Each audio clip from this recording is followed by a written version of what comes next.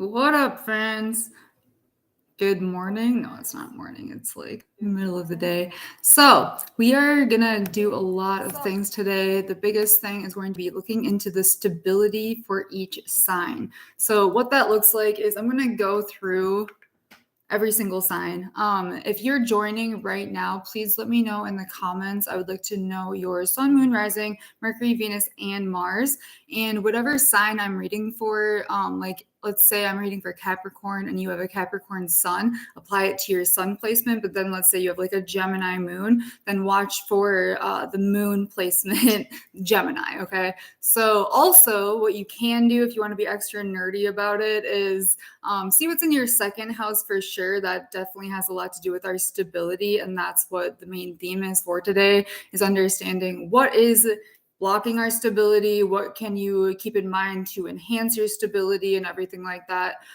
Whenever you're watching this, if you're not joining live, whenever you're watching this, just keep in mind that this is not necessarily time sensitive, but right now this is the theme, the energy, because Mars is retrograde through Taurus. I do real sky astrology on the tropical timeline. It would be Gemini. If you don't know what that means, that's totally fine. But yeah, whatever system you are on right now is the one that you're gonna want to go with. So again, as you're joining, please let me know your sun, moon, rising, Mercury, Venus, and Mars. I'm going to give it probably like 2 or 3, maybe 4 minutes for people to join in. And yeah, so let me know what you're working with. I don't know who I'm going to do first. It's really dependent on who's in here and what you guys want. Because if you're watching now, I'd like to do something for the people that are watching. So please let me know in the comments which sign you would like me to do first. Or I can ask the cards, one of the other.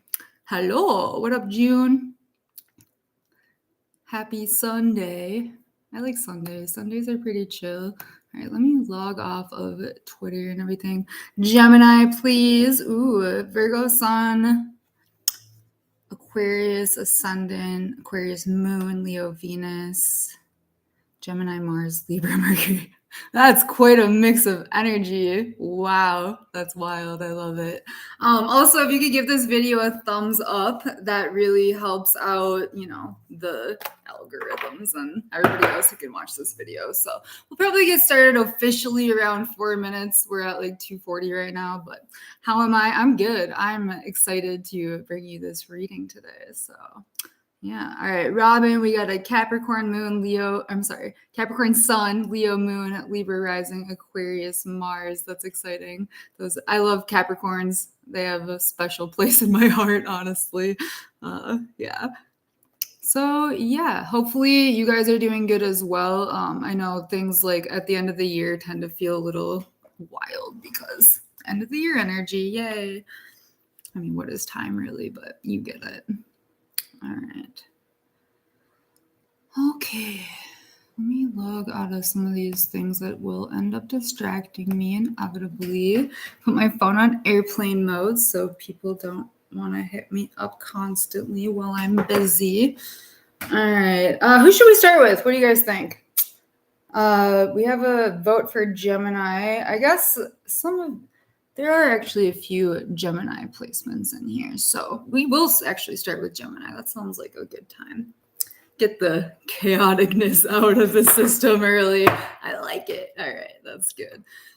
All right, whenever I do readings, just so you guys know, I also get body prompts, and I have a lot of like Virgo in the 12th house, so I have a lot of like intuitive insights within my body. Also, just so you know who we are contacting, because when people say spirit, you're like, who the fuck is spirit? There's a lot of different spirits. So we are communicating, I guess, if you will, with the guides that want the overall best for you and your stability. Okay, so whatever that is for you, that's what we're tapping into.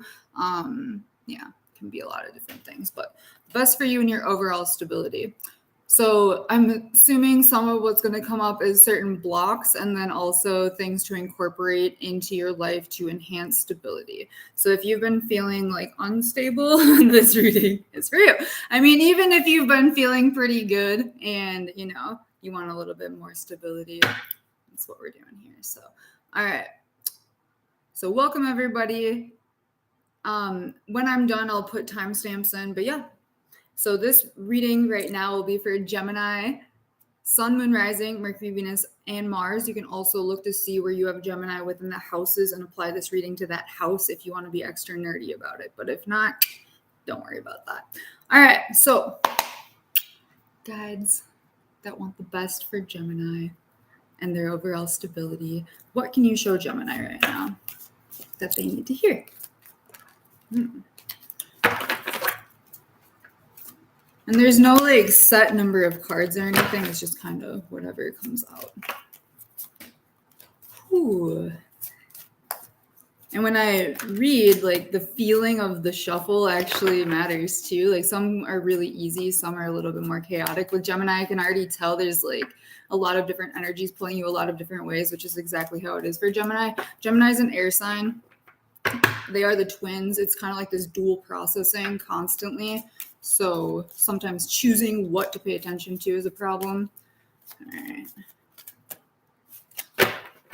I'm going to pull. Nope, I'm going to shuffle. All right. Guides, I want the best for Gemini.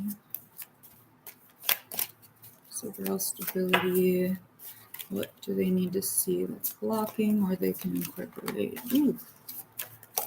Now I'm going to pull. We'll do 3 to start with. And if we need any clarifier cards, that's fine too. Oh, shit. Okay. Interesting. One more for Gemini. Okay. So the first card we have, also, just so you know, this deck is the Good Tarot. It's an elemental deck, so it's not necessarily like pentacles. It'll be earth, which I am really into. All right, the first card we have is an interesting one. Also, I might read from the book sometimes just for extra keywords that we should pay attention to, especially for Gemini. If I talk really fast because I'm channeling Gemini energy, and here we are. So the first card that came out is the 6 of Water upside down. So I do take reversals. If things are reversed, I do pay attention to it. So let's look at this card upright so we can understand the symbolism a little bit more. All right, so we have this woman who is really, really sad. She is in front of water. This would be the 6 of Cups in traditional tarot. So typically this has to do with things that are from the past. So because this reading is for things that are impacting your overall stability, I would definitely say for Gemini, this is something from the past that is like has been really, really painful for you.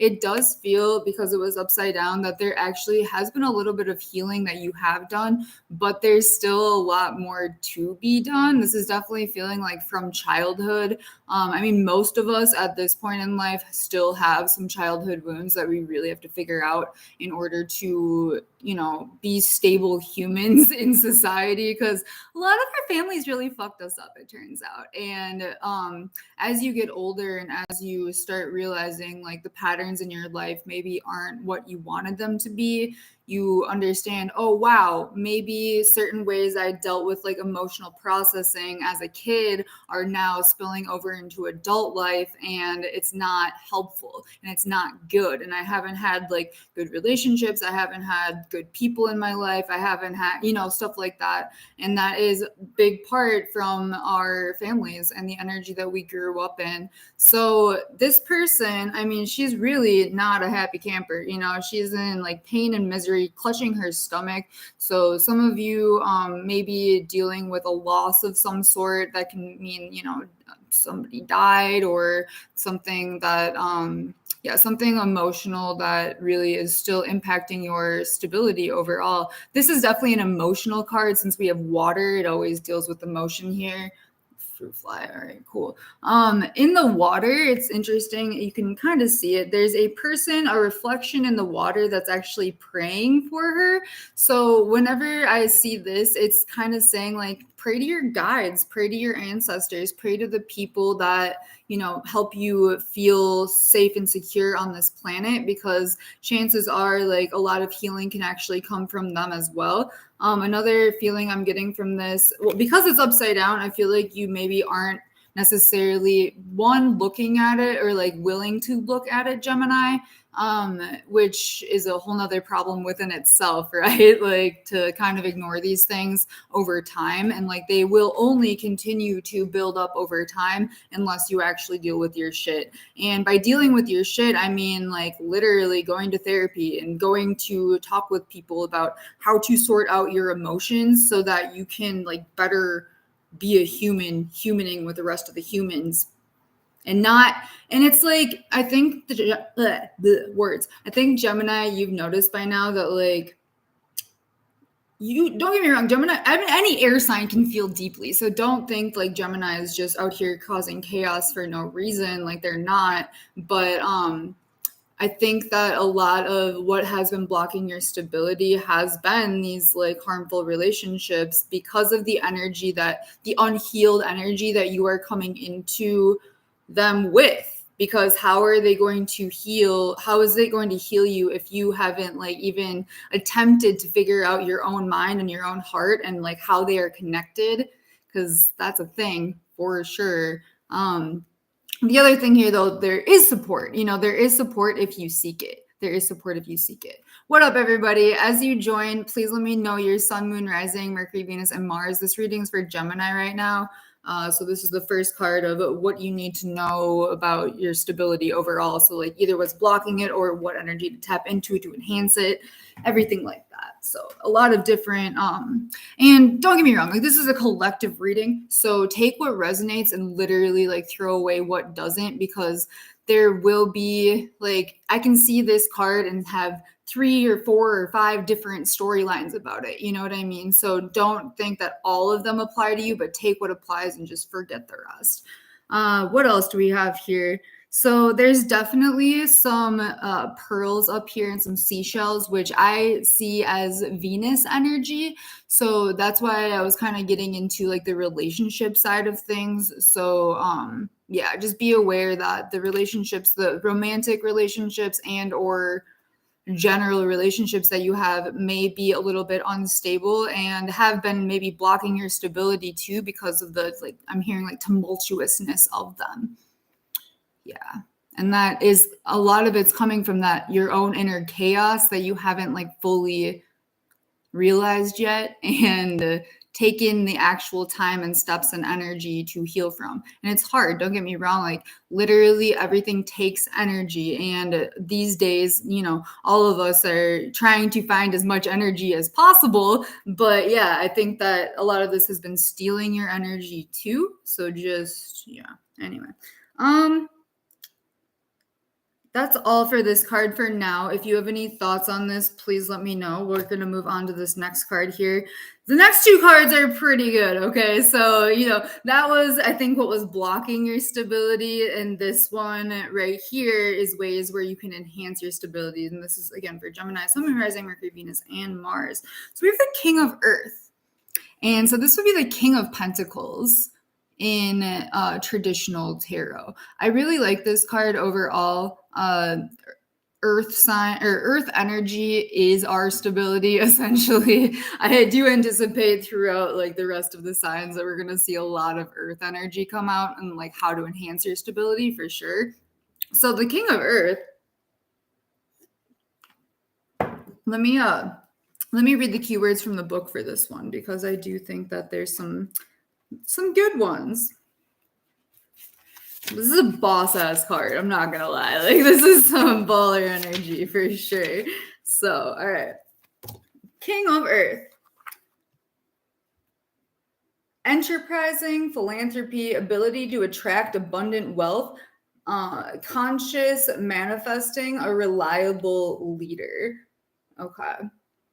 So, enterprising, philanthropy, ability to attract abundant wealth, conscious manifesting, a reliable leader.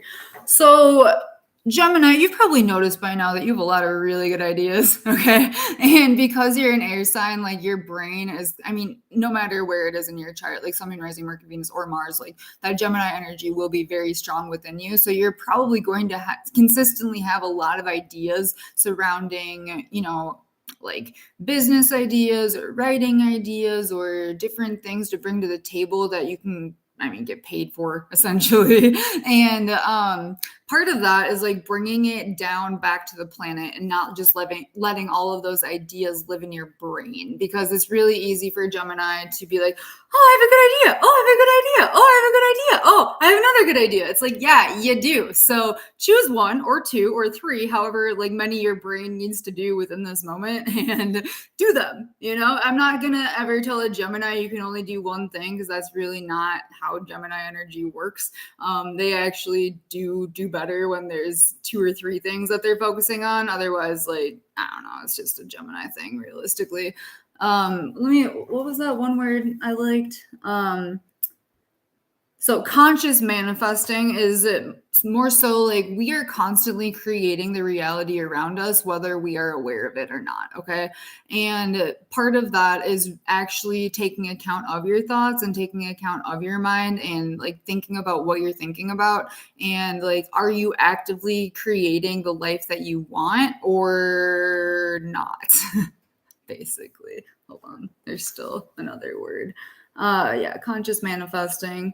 So yeah, creating things on purpose, being purposeful with what you would like to see within your life. I do think that some of you for sure just like have been too scattered overall, and you're just like letting your wild ass thoughts create your reality, which is fine, I guess, but it's impacting your stability is the point here.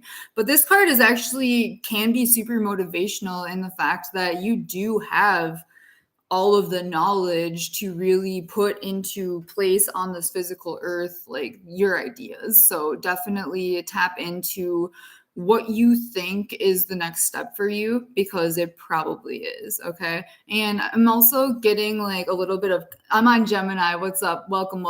So I'm also getting, some of you might be lacking a little bit of confidence in yourself. So the king is popping up to be like, you're a fucking king, or you're a queen, or you know what I mean? Like whatever, like king energy is pretty high level energy, So this is definitely energy, or you're being asked to like be confident about your abilities as well, so that you can step into them with literally with confidence. Yeah, words. But baller energy, I really like that card. So it's getting out of your emotions a little bit. Actually, I just noticed there's a little mushroom here as well. I'm not saying to do psychedelics, but like, or maybe you're doing too many psychedelics, or maybe you're doing too many drugs. I know that Gemini, they like to experience things. They like to have fun. You like to have a good time. So just be aware that like, that's definitely, the drugs are definitely impacting your mind, your mindset, and your ability to ground onto the planet. Don't get me wrong, it's fun to do whatever sometimes to learn new things and whatnot, but like, I think that you'll know when you've gone too far with things, because your brain is not braining how it normally brains, and you're like, this is not good. I don't like any of this. So yeah, keep that in mind. I've never seen that mushroom before, so that was interesting symbolism. But welcome everybody. This reading's for Gemini that I'm currently on, but this is the first one. So actually, let me type in here, currently on Gemini. All right, cool. So welcome. We got Virgo Sun, Rising Cap, ooh, Moon and Sag. I like it.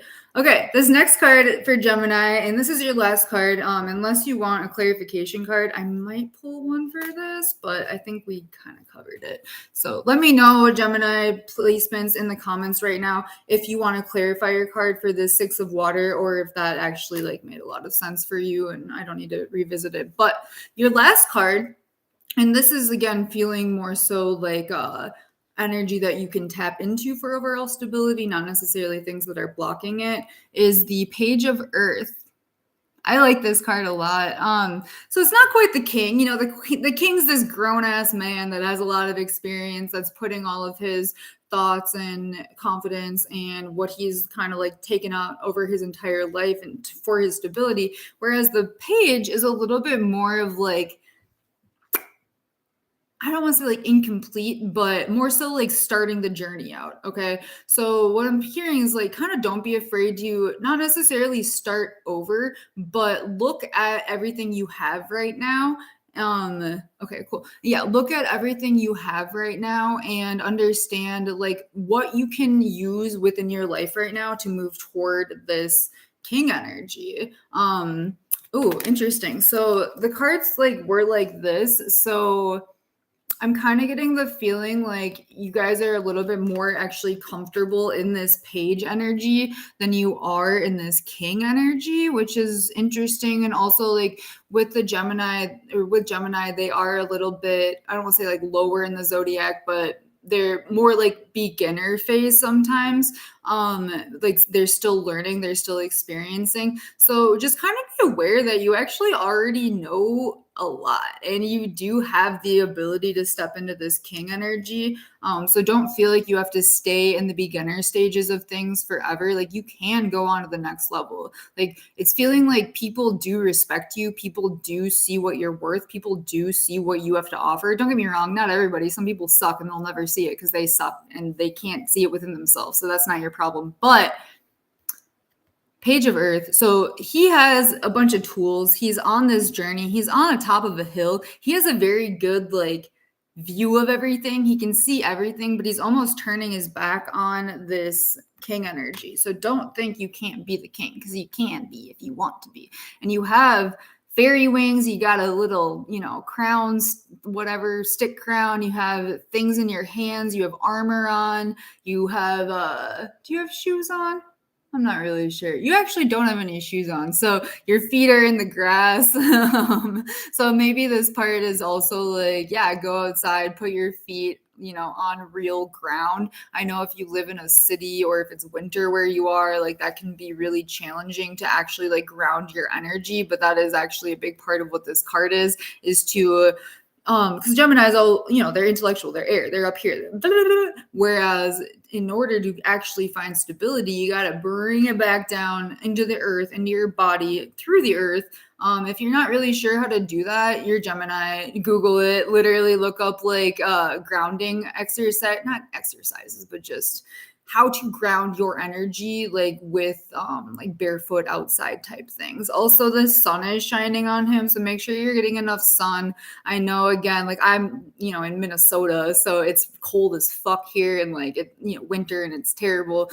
But do what you can to be outside, breathe, try to take your shoes off if you can. And, maybe it's time to go on a little vacation somewhere warm so you can do that, so you can clear your head, so you can get refocused, regrounded. But it's also feeling like don't forget about all the tools that you already have. So let's say that you want to do music, or let's say that you want to do a podcast, or let's say you want to blog. And I'm saying that kind of stuff because of Gemini. I mean, do whatever you want, but like you may already have everything you actually need in order to do those things. It's just going to take a little bit more of almost like a methodical approach. It's kind of like Virgo energy a little bit. So a little bit more of a methodical approach. Oh, nice. Hey girl, let's go with Virgo next, please. Yeah, got you. Actually, I just brought up Virgo and then you said Virgo. So we'll do Virgo next, but this one right now is for Gemini. Yeah, we'll get the Mercurials knocked out. So what else can I tell you here? Like there's a lot of good vibes and a lot of good energy surrounding what you're already doing. Okay. So also what I'm hearing is like you may have people around you that have what you need. So let's say you don't have the recording stuff, or you don't have a camera or whatever. Like there may be people around you to collaborate with, which is kind of what this card was getting at a little bit with the book, to actually figure it out. Because Geminis are pretty good team players. Like they do play well with others. They are really good at communicating as a team and figuring things out. Like teamwork makes the dream work type energy, because they don't really, I mean, Geminis, yeah, you have a little bit of an ego, but not in like a terrible way. It's almost in like a just being aware of how dope you are way, and your mind and your wordplay and everything that your brain is able to accomplish. Like not everybody else's can. So just keep that in mind. You might be actually the missing link in somebody. I'm hearing like 3 people for some reason. So there may be 2 other people that are looking for exactly what you have to offer. And that might be, a new job, or something like that. Yeah. Or just, you know, there may be what you're already doing. Like there might be other people that are looking for you is the point there. So, all right, Gemini, that feels pretty good. So that's your reading. All right. Cool. So welcome everybody. Thank you for joining. That was Gemini. So I'm gonna done already. Gemini currently on the Virgo. So this is for Virgo, Sun, Moon, Rising, Mercury, Venus, Mars. As you are joining, please give me a thumbs up. And that helps the algorithms a little bit. And then also subscribe because you're here. So why not, right? I have a Gemini Jupiter. I like Gemini energy. It's pretty exciting. Also for Gemini, don't be afraid to communicate what you need to other people. Okay? Don't be afraid to communicate what you need to other people. Okay. So this next reading is for Virgo. So let me know if you have Virgo, Sun, Moon, Rising, Mercury, Venus, or Mars in the comments. Let's see. So also look and see where you have Virgo in your chart. If you want, like, if you don't have any of those, you can see which house it's in. This reading is definitely also for like second house stability kind of things. So, all right, guys that want the best for Virgo and their overall stability, what do they need to know? Things that could be blocking or things that they can incorporate. Oh boy. Virgo rising. Nice. I have a Virgo rising in Venus, so I love it. I like Virgo energy quite a bit.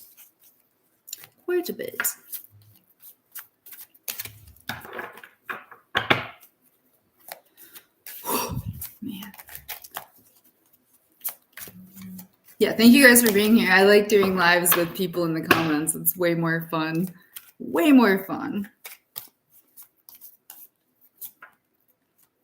Ooh, Virgo. This is like deeply rooted shit for Virgo, it feels like. And I appreciate you, so thank you so much. All right, Virgo, let's see about your stability, shall we? Let's do 2 cards to start with and see if we have to do more. Ooh, interesting. Huh. Okay, well then. All right. Yes, welcome everybody. Welcome. All right. So 2 cards for Gemini. I'm sorry, 2 cards for Virgo for now. We may pull a clarifier. I'm not entirely sure yet. So the first card actually for Virgo is the Fool card. Yeah, interesting. Okay. I'm actually going to read through the book from this one. I'm going to read the full thing from the book. So this is for Virgo. What's impacting your stability, whether that's good or bad. All right. Fool. 0, the number 0. I like the number 0. Zeros are like infinite possibilities. Okay. So I like that about zeros. It's just, let's go. All right. So the Fool, enthusiasm. I know that a spiritual approach rarely appears logical and sometimes even seems impractical. However, when this card appears, I can take a risk and trust that with faith, anything is possible.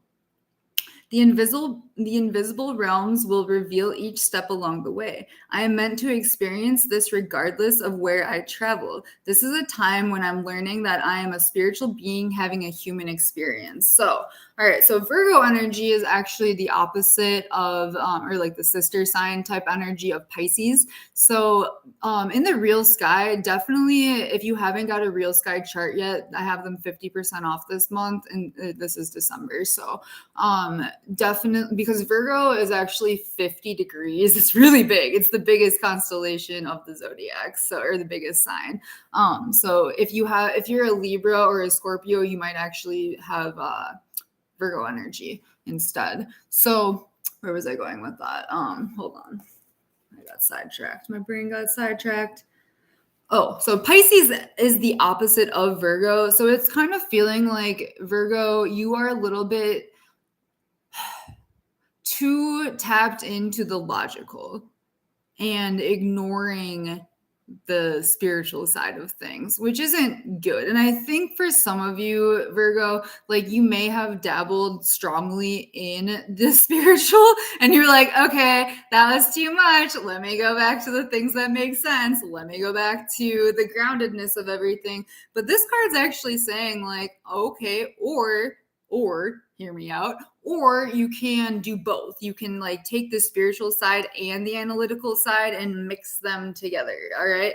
And mix them together. And you might think, Virgo, that like people will think you're an idiot or people will think you're a fool or people will like kind of like make fun of you because you're not in this hyper logical way of looking at things, but sometimes you're not supposed to. Okay. So there definitely is a balance. I do think that some of you again went a little too far with that, with the spiritual side of things. And then you were like, nope, I got to go back, but it is a balance. So don't be afraid to, you can like try new things. So let's look at the imagery of this card a little bit. Again, it is the number 0. There's this, it looks like an elf, got little elf ears playing a horn.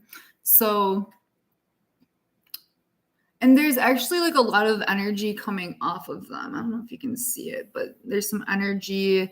It's almost like surrounding them. It's giving like vibrations. Okay. So there's different vibrations that you're emitting. So that's what it is. So be very aware of what energy you are bringing into everything that you're doing. And that is a huge part of life in general. So I think I just tweeted an hour or two ago, like you are responsible for your energy and you are responsible for your vibration, and you are. So with Virgo energy, that's going to be, am I eating the right foods? And by right foods, I eat whatever you want, but by right foods, I mean like the foods that make your body feel good and the foods that give you energy and the foods that help you feel grounded. So let's say that you have been eating like fucking Taco Bell every day for the past month.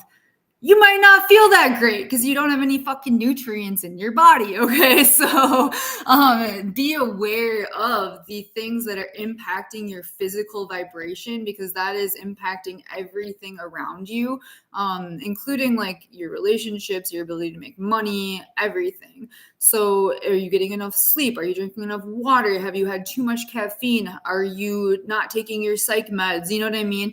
I mean, do whatever. I'm just saying, like, this is what the reading is telling me. So, live your life, do whatever you want, but also keep in mind the energy that you are giving out, because that is essentially the energy that you are going to receive back. Don't get me wrong. There's always circumstances where like people are just dicks and they'll throw weird energy at you and that had nothing to do with you. But also keep in mind that you are an active creator of your reality, and the energy that you're putting out is oftentimes the energy that you're getting back. So recently had Taco Bell, now my guy's dragging me. Yeah, that's hilarious. I don't really know why that came into my mind. A lot of different things could, so it's probably for you. That's great. Also, like there's some dragonflies here. There's a lot of energy behind her that it's actually kind of beautiful energy. I'm not gonna lie. Like there's a lot of really cool energy behind you. So weirdly enough, like there may have been so think about Virgo, think about a time or certain times in your life where you really actually did feel really, really good within that energy. Like what were you doing? Were you working out a few days a week? Were you stretching? Were you focusing on gut health? Because Virgo rules the gut. Like what were you doing back when everything was kind of working out really well for you? Because those are typically often the things to go back to in order to really sort out, the energy that's either blocking you from your stability or can really enhance your stability. So it can kind of go either way is what I'm feeling. But yeah, whenever I see the Fool card, it kind of does mean like don't be afraid to try new things, but it's more so I'm really feeling more like the energy coming off of her. So I don't necessarily know if it's like a huge time for you to be like, let me move across the country because I don't know. But also, yeah, don't be afraid to tap into your spirituality again and balance it out with the logic. I tell people all the time, I just posted about like Neptune energy, which is Pisces, so the opposite of Virgo, and it's good to get psychic downloads. It's good to have all those things happening, but also look for like physical proof. Okay. Like, oh, I'm gonna, this person's gonna come love me. But it's like, okay, have they told you that? Or like, have you seen things in physical action? So it's like a balance of those two things. So it's not, don't completely step away from your like psychic abilities or those kind of things, but also, yeah, keep in mind to balance it out within the physical reality. Okay, let me read this comment. So very true about being mindful of what we put in our body. Dairy and meat, yeah, I started feeling really heavy to my body around the first time. Yeah, dairy's hard, meat's hard. I mean, depending on who you are, like I can't do dairy. Dairy's like absolutely not. We're on Virgo. If you're just joining, please let me know your sun, moon, rising, Mercury, Venus, Mars in the comments, and give this video a thumbs up because that's super helpful. All right. So this next card for Virgo, actually, should we do a clarifier on the Fool? Let me know if we should. In the comments, like, I'll give you guys a minute or so to tell me if we should do a clarifier. Yeah, all right, I agree. So let me do one more. All right. You've convinced me. That wasn't very hard to convince me. I wanted to do it anyway. Okay. Before we get to this next card, let's clarify a little bit more on this Fool energy. So guys, I'm with us. What are you? Or Virgo, you know what I'm talking about. Clarifier for this Fool energy. Whew, it's feeling like there's a lot of different directions.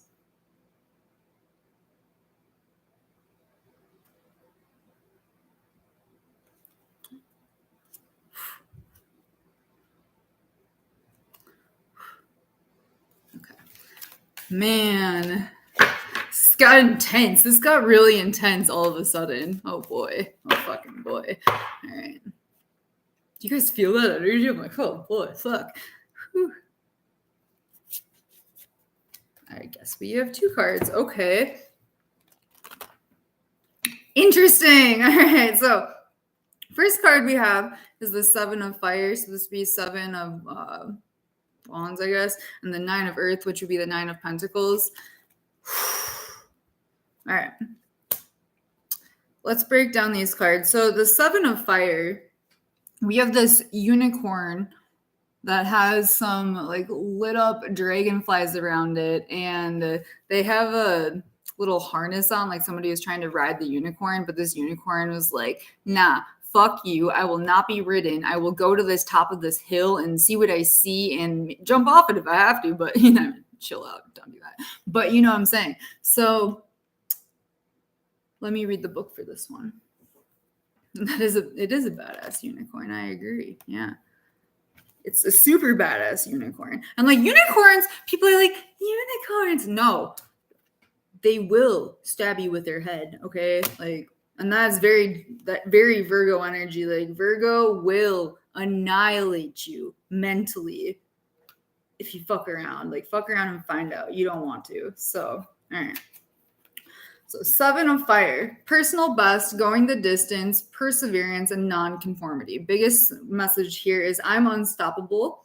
My passion pushes obstacles aside as I engage in sustained effort. I know how to bend, but I don't compromise on what's most important to me. If others aren't happy with the course I'm on, I don't have to let their concerns affect me. I release the temptation to resist challenges, and I trust that I can make things happen as I live life on my own terms. Inspired solutions present themselves. All right. So Virgo, it's kind of feeling like double down on your efforts and what you already know how to do. And yeah, just because other people want you to go in a certain direction, it doesn't mean that that's the direction that's meant for you, because it's probably not. Okay. So that's a clarifier to the Fool card, which is fascinating. We do have one more here as well. All right. Let me read some of these comments. Watch one of your videos. That Seven of Fire popped up. Yeah, absolutely. So, I mean, Virgo, I think that not necessarily like a Taurus sense, they like to conform, but they do like, rules and regulations at least a little bit, just for like sustained life. But don't be afraid to go. I don't want to say like go out on your own, kind of Fool, right? Go out on your own. despite what others might be saying or thinking, because they don't know your brain. They don't know how analytical you are. They don't know how many times you've already gone over this a million times in your own head. So it's almost feeling like maybe you've been afraid to make a move or take a step because of the people around you kind of like being in your ear, like, are you sure you want to do that? But have you thought about this? It's like, bitch, I've thought about everything. I've thought about everything. I've thought about it more than you, okay? Like, I've thought about this till I was blue in the fucking head, you know, like you have thought about it a lot. So don't let people that want to ride you or want to like harness you keep you back, because that's not whatever. It's whatever. Fuck them, basically. All right. So this next card, actually, I'm going to read from the book because I interpret it very differently than the book says. So, all right. So this is another clarifier for this Fool card. We have the 9 of Earth. And again, Virgo, keep in mind that this is the things that are either like blocking your stability or what to tap into to enhance your stability. So Virgo, Sun, Moon, Rising, Mercury, Venus, Mars. Also check second house if you have Virgo there. All right. So 9 of Earth.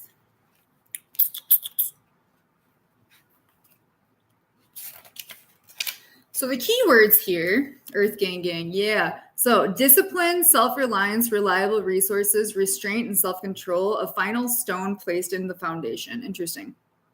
Yeah, so this is basically saying like rely on yourself. You have all of the, I heard mastery, like you have mastered energy. Holy fucking shit. You feel that? I feel that. You know how to master your energy. Not everybody knows how to do that. No, truly, not everybody. I'm getting goosebumps because not everybody knows how to do that. You know, you're like, oh, I'm in this vibrational state. I know how to get to that one. I take a bath. I drink some water. I eat this food. I get more sleep. Like, you know how to do it at this point. Fuck yeah. Good job. Holy shit.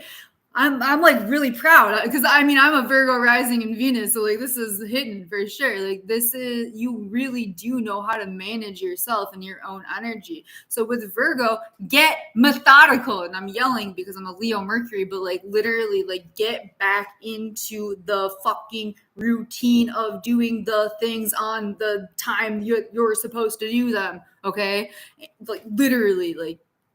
Focus. That's what it's going to take. All on your own shit.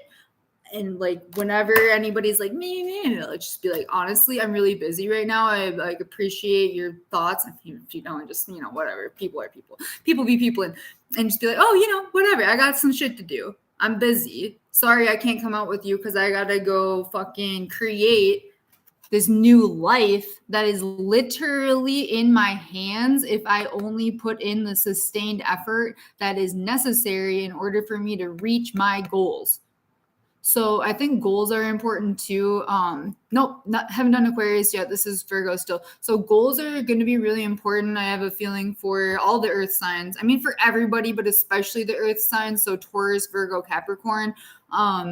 Like, this is a huge message. I've been ignoring this for way too long. Like, set tangible goals. Okay. So let me give you an example. When I was like weightlifting and stuff, I had to set, well, so me and my old roommate, we would, whatever, just listen. So we would, so let's say like you're weightlifting, okay, and you're doing bench press and you want to get up to 135 pounds, which like for men, you're like, whatever, but for women, that's crazy. So let's say that, you know, 1 week you're like, okay, well, if I can do 80 pounds this week, then maybe in like 7 months or 8 months or 9 months, I can get to my goal. But set small goals for yourself along the way. So what I ended up doing, which take from this what you will, is I made sushi goals. So every time I hit a goal, I really like sushi. So anytime I hit a small goal in the progress to my big goal, I went and treated myself to sushi. Okay. And then I don't want to say deprived myself of sushi, but, you know, things that are a little bit more like a treat for yourself that you wouldn't necessarily get every day. So when I met those smaller goals, I was like, cool, I can go get sushi now. So set goals for yourself and set a big goal and then set little goals up until that goal. Because if you don't have a set goal and you know where you're going, you're not going anywhere. Clearly. I'm literally roasting myself right now. I hate this, but it's true. If you don't have small goals that are leading to your big goals, then what are you doing? Because yeah, you have everything you need for a new life. Sushi goals, yeah. Sushi goals. What else do I want to tell you about this card? Not a lot. All right, I think that's enough for that. So the other card we have for Virgo, and this is Sun, Moon, Rising, Mercury, Venus, and Mars, is the Two of Earth. Okay, so I like this card. It reminds us like, hey, you might be juggling a few things right now, Virgo, like things that you've been doing in the past, but they might not like be giving you the same tangible results as they used to. And that's for a lot of different reasons. You know, you may have changed, society may have changed, like the marketplace may have changed, whatever. But just keep in mind that like the things that you used to do in order to find overall stability, and this is feeling kind of like a work type energy. So I don't necessarily think we already covered like the body stuff and the goals and all of that over here. So this is more so feeling like almost, I'm hearing systems as well. So like you may be operating on outdated systems, whatever that means. So for example, like if you have an online business and you've been completely ignoring TikTok, even though like everybody's on TikTok and all of the next generation's on TikTok, like what you doing?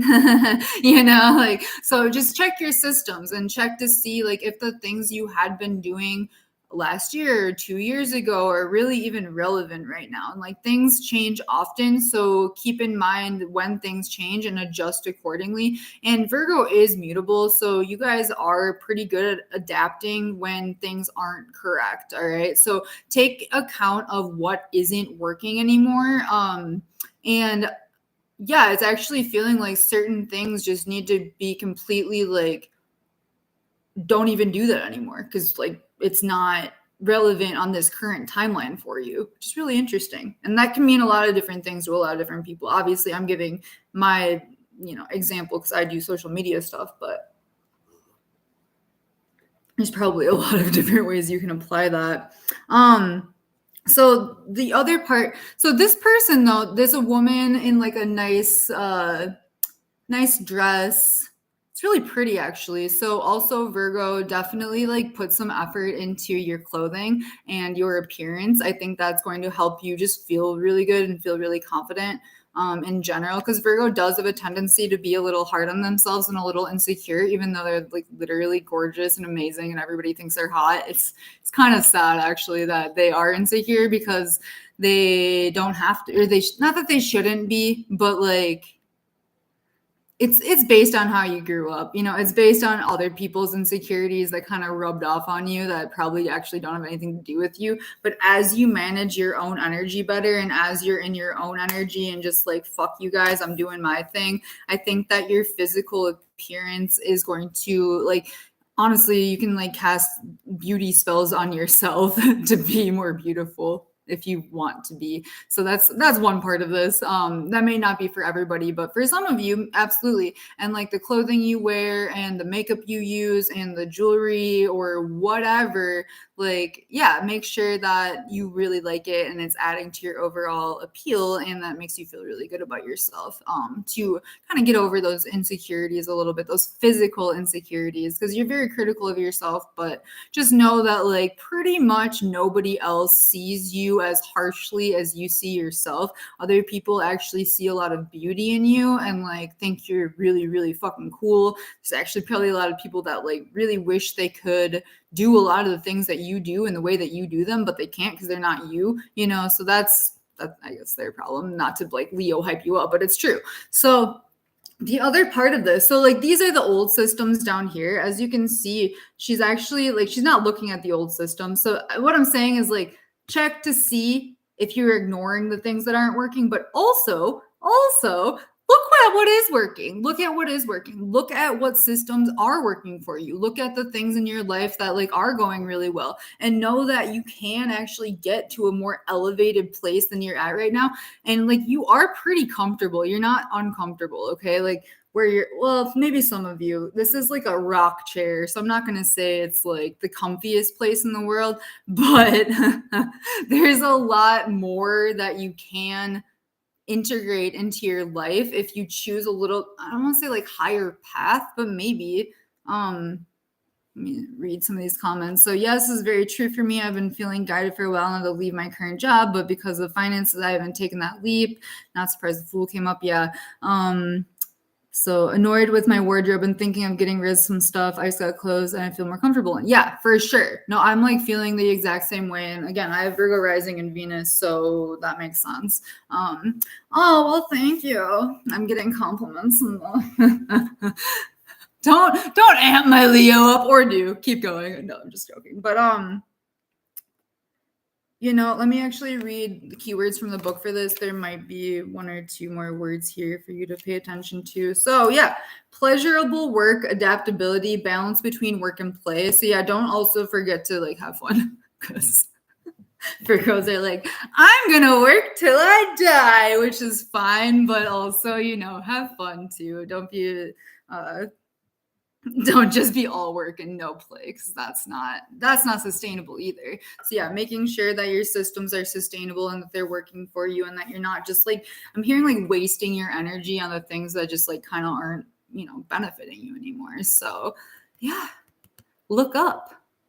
I guess look up and go to the higher path that has more energy for you, is what it's feeling like. Like there's more energy here, and there's a little face up here that's like right above you. So I'm also definitely getting like, pay attention to your guides, like the guides that want the best for you. So if there are like some of those like psychic things that you're picking up on or whatever the fuck, don't ignore them. Definitely pay attention. Like your guides do want the best for you. So yeah, pay attention.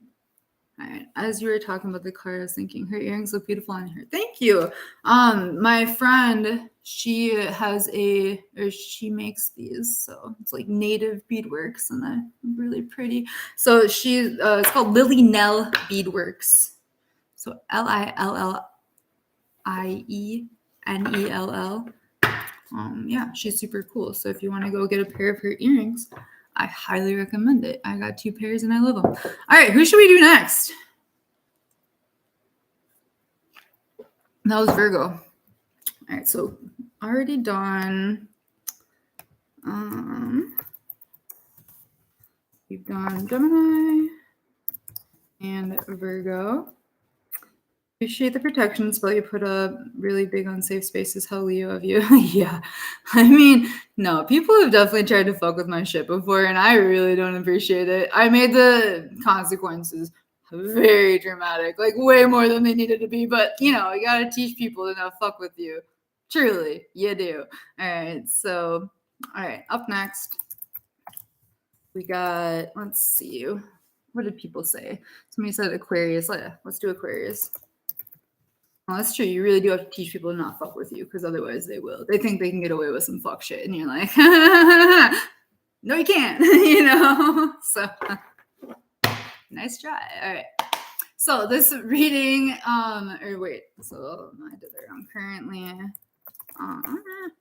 Currently on Virgo. Oh my God, currently in Aquarius. Whew. So welcome everybody. If you're just joining, please let me know your sun, moon, rising, Mercury, Venus, Mars in the comments. This reading right now that I'm about to shuffle for is for Aquarius. So we are asking the guides that want the best for Aquarius and their overall stability. And guides is very vague, and it's supposed to be, because a lot of different people work with a lot of different things. And I'm not here to say anything's good or bad. Like, we're on this physical plane together, and it's a weird fucking time, okay? So everybody is whatever. I used to be more judgmental, but now I'm not. So we're on Aquarius. Also check and see if you have Aquarius in your second house. This might be for you as well. So we're asking what is impacting your overall stability in a positive way or a negative way, or things that you should pay attention to. So Aquarius is intercepted in your first house with no placements. Ooh, interesting. Okay, so, and if you guys do want a reading or a real sky chart, they are 50% off this month. I have the link down in the description, I believe, but otherwise astrologyvibes.com. Okay, not tarot, just astrology. I like to do tarot like for free general ones because it's more fun. I don't know. All right, Aquarius. Woo! Aquarius rising, nice. I have Aquarius moon in tropical, but not in real sky. North Node is in Aquarius, nice. Aquarius, ooh. Nice, we got an Aquarius moon here. Welcome. From Break Free. So there's somebody whose name is Break Free, but it's BRAKE. So it's not like break free. It's like no breaks. Don't stop. That's funny. I like that. Interesting. Okay. Aqua Sun and Mercury. Ooh, nice. I love Aquarius Mercuries. You guys are something else, like in a really fun way. All right. Aquarius, Aquarius, Aquarius. Ooh. All right. Let's do three cards. That sounds good.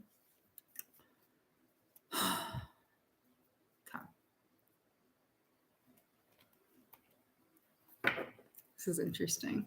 There's a lot of different energies surrounding Aquarius right now. It's feeling like. All right. Nice. Oh, I don't see that card often. I got to look that one up for sure. One more.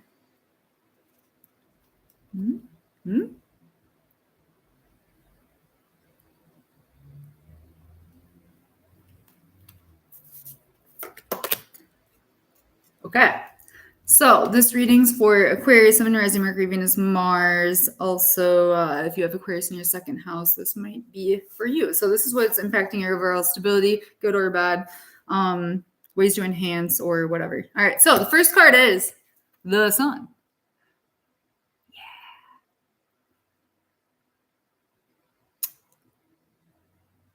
Yeah. I have so many thoughts already, but you guys probably do too. And again, as I read, take what resonates and forget what doesn't. Not all of this is going to be for you, but a lot of it. So Aquarius, the Sun card, it has a lot of different meanings, but the big thing that's standing out to me right now. So if you think about especially if you're an Aquarius Sun, this is like extra for you. Your identity is so important. Okay. Like being confident in your identity and your energy and the things that you are bringing into the world is really, really important because like nobody's going to be able to do it quite like you. Okay. Nobody's that wasn't for anybody that wasn't sending me dumb shit. So nobody's going to do it like you. Nobody's going to see it like you. Not everybody can see your vision. Not everybody's going to be able to trust your vision. Not everybody is going to be able. Oh, we got a bot in here. Interesting. Let me, that's fascinating. I knew there was some fuck shit. All right. So hide this user. You guys can't see it, but it's popping up on my end. So let me block this person. I knew it. I could feel it. Interesting. All right. So your identity is super, super important. And again, not everybody's going to be able to see your vision. Not everybody is going to be able to see your vision, Aquarius, and they're not supposed to. I think that a lot of Aquarius people have showed up as themselves throughout time, and not everybody understands you. Okay. And that can actually be kind of hurtful. Like, It really can be. It can like really weigh on your confidence and who you are. And like you might feel like you're weird and like nobody understands you. And that's partially true, but also not. Like there are other people in this world who do appreciate your I say weird very lovingly, by the way. I never mean that in a bad way. Unless I'm calling you a weirdo. Like that's bad. But like if I just call you weird, I say that as a compliment, honestly. I do. Because it just means like you do things a little bit differently and like your interests aren't necessarily going to be what everybody else's interests are. Some of them will be, and like a lot of you actually end up like really hyper focusing on what you're interested in and like really learning everything you possibly can about it, almost kind of in an obsessive way almost as well. And I don't necessarily mean that's even bad. Like it just is what it is. So, but what I'm saying is I think that some of you are like afraid to fully shine through that Aquarian energy because you know that not everybody understands it. So it's not really received officially by everyone. Was just talking about not feeling understood. Yeah, I feel like Aquarius, like people are like, Scorpio is the most misunderstood. No, honestly, I think Aquarius is. Probably Aquarius and Pisces are the most misunderstood because people just kind of I don't want to say write them off, but don't take them maybe as seriously as they fucking should. It's like, bitch, this is literally, we got Uranus and we have Saturn. That's who rules Aquarius. Okay. So you got this like really amazing high level, her daddy energy, which kind of like this really authoritative, like I know what to do and how to do it. And then you also have Uranus, which is kind of chaotic, honestly, but it's mostly like no limits, no boundaries. And you are able to help move society forward by being who you are, which is, I think, intimidating for some of you, honestly. So let me read some of these comments. So let's just talk about not feeling understood. Same here. I love weird and don't use it negatively. Yeah, for sure. So, all right. Yeah, thank you for joining. Appreciate it. So Aquarius, shine. It does. So there's like a field down here. You're standing in a field. So it's like you're standing on ground. It's feeling like fertile ground. You're standing on fertile ground that you are able to rise up on. Okay. I'm also now like seeing and feeling the symbolism of like the sun rising each day and setting each day. So definitely like take things day by day. I think that Aquarius can get a little overwhelmed with the overall vision, but kind of going back to the reading I did before on Virgo, like being a little bit more methodical about what you're actually creating in this world. So like sun energy is also creation energy. You can easily give life to whatever you want to give life to. And so, you know, that can be a person, that can be a business, that can be an idea, that can really be whatever you want it to be. But focusing your energy in, it's feeling like sustained effort. So focusing your energy in on what you're creating and shining regardless of the day, I guess is what I'm hearing, which is fascinating. So the other part I'm seeing, she's kind of like looking down at this 1 and this 9, so this 19. So she could be looking this way, right? But she's kind of looking directly at this. And I will say that this is behind her. So there may be, so ones and nines, take whatever you want, like numerology wise, but I'm kind of seeing this as like an ending or something that may still be like taking some of your energy, which is impacting like your ability to shine. So something that's kind of taking your energy a little bit still, that you've been a little bit too focused on when you have like all this other amazing energy all around you. But this, whatever this ball of light was, is not really for you, and it's distracting you from being yourself, which actually feels pretty painful. So yeah. Yeah, because like look at her face. She's not like, oh wow, that was a nice time. It's almost like, oh fuck, whatever that was not cool. So don't let the past impact your future. And obviously there may be things from the past to really like understand, to move on from, but don't let the past impact your future, because there's a lot of beautiful things for you to create. in ways that you can only create them, Aquarius. I say that every fucking time I read for Aquarius. Like, your path is yours for a reason, okay? Like, not everybody else is you, and they're not supposed to be. So it's being confident about it and letting go of the things that knock your confidence and growing. It's actually feeling growing where you're at right now. So it's not necessarily like make a huge move or like move to Alaska or like move to fucking Hawaii. Like, no. It's feeling like the ground you are on is really good ground if you let go of the past and focus on what you're creating in the present moment. Take it day by day. Don't get super overwhelmed with the big picture. Take it day by day. All right. Which is really hard for Aquarius because it's really easy to tap into the vision, right? All right. I have like little fuzzies on me. So I don't know, Aquarius. Make sure you're not like walking out of the house with dog hair and stuff like that. Like, make sure you're just like presentable to society, you know? Because I think that might be part of it. Like, obviously, don't be afraid to be yourself, but like maybe put a little bit of effort in so that people like respect you more. I don't know. I'm not saying like fit in, but fit in ways that you get it. I actually don't even have to explain that more because you already understand. So this next card, and again, this is for things that are impacting your stability, Aquarius, Sun, Moon, Rising, Mercury, Venus, Mars. Let me check what time it is. 2:05. Okay, cool. All right, so 7 of Earth. All right, so again, Earth energy is going to be like Pentacles in traditional tarot. So this is like 7 of Pentacles, but we have the 7 of Earth. It is this masculine figure, and he does have like, it's almost like a dragonfly mask on, and he's looking at this little fairy, okay? And the shirt's kind of undone a little bit. You can see a little chest action happening. Hair's like grown out a little bit. There's leaves up here. This looks like a stump or like a fairy on a little stump. I'm definitely going to read the book because I honestly don't see this card that often. All right, 7 of Earth.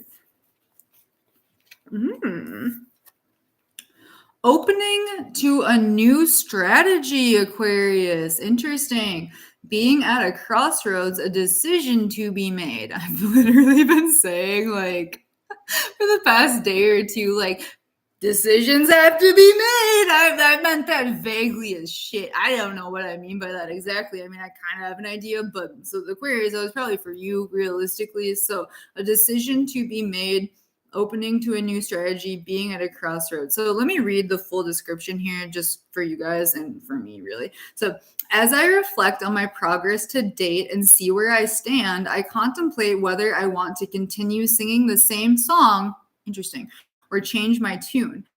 I'm always free to go back to and reimagine what I might co-create. If what I manifested does not serve me as I thought it might, I don't have to be afraid to admit it is no longer for me. Interesting. Whatever I choose to do, I am not afraid to start over, for I feel assured that my spirit will always support my highest good. And just this felt important. So on this page specifically, it's 88. So eights are like the infinity symbol. I did a ritual a while ago that was kind of like breaking the infinity symbol. And I don't mean that in a bad way. I mean that in like there may be cycles that you actually like haven't broken out of, which is kind of what this card was saying with her looking back and not necessarily forward in a different way. So this is really saying like now this next card is like actually instead of like looking back at whatever the fuck this was, like now he's looking at this little fairy, which is fascinating, honestly. So this is like really honestly how my life is going right now. So this is fascinating, but look at how he's looking at it. He's like slightly annoyed, but also slightly curious because it feels like a very different way of operating. Okay. So I mean, Aquarius is fixed energy. So you do get really used to doing things how you do them. And what it's feeling like is there may be like different inspirations to kind of take in to see where you want to go next. Yeah. So opening yourself up to new strategies a little bit. and making a decision if you want to go back into the same energy that you've been in, or if you want to go a different direction, because there might be really cool stuff there for you that you have yet to experience. And Aquarius realistically is like really about experience. I want to say that Aquarius and like Sagittarius often get a lot of their inspirations from like trying different random things. But yeah, because of Aquarius's fixed air energy, it can be really challenging to go in directions that feel a little weird.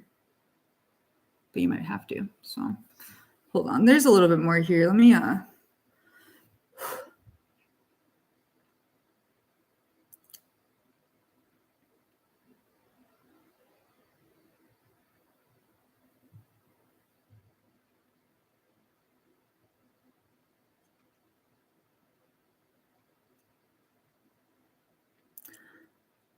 So Aquarius also, if you can, I don't know where you live right now, but go out into nature if you can. If you like live in the city, sometimes the city can really, warp your mind almost, because it's set up kind of like, it's set up for society, okay? Like, and obviously you're a big part of society, but it's set up for like society as it is right now, whereas nature is more like the natural world. And there may be things that you haven't really understood how to like kind of like bring them together, is what I'm feeling as well. So some of you that'll hit for, some of you that's completely pointless. So, you know, take what hits and ignore what doesn't. It's feeling like he's kind of it's almost like a, not necessarily fearful, but like this is very unknown energy. And that can be scary. Okay, let me go to this next card because I'm getting a little hung up on this one. All right, so this next card is the 10 of Air. This card's very interesting. So this would be the 10 of Swords in traditional tarot. And like, if you know traditional tarot, like not a fun card. So this card is speaking to a lot of the different messages that are coming in for you right now, which, you know, can get... sorry, I'm getting some spam. All right. So the 10 of Air, there's this person, it's an angel, let's be real. There's an angel energy, huge wings. Again, oh, look, we have the infinity symbol on her arm. Of course we do. Like I was just saying about the 8s and the, you get it.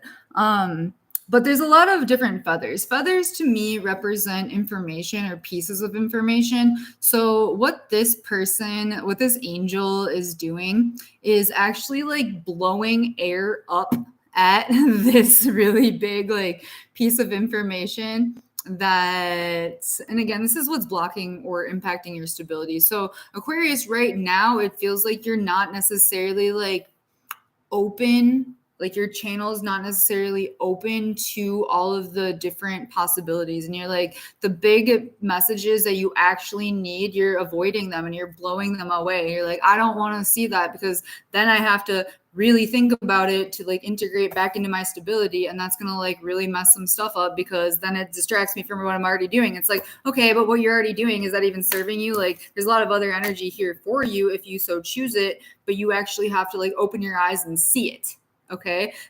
Also, I'm kind of feeling like there may have been some like illusions that you may have been under, like that other people purposely put you under so that you couldn't necessarily see clearly. I'm going to do a clarifier for this one for sure, because I do think that there's something bigger here as well.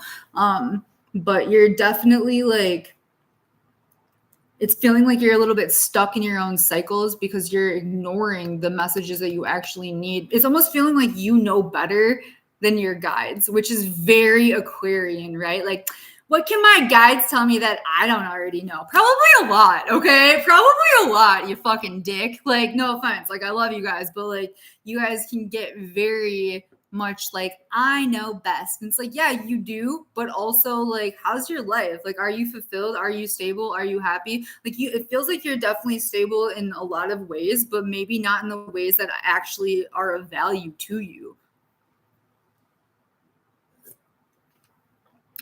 Interesting. Let me read the book on this one and then probably pull a clarifier because it's feeling like we have to. All right, Ton of Air. All right. So yeah, it's literally like a point of epiphany, endings and hopeful beginnings, an end to old ways of thinking. Whew, Aquarius, Aquarius, Aquarius. I'm literally asking a fixed air sign. I'm not. Your guides are. Your guides are literally asking a fixed air, some mental, to do things differently, which an end to old ways of thinking. Bruh. All right, let me pull a clarifier. Aquarius, if you're watching right now, please chime in because this is heavy. You're probably like, fuck. Yeah, exactly. No, literally, fuck. All right, let me pull a clarifier for the Ton of Air. What else does Aquarius need to see for their overall stability here? It's not the best for Aquarius.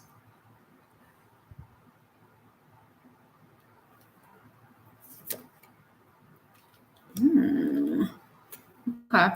So I didn't know I had the deck upside down, which means I was supposed to. So it's the 5 of Fire in reverse. So let me see what the words are here. All right, 5 of Fire in reverse. So creative brainstorming, unity and diversity, honoring differences. So it's definitely feeling. So your Aquarius, Stellium, Mercury hitting it. Thank you. You guys are like not speaking to me in the comments because you're like, fuck. Yeah, I know. Trust me, I know. Like this is some of these readings, like they're not necessarily fun to hear, but like, you know, you're here to learn and listen. So, all right. So what you're not doing is creative brainstorming, unity and diversity, and honoring differences. It sounds like you're not doing that. Okay, like it was upside down. So on right side up, it's this like little fairy girl, probably the fucking little fairy from this one. So it's this little fairy girl who's sitting here and like, hey, I got a flower crown on. I'm like, you know, I'm doing the stuff. I'm doing the things. I'm happy. I'm chill. I'm content. I'm good. And I got some life up here. I'm glowing. Like things are pretty chill. But Aquarius, you're like rejecting that energy. And it literally feels like you're stuck in your own head and you're stuck in your own ways. And again, like a lot of that, weirdly enough, it does feel like societal conditioning, which is crazy because you're Aquarius. I'm like mad at you a little bit because, yeah, you're Aquarius. The fuck you look like following what everybody else is doing. The fuck you look like. The fuck you look like. You look stupid. I'm sorry. I'm channeling. But yeah. Sorry for being mean. But it's true. Like, what the fuck are you doing? Why are you not creating your own path? The fuck? Yikes. All right. It's like this little fairy is like sitting and waiting for you to get your shit together and figure your life out because they're like, okay, whatever the fuck this was, not good. Leave it alone. Look at this little fairy energy, little nature nymph, little whatever the fuck. That's like, hey, look at all these new ways of doing things. And you're like, yeah, that actually does sound kind of cool, but like, I'm really stuck in my ways and I'm blowing all these messages. No, I'm not just doing Aquarius. This is just the Aquarius reading and I'm long-winded. So you're blowing away all of these messages. You're like, oh, well, these aren't for me because I know best for myself. No, you fucking don't because you're literally ignoring the thing that is like right in front of you that is like, hey, your energy can be different. Hey, we can literally like co-create together and like honor everybody and like everybody can win type energy. Everybody can win. I mean, there might be like one loser, but you know, it's not going to be you. It's not going to be me. So who's it going to be? You know, like probably this is the loser. Okay. Whoever the fuck this is, whatever the fuck situation this is the loser and everything else. And it does. Okay. Fuck this. All right. Whatever. Fuck it. We ball. So this energy right here, whatever is holding you back from fully being yourself is like, that is the messages that you're like, I don't want to look at it. I don't want to understand how that's impacting my stability. Because if I do, I really have to understand it. And that's going to be a lot of energy. That's going to be a lot of time. And it's going to change everything I'm doing. And it's like, yeah, the fuck it is. Because you need to. Because you're not happy. Because you have a lot to bring to this world. But you're too stuck in your fucking ways to do it. Should we do one more card? Yeah, let's do one more card. Okay, let me shuffle. I get very passionate about Aquarius. What can I say?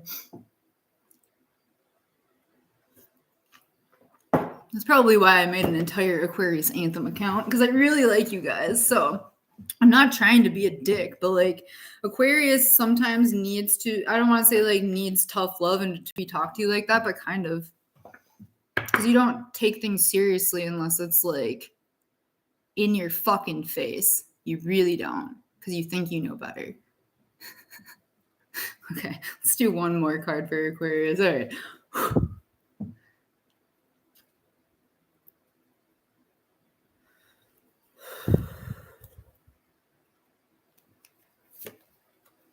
Okay. As an Aquarius rising, I know my guides are mad at me. For me, it's I know what they're asking of me and what I'm supposed to do, but I'm feeling stagnant, unmotivated. It's fair. So this next card, I actually really like this card. It's not necessarily the same energy as how this card would be in traditional tarot, so definitely keep that in mind. So it's the Seven of Water. This would be like the Seven of Cups in traditional tarot, but it's the Seven of Water here. So Aquarius, this is so of the water within this deck, like the Seven of Water is pretty much the only card where this person is like sitting above the water. Okay. So you're on this beautiful flower. You have this like, so it's feeling like you already actually have like a pretty beautiful foundation, and the things that you're working with are actually really, really good and positive overall. Like, generally speaking, don't get me wrong, there's things and stuff, but you get it. So overall, very beautiful energy. And there's fish and there's shells and there's goldfish, and there's love and there's happiness and friendship and community, and it's all above you, and you're looking at it, but it doesn't fully feel like you're like ready to tap into it just yet, but I think that you're like right the fuck there. So let me read these real quick. Seven of Water, Seven of Water, Seven of Water, Seven of Water. Where art thou? Okay. Oh my gosh. All right, Seven of Water. Imagination, fantasy, artistic endeavors, co-creative abilities unleashed. So yeah, like co-create with the people that want to create with you. I say this all the time, like don't create timelines. I mean, yeah, create timelines however you want, but like be aware of the people that want to create them with you, and like be aware of the people that are consistently showing up within your life over and over and over again that like feel good, okay? That feel good, but also scare the fuck out of you a little bit because it's different than what you've done. Okay. So let me read some of these comments. So, realizing that some things that are making me feel stagnant aren't necessarily my energy. That's true. And I have to remember that there are energies out there that want to make me feel like stagnant. Yeah, that's also true. So you describe how I've been feeling. Yeah. Okay, well, that's a good point. So what this is really is like, yeah, so pay attention to the people and the energies that help you feel like you can move forward and feel like you are capable of like a life of emotional fulfillment and a life of co-creation and like kind of Leo energy a little bit, like because that is the opposite of, or the sister sign of Aquarius energy is Leo energy. So yeah, like have fun and be open to inspiration and stop blowing away the messages from your guides because they're like, hey, fuck, hey, what are you doing? All right. So that's Aquarius. All right. That was long. All right. So already. Oh boy. All right. Gemini, Virgo, Aquarius. Who should we do next? Currently on, so let me know in the comments who you'd like to do next. After this one, we'll probably do a little bathroom break. I'll check my phone to see if anything matters there. If I don't hear from anybody, I'll pull an elemental card and we'll go with whatever one. We haven't done any fire signs yet. Or earth. Well, we did earth. We haven't done water either. Right. Let me pull a card to see who we want to do. Capricorn. Yeah, let's do Capricorn. All right. Capricorn. We'll do up next Pisces. So Capricorn right now, and then next we'll do Pisces, but we'll take a little bathroom break between the two. All right. Okay, so guides that want the best for Capricorn. So overall stability. What does Capricorn need to know right now in order to either enhance their stability, or what do they need to know that's been blocking their stability? 4 cards, okay. Jeez Louise. Hopefully I won't be as long-winded as I was with Aquarius, but you never know, do you? Oh boy. Hopefully Capricorn will be more straightforward, but we'll find out. So if you're just joining, please let me know your sun, moon, rising, Mercury, Venus, and Mars in the comments. Also, definitely check your second house and see what you have, what sign you have there, because that could definitely be impacting your overall stability as well. Second house is like worth, value, stuff like that. So it can be work, like what you do to make money, stuff like that. I'd like to hear you speak and appreciate your time and energy. Well, thank you. I like to talk, so here we are. All right. I like to channel, you know, I really do. I really enjoy bringing messages to the collective. All right, Capricorns. I have a Capricorn moon, so let me know where you have Capricorn energy. If you're just joining, please let me know your sun, moon, rising, Mercury, Venus, Mars in the comments. Also, give this video a thumbs up. I really appreciate it. And don't forget to subscribe. I'm going to try to start doing more readings on a regular basis because it's fun. I like it. All right, Capricorn. 4 cards. Fuck. All right. You're like, what? I'll show you. Oh, boy. All right. Oh, fucking boy. Oh, jeez. Oh, boy. Yikes. All right. So, Capricorn.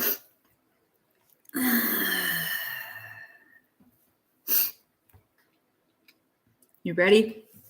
First card we have for Capricorn is this transformation card. So there's this little girl. She has a little like phoenix in her hand. This is number 13. I don't know if you can see it, but she has a phoenix in her hand. She's looking at it like she's kind of curious about it, but it's also almost like she kind of looks sad. It's interesting, like in different readings, I get different vibes from like the card that I may have seen 1,000 times, but this next card kind of shows me why, but she's kind of looking sad.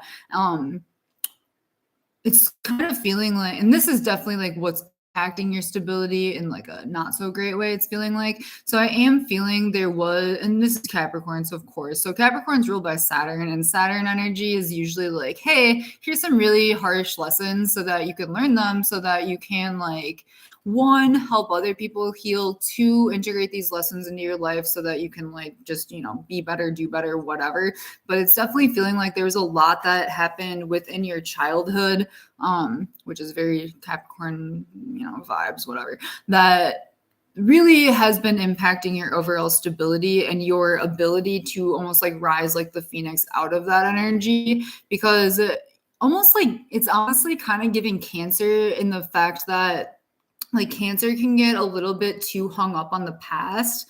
But what I'm kind of feeling for Capricorn is like the past may have been so painful that you are kind of like not really fully seeing how you can fully transform out of it, because the base level of like stability that you came into this planet with, like the family you were born into, likely did not set you up 100% for like the world. Okay, the world's a wild spot, you know, and it really is. And it's feeling like a lot that happened to you as a kid or whatever like really did impact your stability. So it's I'll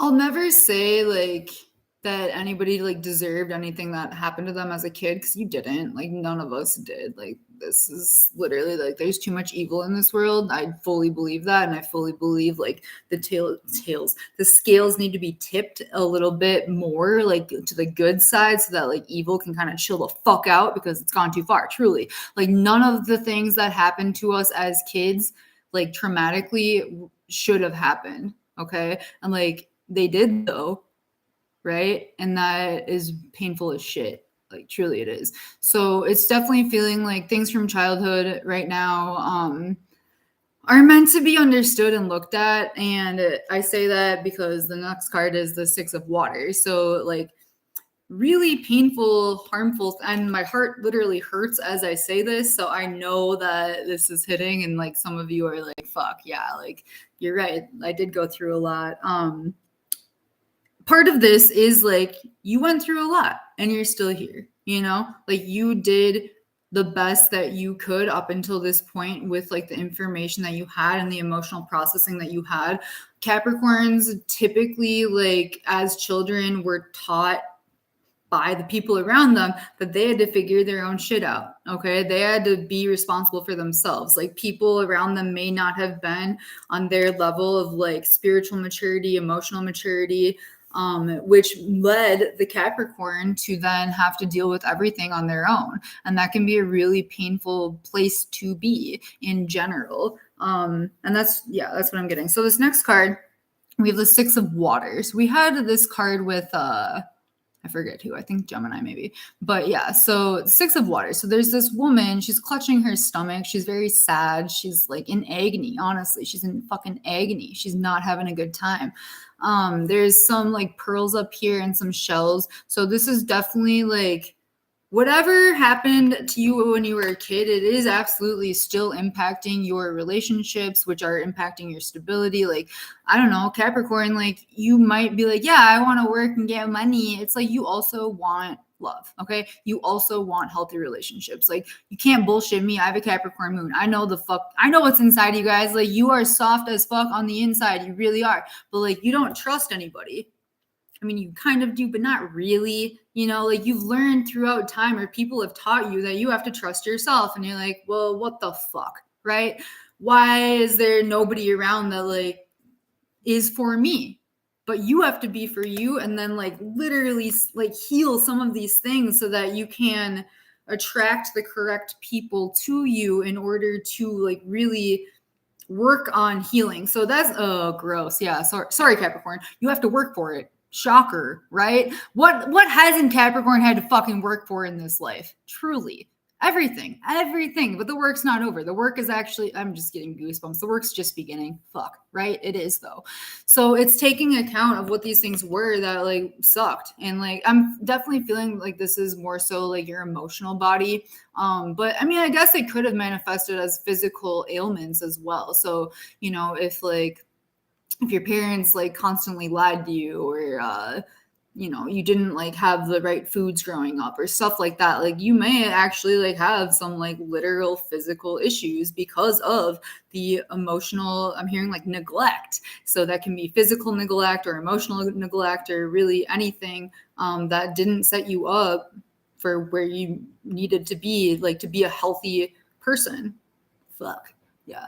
All right, so but there's hope. Like there's therapy, there's love, there's other people around that like genuinely do want the best for you. So don't like definitely tap into your guides, say a lot of prayers like to whoever you pray to help you find the like outlets, but also what you can bring into your life to help you heal emotionally. That's going to look very different for a lot of you. Some of you are going to self-heal. Some of you are going to go to shamans. Some of you are going to go to therapists. Some of you are going to watch readings, you know what I mean? So, or do your own readings or, you know, get an astrology reading so you can better understand like what's impacting your moon or whatever, you know what I mean? So there's a lot of different ways to start the healing process, but it's definitely feeling like that is something that you absolutely have to do in order to move to the next level in your overall stability.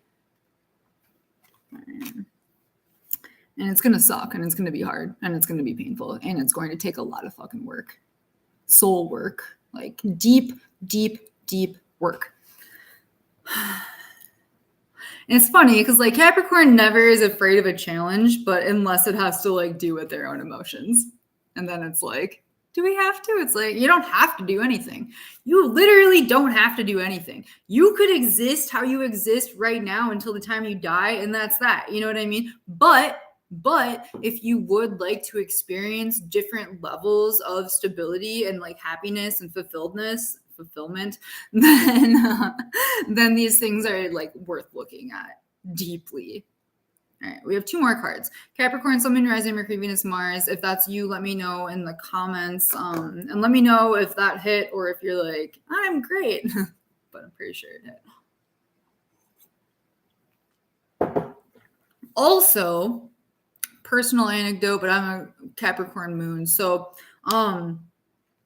I was not aware of what like a lot of different like forms of abuse actually looked like. So there may be some research for you guys to do as well on like on how your parents actually were or are in general. Okay. Because like I'm definitely, if you're around I'm 33, like all of our parents are pretty much boomers, and like basically all of them suffer from at least narcissistic tendencies. I'm not saying like they're all narcissists, but like they got a lot happening. Okay. So understanding like what abuse actually looks like and how that actually impacted you, because you may not fully get that yet. And that might be something to understand. So anyway, all right. So the next card we have is the 8 of Air. 8 of Air. All right. So we have an angel, and she is on top of a cloud, and she's kind of like clearing the fog a little bit. And there's a lot of different feathers to me are messages. So there's a lot of different information and messages that are right beneath the fog. All right. So there may be some situations or even people in your life that have been trying to kind of hold you under certain illusions. And that doesn't necessarily mean like on purpose. It might just literally be a society thing too. So don't necessarily be like, everybody's terrible. Like it might be just how society is right now. But it has impacted your ability to like see things clearly and to get the messages that you actually need for yourself. Let me read the book for this one for keywords. So 8 of Air. 8 of Air. Bottom. So, oh yeah, all right. So release from denial, seeing things as they are, seeing and clarity. So I'm going to read this little thing. So with spirit at my side encouraging me, I open my eyes to see things as they really are, which can be kind of painful sometimes, not going to lie. To be disillusioned is to free myself from illusions that keep me from the growth and healing I deserve. Ooh, that you deserve, okay? It's not that just that you want. It's not that you literally deserve healing. Fuck. All right. So all right. Blah, blah, blah. Healing I deserve. So I bid goodbye to illusions that have clouded my vision. Honesty gives me strength and courage to face whatever I have to face. So whatever you are facing, it's going to not, I mean, it's going to be hard. It's not going to be easy. It's going to be very challenging. But you deserve it. You deserve to heal.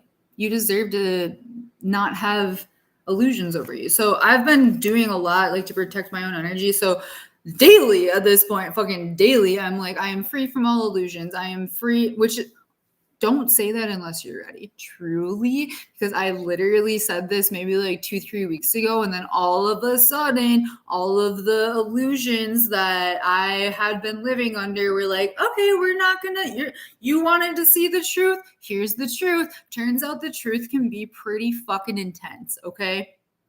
So make sure you're ready if you say I am free from all illusions, because they're going to come in hot. And if you're not like in a good spot, shit might get real. Okay.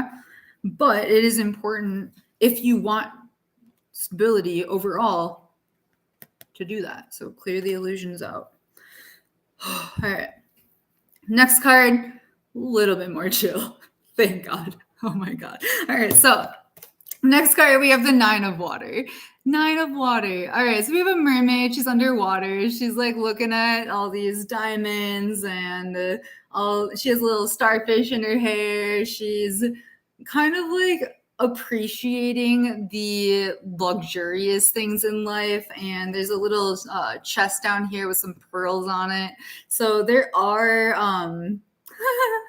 I heard, so whenever I look at pearls, it reminds me of Venus energy. So like love and relationships. So there may have been like, I heard string of relationships. So there may have been literally, yeah, strings of different relationships. Also, maybe some of you need to do cord cutting ceremonies if you want your energy to like not be attached to other people's as much in the, you know, spiritual realm. So that could be for some of you to do as well, to get rid of some of those old relationships like soul ties and whatever. But this is more so like an emotional fulfillment card. So it's feeling like if you so choose to, you know, heal from all of this stuff, like there is a lot of really cool shit for you on the other side of this. And like the life that you deserve to live, Capricorn, and especially like karmically, is right around the corner, but it's through healing.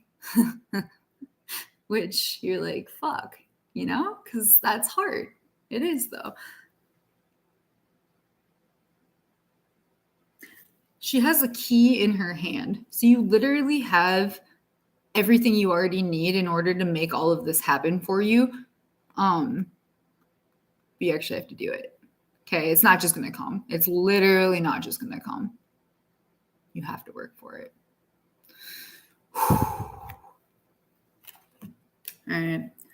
Capricorns in the comments, let me know if you want a clarifier for any of these cards.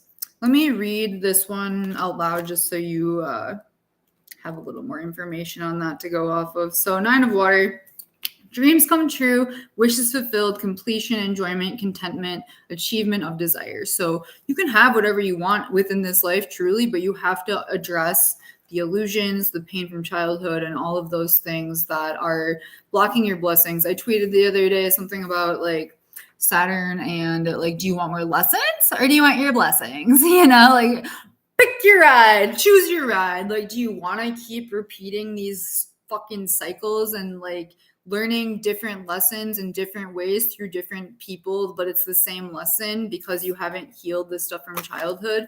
Or do you want to actually heal, bring in your blessings, and have a lot more like chill, emotionally fulfilled, material fulfilled too life?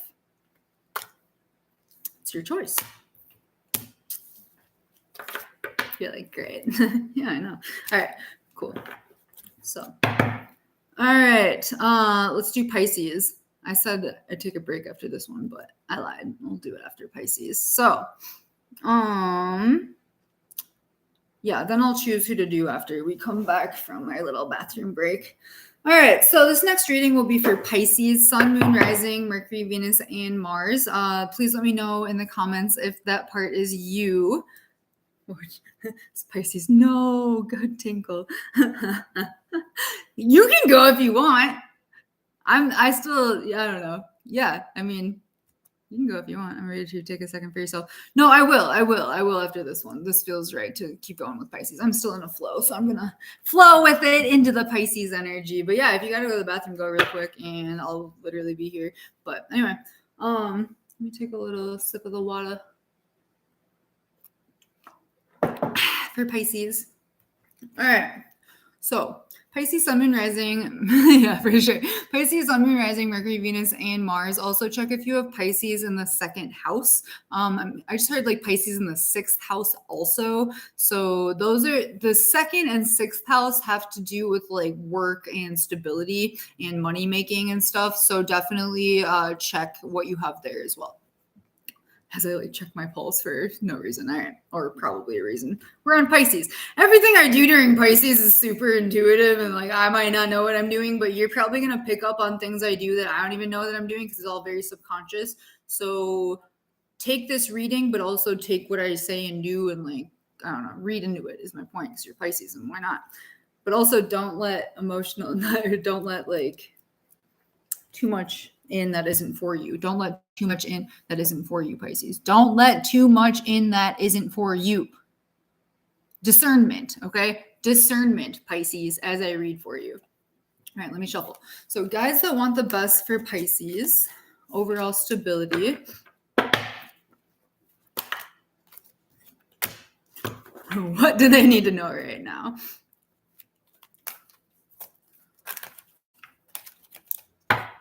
what might be blocking, or what can they tap into to enhance their overall stability.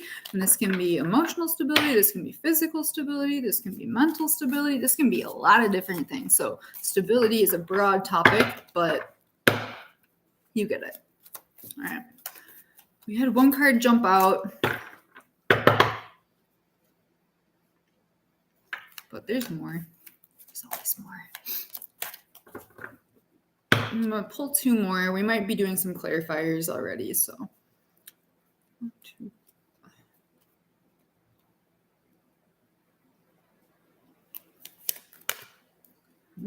Interesting. Wow. All right.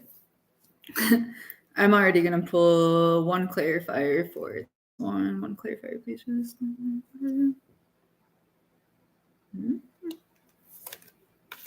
Okay.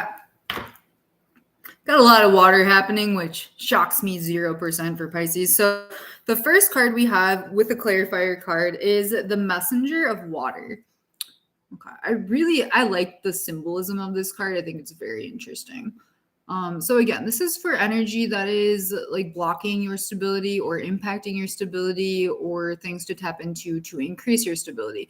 So we have this, honestly, like underwater princess. We have this underwater princess, this potentially mermaid. I don't know. I can't really see her lower half, but she has a lot of makeup on. She has a lot of jewelry on, like a shit ton, a shitload. Like, I don't want to say too much, but like, she's doing a lot, she's definitely doing a lot, and she's put a lot of effort into her appearance. Up here, it's almost like, I don't know if you guys have seen a lionfish, but that's kind of, I think, what this is, like a lionfish. So it's definitely giving a little bit of Leo energy as well. So like confidence. This is definitely feeling like you are very confident in yourself and like your abilities, for sure. And for that, I mean like your talents. So like your physical talent. So it can be like writing or singing or whatever you do as a Pisces. But it's also your like intuitive abilities you're very confident in those as well, as you should be, because you're of the zodiac. Like, yeah, Pisces, you can't fuck with Pisces. But again, discernment, right? So you're very confident. The interesting thing here is she is going fucking eye to eye with this little seahorse. Seahorses to me represent Capricorn energy and like Saturn energy. So through my research, I've realized that, Capricorn's the sea goat. It's not. That was a trick by Pan, the trickster god. It's actually supposed to be a seahorse. And if you think about it like that, like the seahorse is kind of the males take care of the babies. Okay. So at least I think, I don't know, I should probably double check that. But in like the seahorse world, the paternal or the father ends up doing a lot more than the mother as far as like not growing the child, but like taking care of it. So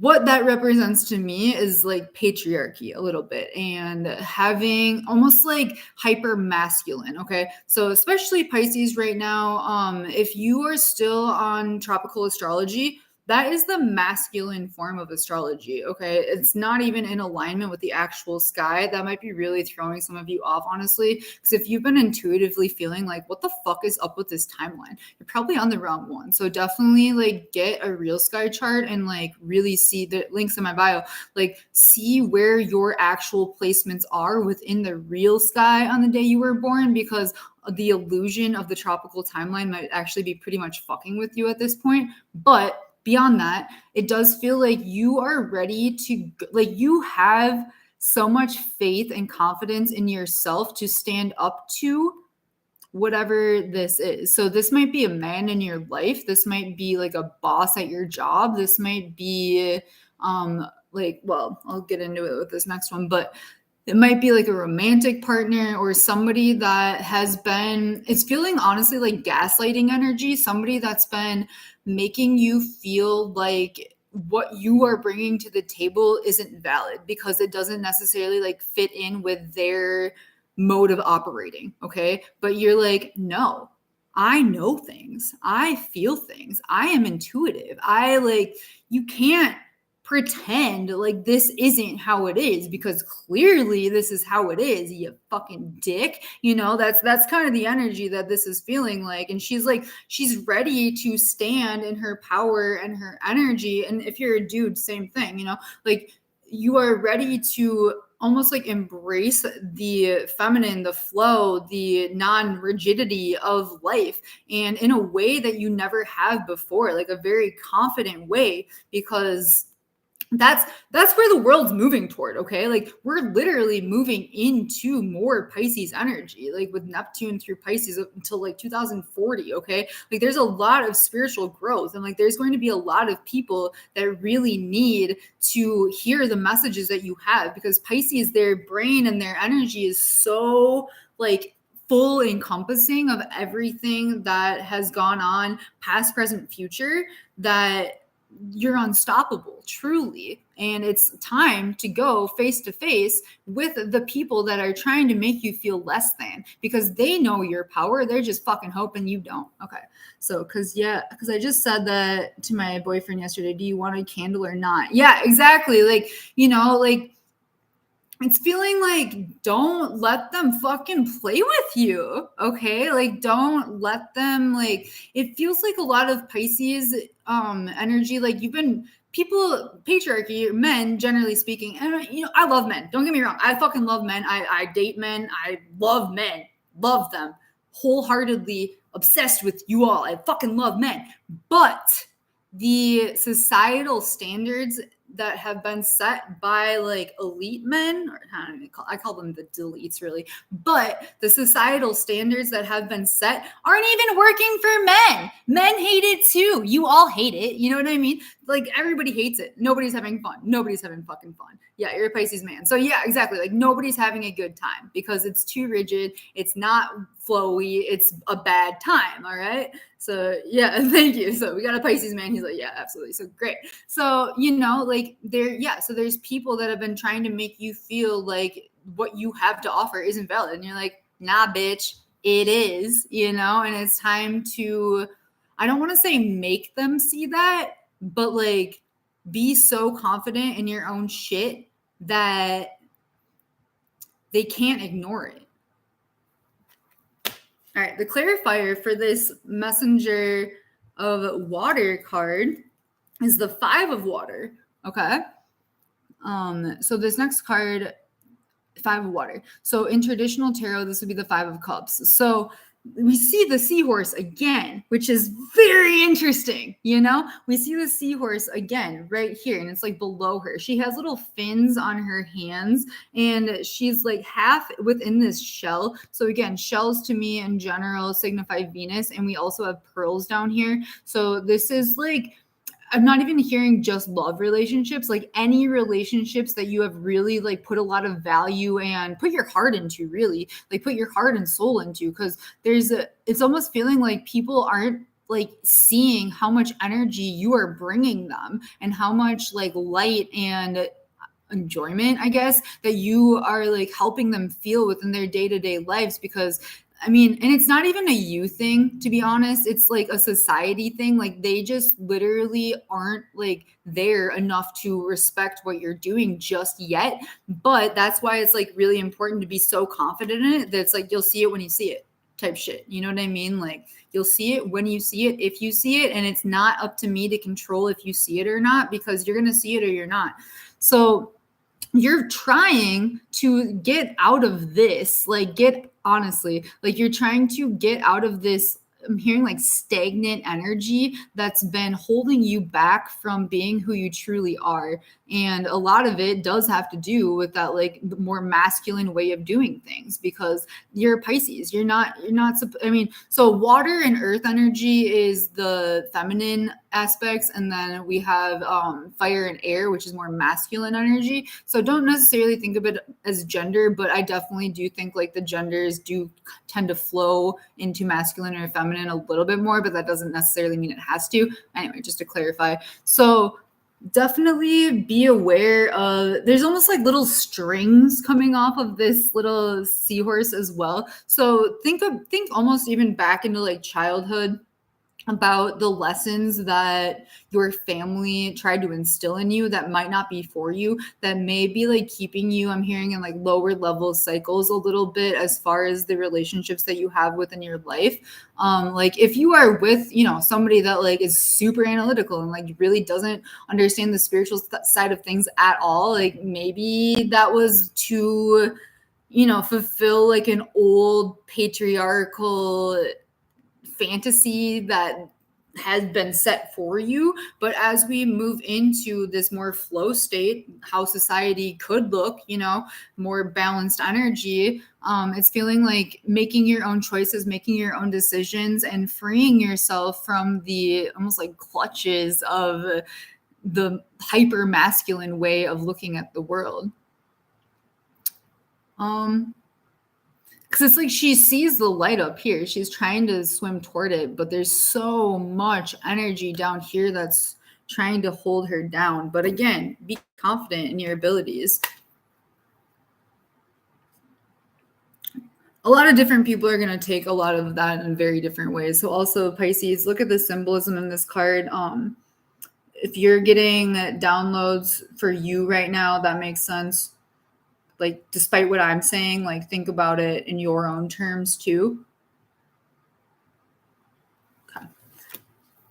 So this next card is interesting.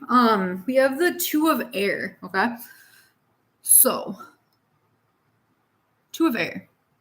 We have a woman. She doesn't have a top on, which is fascinating, but we're seeing her from the back, and she has one arm up, one arm here. There's actually two little birds on each one. There's a little crown on each bird as well.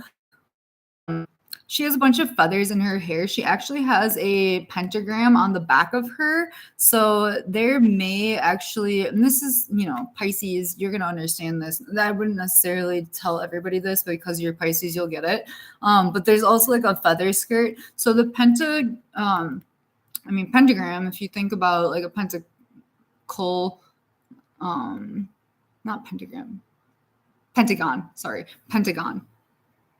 It's a pentagon.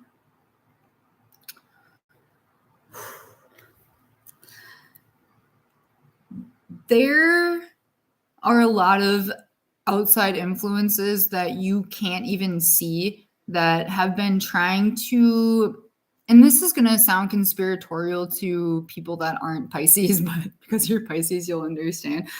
There's a lot of people in this world that would really like to maintain these really rigid structures, you know? And I'm not going to say there's not a time and place for structures, because there absolutely is. But there's also a lot of things, you know, that don't need to be how they are. And Pisces knows that. They feel that very deeply. They feel that very deeply on a very soul level and on an emotional level. But this is air. So this is like using your intellect to see where you may actually have been like manipulated. This is in the back, so it's like you don't even really see it, but there may be people actively doing witchcraft on you, or whatever you want to call it, you know, baneful magic or whatever, to try to keep you out of your intuitive power, which is not great.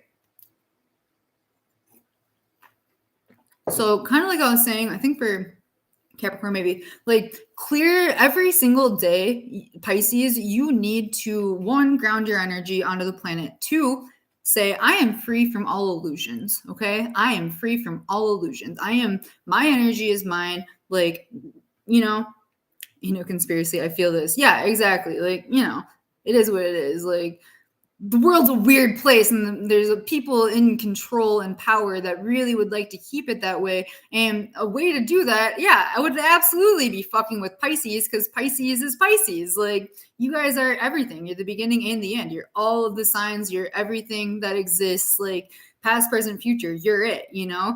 And I don't say that in a way to like amp you up. I mean, I do. Like, if you want to be confident about it, you should be, because like you're a next level human being. So it would actually make a lot of sense if there's been mental manipulation to keep you out of your power, because you're like change makers as fuck, because you help people feel heart things, you know? You help people tap into their hearts. You help people feel real love. You help people feel unconditional love. You help people more than you even know by being you. So like by being afraid to be you, or feeling like, you know, people trying to make you feel like what you bring to the table isn't of value is like complete bullshit. Complete bullshit. Just because they don't see value in it yet doesn't mean it's not valuable. Okay. So you're also focusing a little bit too much on the darkness, which can be pretty easy for Pisces, but keep in mind, so the signs to me that are like very dual energy would be Gemini, Libra, and Pisces. So there's kind of this dark and light aspect to your energy. So you may be a little bit focusing too much on like the paranoid side of things. And don't get me wrong, it's probably all true. You know, like everything you're feeling is probably very valid, but what are you focusing your energy on? Okay, like as long as you have those daily protections of like, my energy is mine, I'm free from all illusions, things like that, as long as you're doing that on a regular, almost like Virgo daily basis, you're gonna be okay. And like spiritually protected is kind of my point. And so keeping your focus on like the darker energy that's like almost like trying to, so this one is clearly like lighter energy trying to bring you to a next higher level, whereas this one's like, oh, look at this energy that's been here the whole time that you can look at, it goes right here. Or you can choose to adjust your focus, move on up a little bit, and you know, really tap into the more light side of things, the more fun side of things. I don't want to be like love and light, but that's kind of what I mean, you know, like you may have been, and honestly, like doesn't really feel through fault of your own. It's like been manipulation. But you are able to tap into that higher level and that more light energy. And I think that's going to actually feel a lot better for you overall. Yeah. All right. Cool. So this next card is which we've seen a lot in this reading, which actually does not surprise me, is the Six of Water. So Pisces, there's definitely things from the past that have been super, super painful for you, that it's feeling not necessarily like you haven't worked past it, though. It kind of feels like you have, but it feels like just because you've done the work emotionally and spiritually and, you know, physically even to move past it, it doesn't necessarily mean that you haven't been focusing on it. Okay. So there's definitely things that happened, that have been very painful for you, that you are still allowing within your like energetic body and your emotional body to keep you in pain. And that's kind of what this is feeling like this little lower level energy, and maybe even here where you're like trying to break out of things.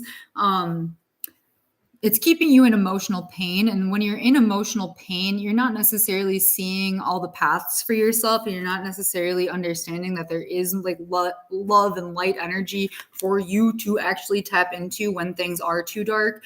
So definitely, Pisces, be aware that, you know, suffering just to suffer, like why? You know, is that really how you want to spend your day, suffering to suffer? And don't get me wrong, like that can lead you to a lot of really cool, like creative outlets and stuff like that. Like you can definitely write some songs about it, or, you know, like paint some pictures about it. But is that really helping your stability still at this point? It's funny that my followers are dropping right now. Pisces are, yeah, I want to stay there, you know, and you can get stubborn about it if you want. You know, you can do whatever you want. I literally don't care what you do, but this is for you and your overall stability. So like, yeah, there's a lot in the past that you should probably just leave in the past. I told a Pisces placement recently, I'm like, yeah, some memories are just meant to be looked at every now and then. It doesn't mean that you have to make them a complete focus of your life until you die, because that's like stealing a lot of your energy and a lot of the beauty that you can be bringing to the world. But it's definitely going to take a little bit of a balance for you, I'm feeling like, Pisces, to get out of that darkness a little bit more. And again, you can visit it if you need to like revisit it to learn some lessons, but don't let it completely take over all of your energy all of the time, because that's not helpful at this point. All right. Any thoughts from Pisces before we move on? And I actually will use the restroom after this one. So, yeah. All right. So, already done. Who have we done so far? We've done Gemini, we've done Virgo, Aquarius, Capricorn, Pisces. Anybody else? I think just those 5. Yeah. All right. So currently on, let's do a fire sign next. Let's do Sagittarius. BRB bathroom break. Okay, I'll be right back. Hang around, go grab some water, go to the bathroom yourself if you have to, but we'll come back and do Sagittarius, Sun, Moon, Rising, Mercury, Venus, or Mars. All right, BRB. Ugh.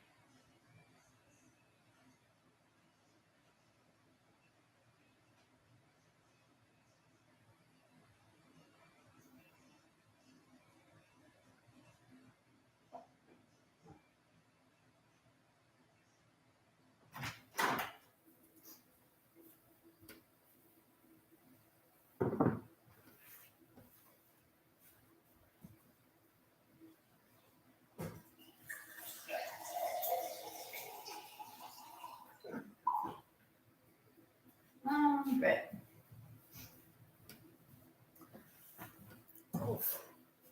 And that was me filling up my water, by the way. Not peeing. Okay. So, put a little bit lip gloss on. All right. Welcome back, everybody.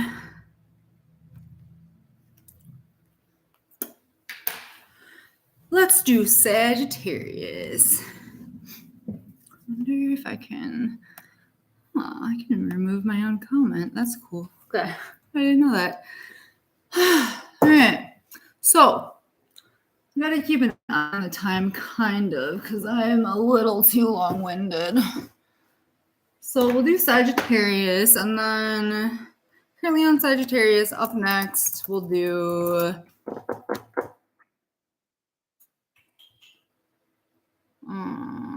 Cancer. So, currently on Sagittarius. So Sagittarius, Sun, Moon, Rising, Mercury, Venus, and Mars. This is for you. Also, if you have Sagittarius in the 2nd house or the 6th house, this might be for you as well. So, all right. We're already just getting some things.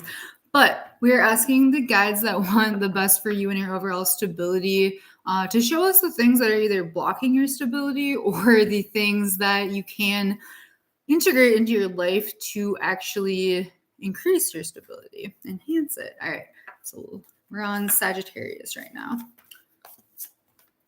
If you're just joining, please let me know your sun and rising, Mercury, Venus, and Mars in the comments.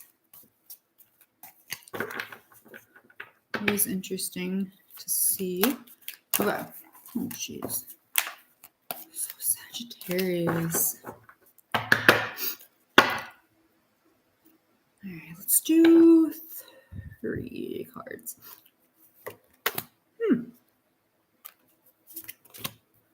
Okay. One more.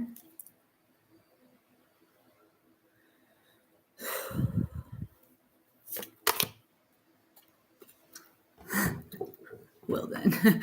Okay. So Sagittarius. So Sagittarius is a fire sign. Of the fire signs, they're definitely the most complicated, complex. People like to reduce Sagittarius down to like, they're alcoholics, they just like drugs, they just like partying. That's partially true, but that's because they're ruled by Jupiter and they like to have fun. You know what I mean? They like to experience things. But the other side of them is like very philosophical and very smart, very advanced intellectually. Like, you know, they're really intelligent folks. So never underestimate a Sagittarius. That would be a very stupid thing for you to do in general. Yeah, they can be a little chaotic, but only if they don't know where they're going. Okay, so Sagittarius is the archer. An astrologer explained it to me like this once. This feels important because this definitely is going to impact your stability. So let's say that you're an archer and there's literally like 20 targets. You're at an archery range and you're like, there's no plan, there's no whatever. You're just like shooting, trying to choose which target to shoot at first. And there's like people running around. There's a person over there that's also shooting. There's like this little kid that keeps going and grabbing his arrows out of this little target over here. So there's just shit happening everywhere. Just so much distraction, so much everything.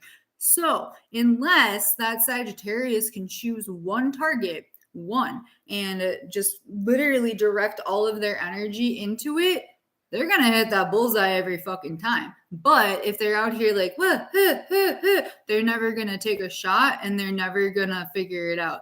So just keep that in mind, Sagittarius, that if you don't know what you're doing, then yeah, you super don't know what you're doing. All right. So this first card is... First 2 are like, and the last one's like, okay. So the first card is the 6 of Air card. So anytime we have air, it's going to be more intellectual and it's going to usually comprise of like messages of some sort that can be from your guides, that can be from the people around you.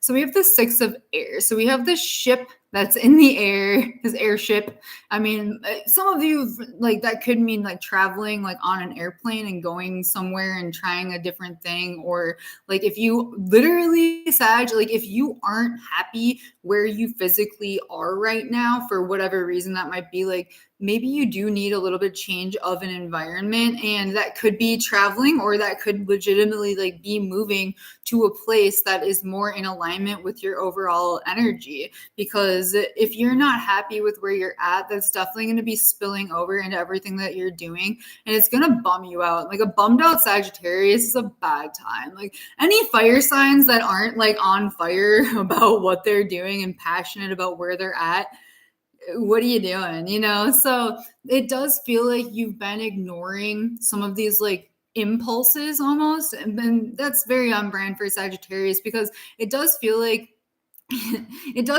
there have been impulses that you followed before that haven't really gotten you where you wanted to go. So it almost is feeling like you're a little bit of afraid to pull certain triggers on certain things.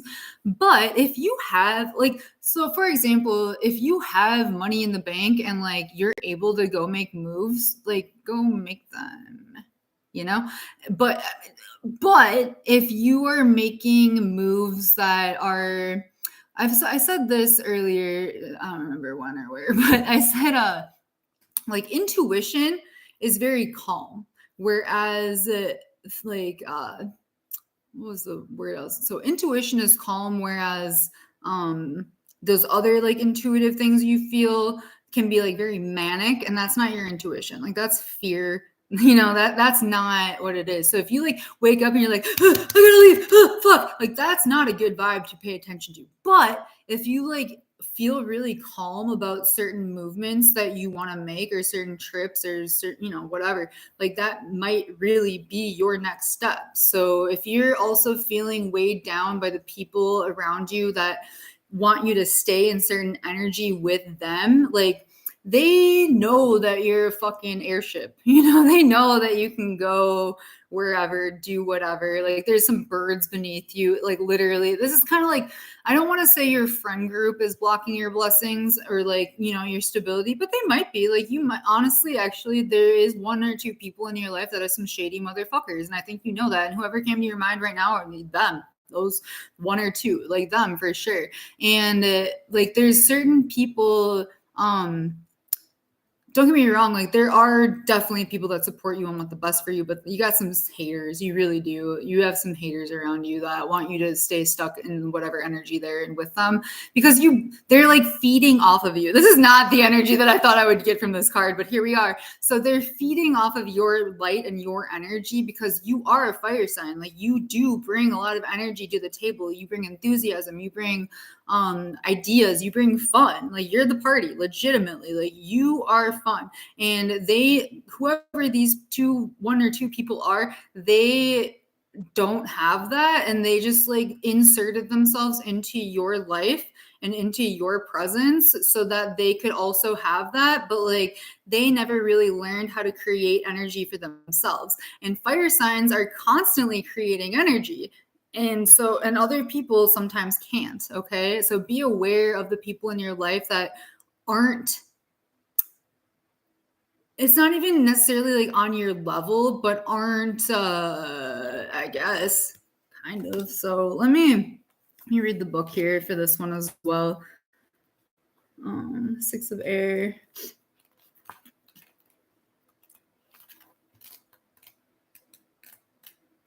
All right. 6 of Air. Rite of passage, a necessary change in thinking to grain. Okay, maybe eat grains. I don't fucking know. Okay. Rite of passage, a necessary change in thinking to gain greater wisdom. All right. However turbulent the waters are at the moment, I trust that if I create calm within, my outer conditions will soon be calm too. So it's almost like taking a breath before you shoot that arrow at that target that you're looking at, and like calming that frantic energy down so that you can see clearly. I am conditioned to expect troubles ahead, but I have shifted my awareness and know that I can choose to believe that stepping into the unknown will bring me to what I truly desire. I'm in a transition to something better. So that was an interesting line. I am conditioned to expect troubles ahead. Interesting. But I have shifted my awareness and know that I can choose to believe that stepping into the unknown will bring me to what I truly desire. Okay. Interesting. So don't think that things are necessarily going to go as poorly as they did the last time you kind of made like a impulsive decision.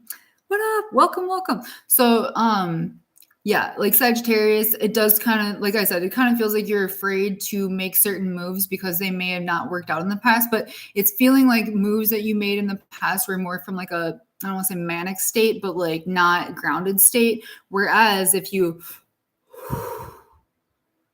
chill your energy out and listen like for divine guidance that is actually stable and certain and calm, that's the energy to listen to. So anything that's like, ignore it. It's not for you. Okay. It's not for you. And it's also, so some of these people, some of these friends down here, friends or just like general circle people, could be family as well. They, if somebody's like constantly coming to, I heard a Leo, like if somebody's and a Cancer and Gemini. So if you have a Gemini, Cancer, a Leo in your life that's like constantly, Aries too maybe, that's constantly coming to you with drama and like wanting you to fix their problems for them, but like they haven't put any effort into their own life at all. you're exhausted. Like that energy is very exhausting. So yeah, it's yeah, just, you know. And not necessarily like you have to cut certain people off, but definitely boundaries. Like you've been very giving and very generous with your overall energy, Sagittarius, which is great. Like you love people and, you know, you want to socialize and you want to have friends and all of those things. But yeah, just be aware that not everybody is meant to go with you to this next phase in the same way that they are. So yeah, I've been working really hard to like not cut people off completely, because that can be a Sagittarius thing too, where they're just like, this doesn't vibe with me anymore. Fuck you, bye. You know, where it's like, okay, do they really deserve that harsh, or is it more so I'm just going to remove my energy, set up some boundaries, and go from there? I think that's probably the better approach to take, but do you truly, you know, do whatever you feel is correct for whatever situation you're in.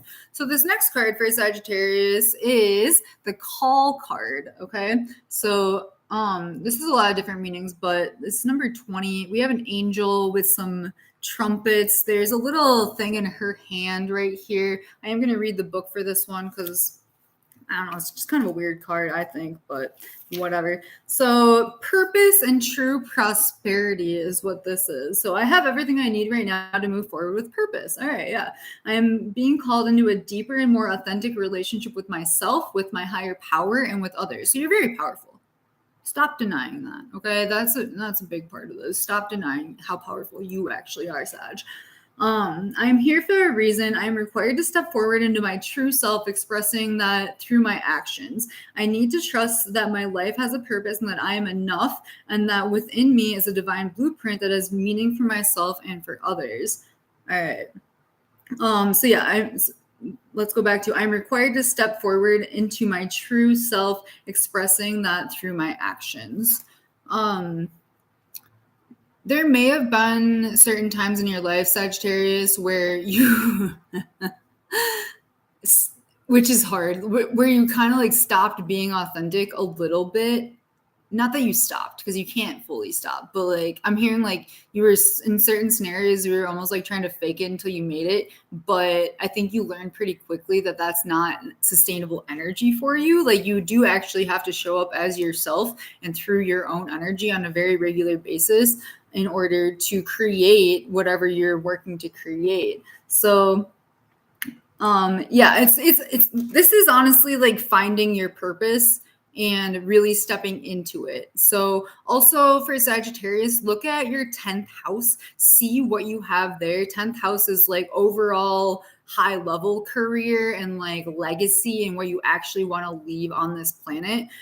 So understanding what you have there might really help you to see what the overall goal truly is for you. Also, if you've never resonated with your 10th house, definitely check out the real sky charts that I make, because a lot gets literally flipped on its head. Like I realized that what was on the MC is actually on the IC, or what was on the midheaven is actually on the IC. What's on the IC is actually on the midheaven. So look at the cusp of your 4th house, and like, if you've always been like, this doesn't really fit, you're right, it doesn't. So definitely pay attention to that right now.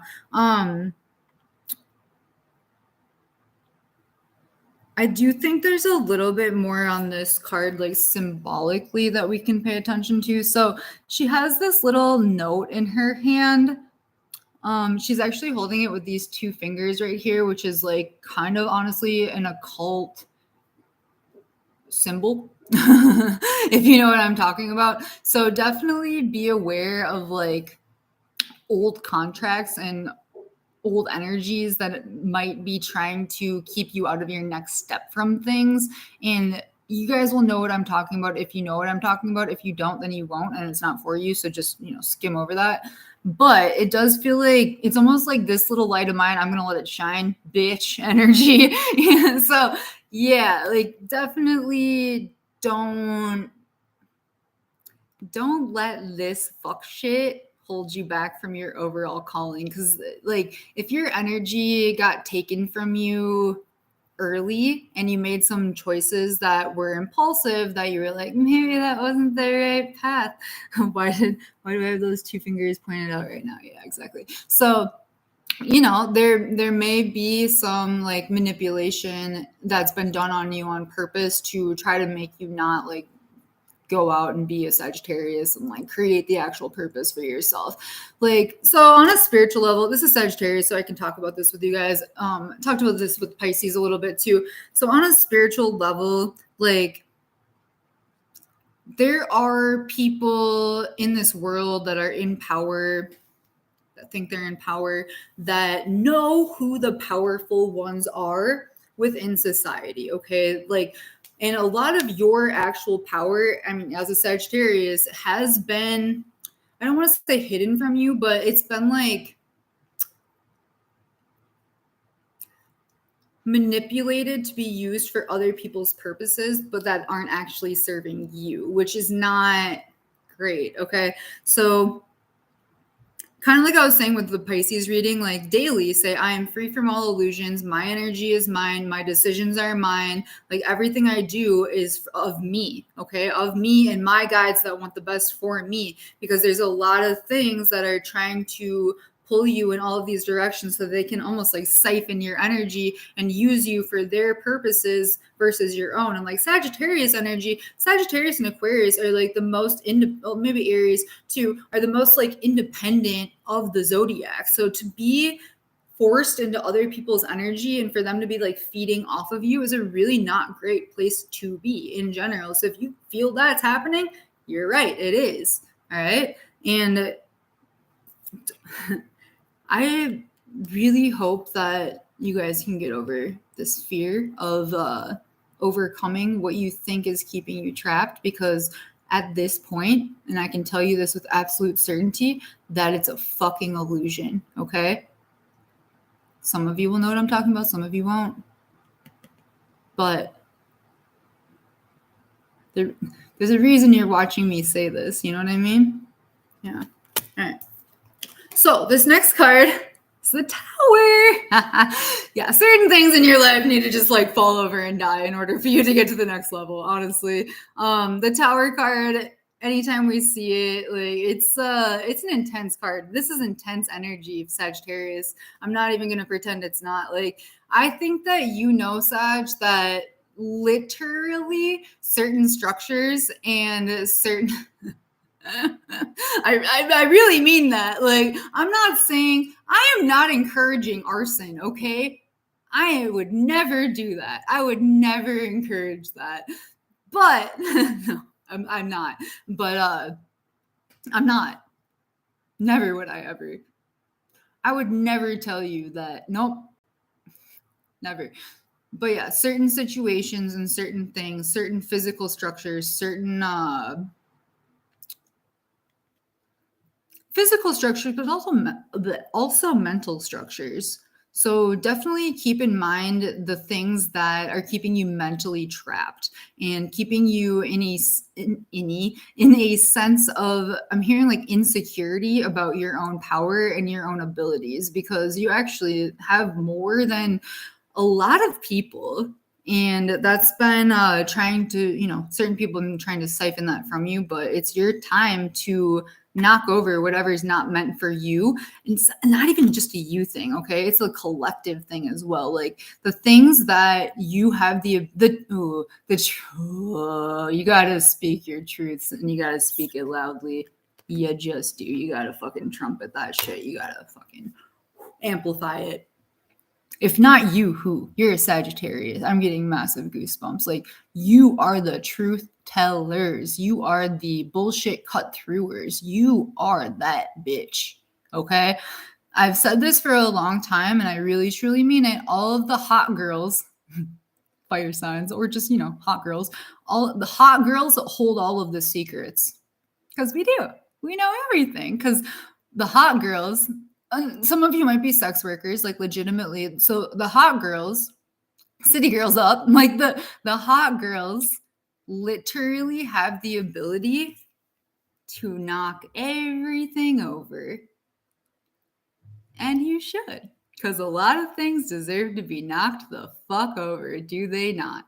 Not just for you, but for the like almost like be who you needed when you were younger type shit, you know? And there's nothing wrong with like doing certain things, like literally live your life, enjoy yourself, like enjoy pleasure, whatever the fuck, get your money, whatever. But I think you are very aware that certain situations need to just, nope, we're done here. Certain people need to be brought down, certain situations and scenarios, you get it. I don't have to go on because if you know type shit. But it's time, and it's time to fucking get a little mouthy. And I think you guys are afraid. Let me do one more on this tower. I think you guys are afraid to because of the potential consequences, but just know that you are protected by the divine, and the faster you speak up, the more forgiveness you're gonna get for whatever the fuck happened. And a lot of it wasn't even your fault, okay? A lot of it had nothing to do with you. It was just the situations that you were in. So even if you know that you hurt some people along the way, like just know that once all the truth comes out, you're gonna be like, I'm not gonna say completely clean, but like you'll be okay. Like you'll feel a lot better once all these truths come out. So let me pull one more card for the tower for Sagittarius and their overall stability. And that's not gonna hit for everybody, but if it hits for you, then that's for you. Yeah, Queen of Water. So your emotional state like isn't exactly where you want it to be because of all of like these situations that you've been dealing with. So the emotional fulfillment is on the other side of like knocking all this shit down. And I think like you guys have had so much stuff in your heads and in your brains and in your energy field that it's really been impacting your emotional stability, but you really can be the Queen of Water. You can very easily master your emotions. And the way that Sagittarius is able to speak is from a place of mastered emotions. Like you're not out here trying to like, if Sagittarius tells you a story, they're not going to be crying at the end of it. They're probably actually going to make you laugh, like through their trauma, you know what I mean? Which isn't funny, but life be lifing, so you can definitely like master your emotions as you say these things, and that's going to make people respect you even more. And I'm not saying like showing emotion is a bad thing, like the time and the place, so you have a lot of discernment with your emotions, and that's really important, and you're really going to need that as you move forward and speak the truths that need to be spoken. Some of you, this is going to be like certain family situations that need to be spoken out about, or like just stop.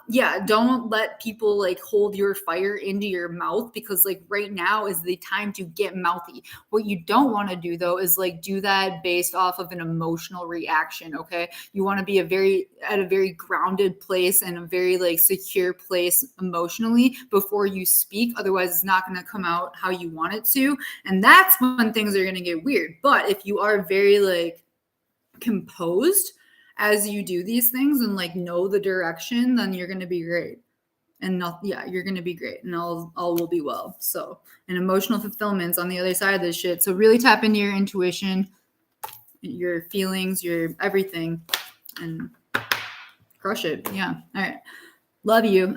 Okay. So up next, Cancer. Cool. So Sag, sorry that some of you might not understand that, but I do think a lot of you really, really will. And I needed to say that, so you needed to hear it. All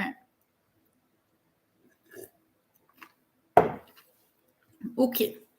So this next reading will be for Cancer, Sun, Moon, Rising, Mercury, Venus, and Mars. I'm going to take my phone off of airplane mode because I can't miss certain things, but okay. So if you are just joining, please let me know your Sun, Moon, Rising, Mercury, Venus, Mars in the comments. If you've actually commented them, do it again so I can remember. But if you have not given this video a thumbs up yet, please do. Would love it. Would super love it. So let me see. Already done. Gemini, Virgo, Aquarius, Capricorn, Pisces, Sagittarius. Like clearing some stuff from my throat, so maybe Sag is getting ready to speak, as you should. Speak up. Speak up loudly. All right. Currently on Cancer. Up next.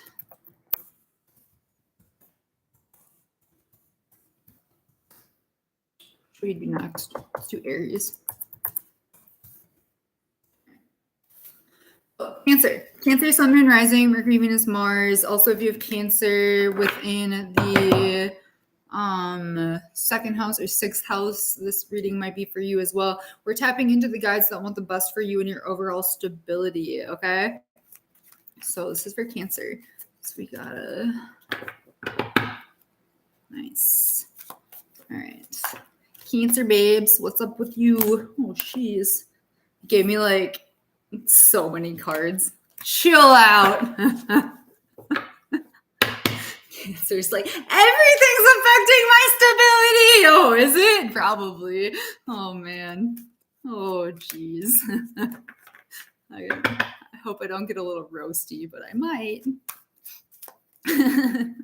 If I'm roasting you, I apologize. I'm like fire and earth, so I'm working on trying to be more compassionate with the water signs, truly. But yeah, you'll be all right. So hopefully. All right, let's do 4 cards for Cancer, since you guys, there might even be 5, but we'll start with 4. All right, guys. So these are the things that are either like blocking your stability or the things to tap into to increase your overall stability. Cancer. Oh. Interesting.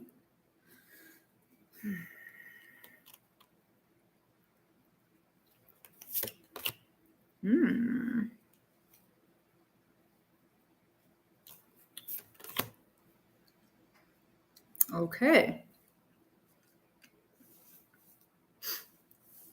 Yeah, there might be some clarifiers on some of these. So the first card, hold on, let me get an overall fucking little. I won't know until I talk. Great. So the first card is the 4 of Earth. 4 of Earth. All right. So we have this fairy woman. She's on a rock, I guess. She's on a, so it does feel like Cancer, you do have like a pretty solid foundation on whatever you're doing, which is great, which is good. Like, it doesn't feel like you're starting from nowhere. Okay. It definitely feels like, you know, what's going on. You know, like what you have to offer, which is great. And you have, it's feeling, so there's, I do an elemental deck, so this would be Pentacles in traditional tarot. So there are a bunch of, it's feeling like money making things to increase your stability even a little bit more, but they're mostly still up in like in the brain region, you know, they're not necessarily, you haven't really brought them into fruition yet. And it's feeling like it might be a time to really start choosing which one makes the most sense for you and which one you're like the most emotionally connected to and like passionate about, in order to really put like the care necessary in to create it on a physical level. All right. So she has a like leaf crown with some antler twigs. There's in her hands, she's offering like a butterfly. Okay. So butterflies to me are transformation, new life, I guess new blessings as well as what just came in for that. So you do have the ability to transform everything that you're already working on. Let me read from the book, see if there's some extra thoughts here, because there probably is. Here, 4 of Earth. Okay, interesting. So ownership, the beauty of divine order, and trusting in a solid foundation. Yeah, so this is feeling like a confidence in yourself thing and a confidence in your own abilities and truly knowing like what you have. Knowing what you have. It's kind of cool. Like, I don't know if there's something that maybe like knocked your confidence a little bit in what you're doing, but don't let it. Like whatever it was, I feel like it was kind of like an emotional manipulation type thing to make you feel like you aren't like good enough or deserving of your dreams. Yikes, Cancer, that's not good. Sorry that something made you feel like that, but that wasn't true. That was an illusion. So whatever that was, fuck that, basically, because you do have a lot to offer in really cool ways that from a heart space. Okay, so anything that's not from a heart space for you, Cancer, don't do it. Like that's not the next move for you. That's, you're gonna fuck yourself up, because you have to be passionate, like super passionate about what you're doing. And if you aren't, then that's probably fucking with your stability as well. And I'm not saying like let's say you're working at a job right now that's like just a job and you're making money from it. That's okay, but like keep in mind if there may be other things to look into that might be a little bit more in alignment with what you actually want to do. For some of you, this will be like creative ventures that are, you know, things that haven't been started yet, like not necessarily at a job, but like let's say you want to make music or something like that. Like there's definitely room for that as well. And I'm not saying like just go quit your job if it doesn't align with you emotionally. I'm not saying that at all. But I am saying, you know, keep in mind what is within what's the word I'm looking for? What is within your range, I guess. That's a weird way to put it. Huh.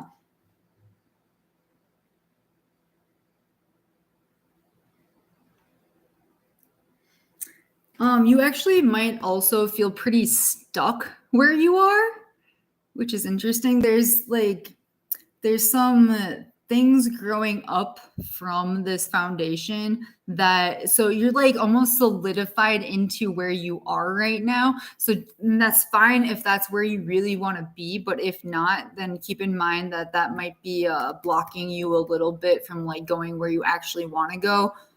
So, you know, follow your own intuition. You're very intuitive. Just be aware like that it's, or be careful that it's not being like emotionally manipulated by the people around you that think they know the best for you, but like don't actually like know your soul type shit. All right.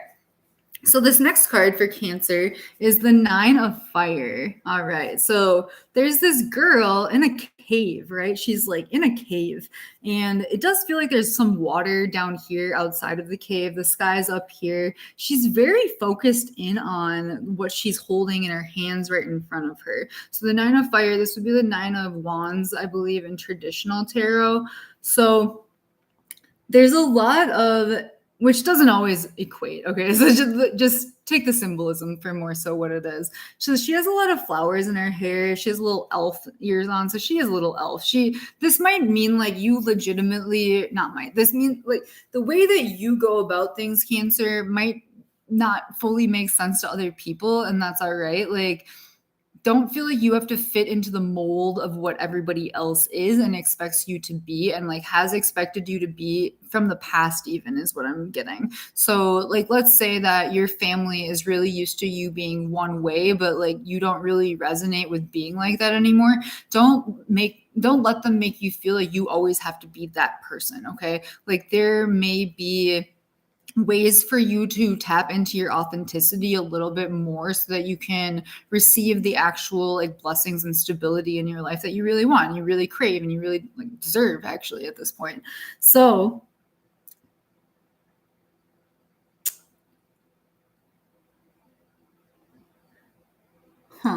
I also just heard like not all that glitters is gold. So there may be certain people that are offering you certain things right now. Just be aware if it's like actually for you, or if it's like, I don't want to say too good to be true, but isn't in alignment with you. And so Cancer, I think that you probably know by now that anytime you ignore your intuition, you get fucked up. All right. Like you really do, because your intuition is so palpable for a reason. Like you receive information like emotionally about other people, then you know right away whether or not that person or those people are for you or not. But the only time that really messes you up and your stability up is when you ignore it. So this is really saying like, look at what you have in your hands and make sure that one, it's like not being manipulated by other people, but also like really by tapping into what you already have. So there's more to this message than that, but that's part of it for sure. So 9 of Fire. Interesting. Yeah. Caution, uncertainty, and reevaluating circumstances. So yeah, there may be, like I just said, whatever. Listen to your intuition. Listen to your intuition. Don't be who other people want you to be who you are. And if there's certain scenarios in your life where you're like being forced to be who you're not, that's really important to listen to. And it is time to reevaluate some of those things. It's sounding like interesting. Interesting. Huh. All right. Cancer, any thoughts on that card before I move to the next one?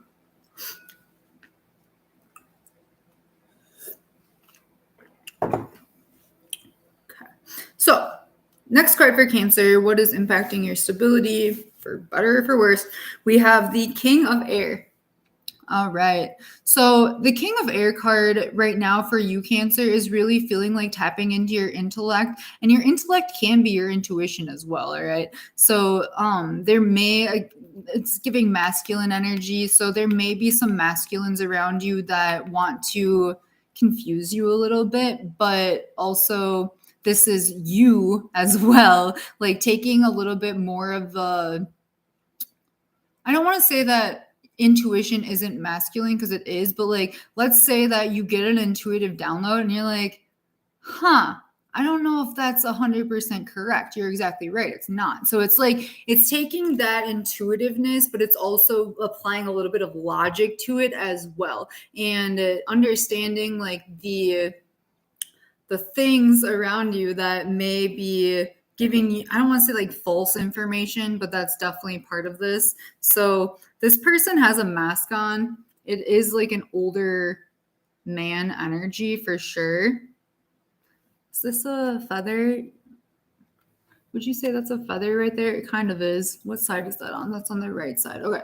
So there's definitely some like masculine influence that is I don't want to say like throwing you off, but maybe a little bit. So be aware if like somebody is trying to like gaslight your intuition. That's a big part of this as well. That might be really impacting your emotional, mental, all that stability. Like that can be really challenging energy to deal with, especially if you know it doesn't feel right. So if it doesn't feel right, use your brain and figure out why. And some of you actually might need to do a little bit of investigating. And I don't really know what I mean by that exactly, but like some of you may need to tap into the more like, I'm not saying like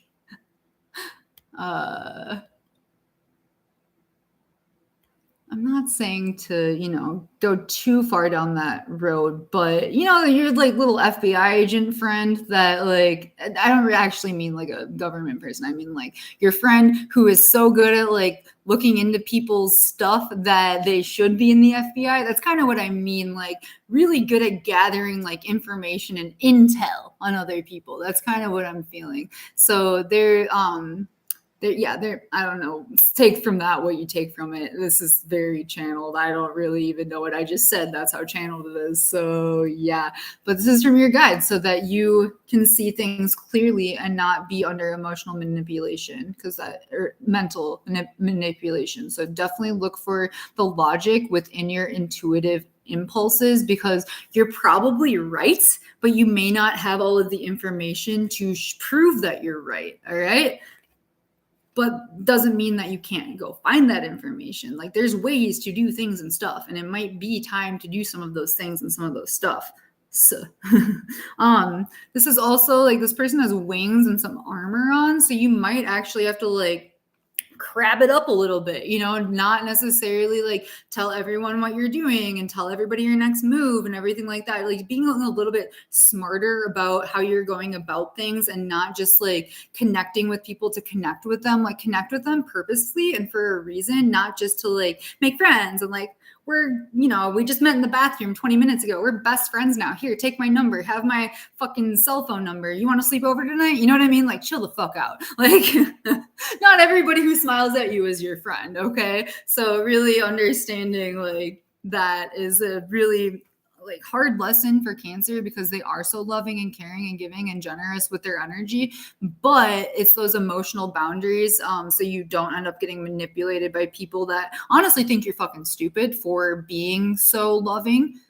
You're not. I don't think you are, but like there's certain people that will manipulate the fuck out of you if you are giving off the I can be manipulated vibes, all right? Unfortunately, I really wish the world weren't like that, but here we are. It sucks in Cancer. So you got to protect yourself a little bit. Shell up a little bit, Cancer. Get into that crab shell and look at the Cancer or look at the crab gif where he's like holding a little knife, like, yeah, and stab anybody that's trying to get in without earning it. Like, you really have to, in order for you to open up to people, Cancer, really learn that they have to earn your trust, okay? Like, don't just be out here trusting everybody because you want love and a connection. Like, that's not how to find stability, all right? At all. I do think some of this is like from learned behaviors from like your father or your like, it's feeling like a power over you of some sort when you were growing up, like that made you overly trusting of people when maybe you shouldn't have been. All right. So discernment for sure. All right.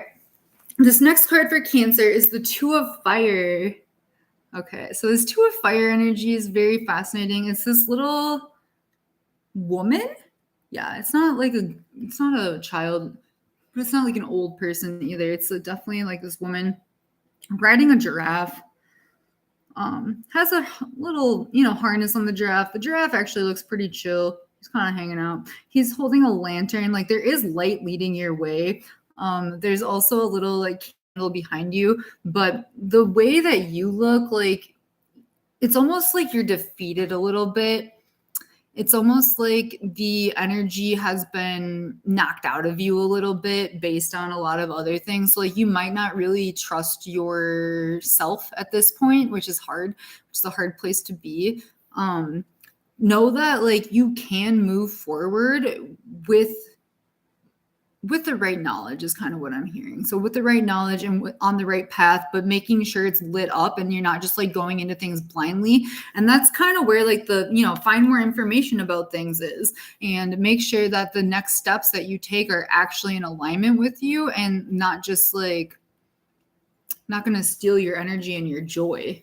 Ugh. All right. Two of Fire. Yeah, so creative planning for the future, mapping progress, trusting in the unknown, spirit-inspired ambition. All right, so let me read this one. So whenever I can't see how my dreams will come to form, I can trust in the process of co-creation and engage more deeply in the process of envisioning something new. All right, I have already started to make progress, and soon my passion will attract the perfect situations for me. The light of spirit helps me to see my way and feel the universe aligning to bring me what I need. All right, so the words that... So Cancer, you're actually super creative. You're a super creative force within this world. And like I said, like you're already on a pretty solid foundation and you actually do have a lot of really cool ideas and like new things to bring to the world. What's the word I lost? Oh, co-creation. And yeah, so Cancer, Leo, Pisces, I will definitely say are the most creative signs of the zodiac. So tap into your creativity, see what lights you up, see what inspires you. I mean, this is fire energy, right? So really see what you're passionate about and move toward that space in a way that only you can. And like, almost like I was saying with the Sagittarius reading, if you don't know where you're going, you're not going to really go anywhere. So creating a solid vision for yourself and moving toward it purposefully and not just like, ooh, this might work. Or, ooh, like, no, actually fucking put some effort into it and like plan it out. Okay. And like bring it from a solid spot, not necessarily like, yes, flow because you're a Cancer, but also make sure that you have like structure in order to flow within it is more so the message here. All right. Cancer. Love you guys. Hope that resonates. All right. We're doing Aries now. Cool. So currently on Aries. Up next, we'll do Scorpio. These two intense ass motherfuckers out. I should stop drinking caffeine. It's like almost 4 p.m. But here we are. All right. If you're just joining, please let me know your sun, moon, rising, Mercury, Venus, and Mars in the comments. Also give this video a thumbs up and subscribe if you are into it. But the reading right now is for Aries. So we are asking the guides that want the best for Aries overall stability, what Aries needs to know right now in regards to their stability, whether that's things that are holding them back or things that they can tap into in order to move forward and enhance their stability. All right. A little lip gloss type action. Cool. All right. So Aries. Aries. I like Aries. Aries is fun. Aries is intense as fuck. It's a fire sign, so a lot of action with Aries, generally speaking. Sometimes not, but so that's kind of weird if not. But we'll find out what's going on with Aries with your overall stability. Let's see what we got. I'm supposed to do 2 cards. Maybe some clarifiers, maybe not. So if you have Aries, let me know where you have Aries within your chart. If you also have Aries in the 2nd house or 6th house, this might be for you as well. All right. I guess just, the way I've been reading my readings, I take my own advice, really I do. And well, let's say I have like Aries in my 7th house or something, then I can look at my 7th house, what it means to like relationships, and I can apply, this reading to relationships. So you can apply the reading to that area of your life if you want to get nerdy about it. If you don't worry about it. So Aries, 2 cards. Let's see what we got. All right.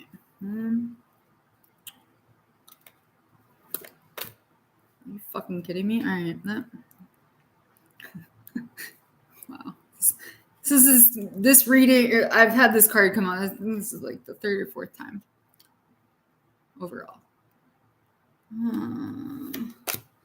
Okay. So Aries, what is impacting your overall stability, for better or for worse? Right now we have the 6 of Water. All right. So the 6 of Water card is basically emotional trauma. It is very hurtful things that hurt you on a very deep emotional level, typically from childhood. Doesn't necessarily have to be from childhood.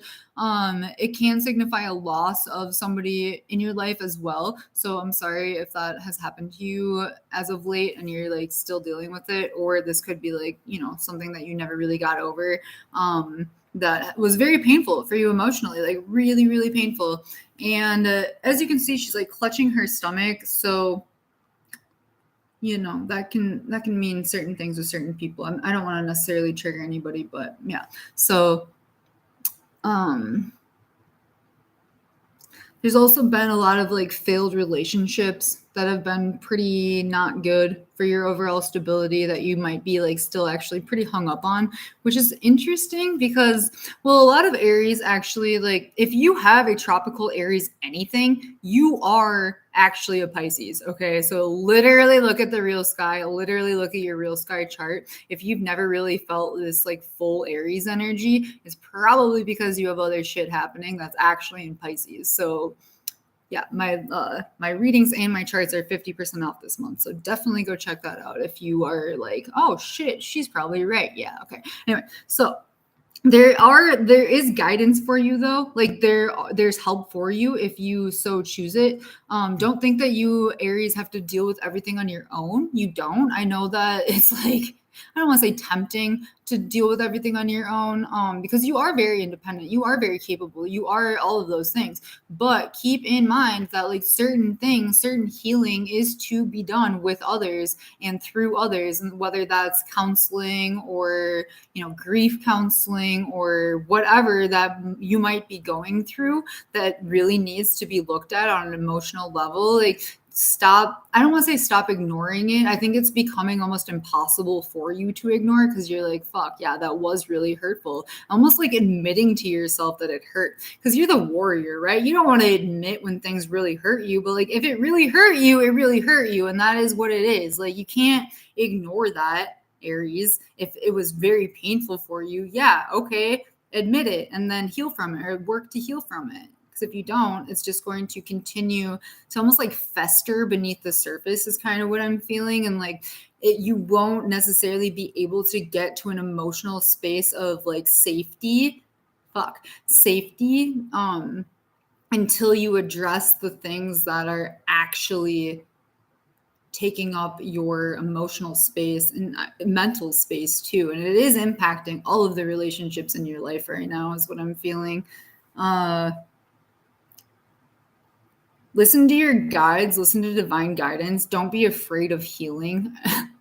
Aries is afraid of nothing besides their own like deep emotions. You know what I mean? So it's time to figure those out truly. Yeah, there may be things that you have been afraid to look at because it's going to be painful. And there may honestly, this is a lot, but there may be some like, I'm hearing family. 6 of water typically does have to deal with the past. And like, just because, you have like fond memories with some people, it doesn't necessarily mean like currently in your life that they are actually like, I don't necessarily want to say benefiting you because I don't want you to think of relationships as like this person I can benefit from them. Like, it's not like that. It's more so like, does their presence bring you joy? Like, or are they just like triggering old wounds over and over and over again because they refuse to heal? And like, but you see where they need healing and where you need healing. So this is feeling like a family thing for sure. So just be aware of that. And just because you felt some happiness in the past with certain people doesn't mean you can like completely ignore their fuck shit and how harmful they actually were to you simultaneously. It's more so feeling like a parent situation, like a sort of parent trap. So I don't know, take that however you take it.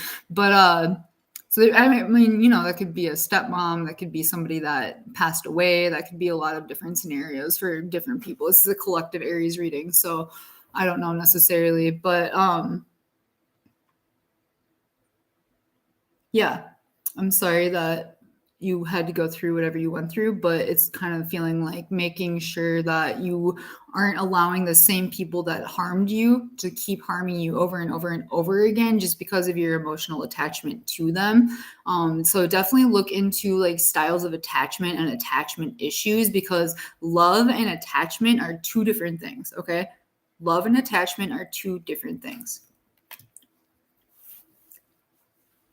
And you won't know that until you study it and figure out what the differences are. Yeah, I know. It's a lot. Welcome. All right. So this next card for Aries, it's hilarious. Patience. No, it's really funny actually. Because like Aries is the most impatient motherfucker on the planet. Like this person literally has a clock on their heart. Yeah, on their heart. So give certain things time. Okay. Actually, this has so many different meanings, okay? This is actually a shitload of different meanings. So take what resonates and like literally forget what doesn't because this has a few different routes. So some of you, and I please use discernment. I really don't want you to like hear what I'm about to say and be like, this is for me, like delusionally, because no.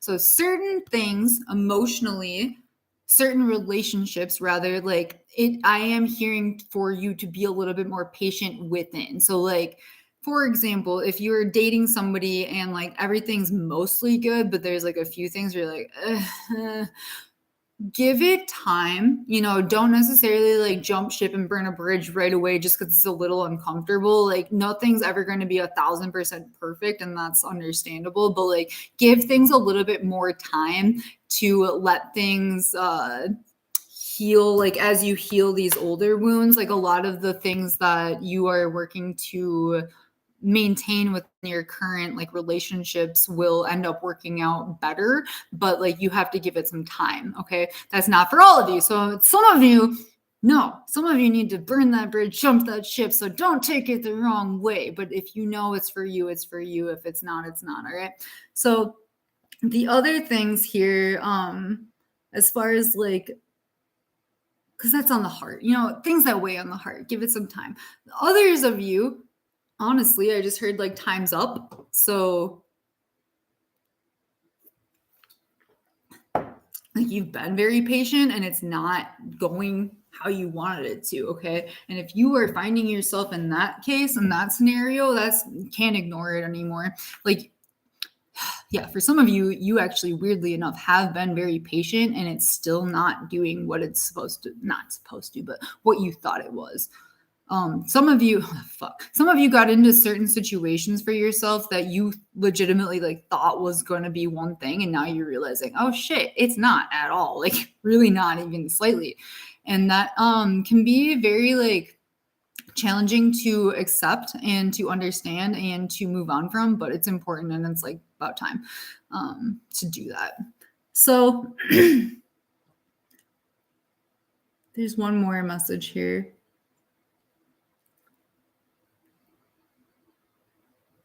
Oof. Be patient with yourself. Be patient with yourself. Be patient through all the outbursts. Be patient through all the emotions. Be patient through all the healing that you're about to really go through. Because, like, she's not really looking at her chest like this timepiece, but her hand's right there. She knows it's there.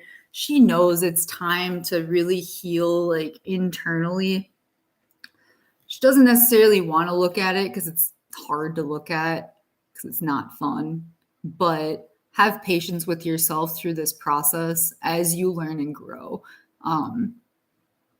Yeah, it's not going to be easy, but it's going to be worth it. Let's do one more card for Aries. All right, one more card for Aries, overall stability. Also, this is also Aries, if you're like working on a project or something, or like your work life, don't necessarily think that it's not working just because you're not like officially seeing results just yet. Maybe it's time to be a little bit more patient just in general.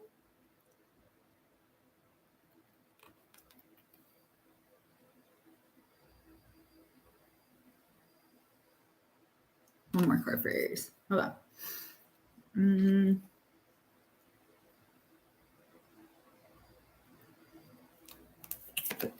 Okay. Huh. Interesting. So we have the Three of Earth that came out. This would be Three of Pentacles in traditional tarot. So it's this stoic woman. She's almost like a statue type thing. So this is the teamwork makes the dream work card. There may be people in your life that like legitimately want to help add to your stability. And this is a lot of different scenarios. So this can be work. This can be like emotional support in your life as well. I'm feeling that want you to rise like from where you were, like from this dark like emotional space that you're finally looking at. So look around you for your support system that can actually understand that understands you on a very deep level. And almost like I'm feeling like finding the non-judgmental people in your life, because there are certain people where if you said some of these things to, they would almost like be a little bit immature about it. So definitely surround yourself with emotionally mature people that are working on healing or like have done a lot of healing work, because they're not going to judge you for outbursts and like things like that. They're going to be like, wow, this person's actually working on themselves, and I really respect that.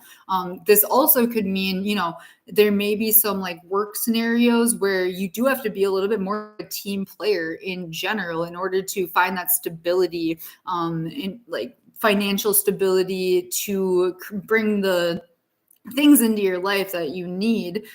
Money, you need money to live, that type of stuff. So there may be some people around you that actually really do want to help you. And Aries is so used to being so independent that it can actually be challenging for them to accept help. And it can be challenging for them to accept like offers and receiving. So work on receiving, but it's feeling like don't necessarily receive from the people that have been hurting you. Receive from the people that see your progress and that want the best for you. And if they're like, hey, I'm not saying like somebody's gonna pay your rent, but like if they're like, hey, I can see that you're working on these things and like I want to help you, like say yes. Stop saying like, no, fuck you, I got it. No, you don't. You need support right now, Aries. You really do. In order to find the stability that you really need, you do need support. So tap into the people around you that are generous and understanding and compassionate.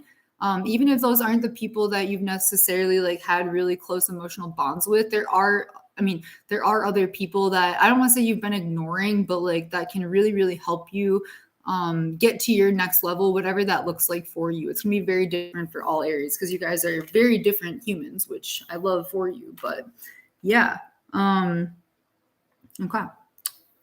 Hope that helps.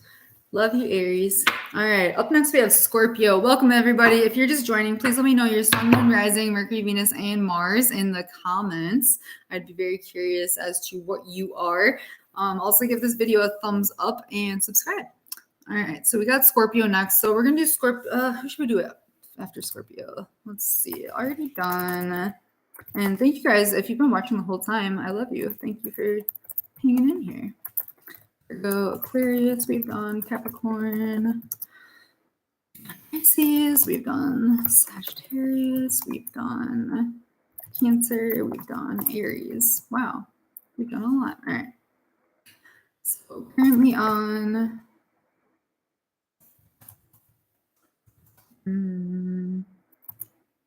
Scorpio.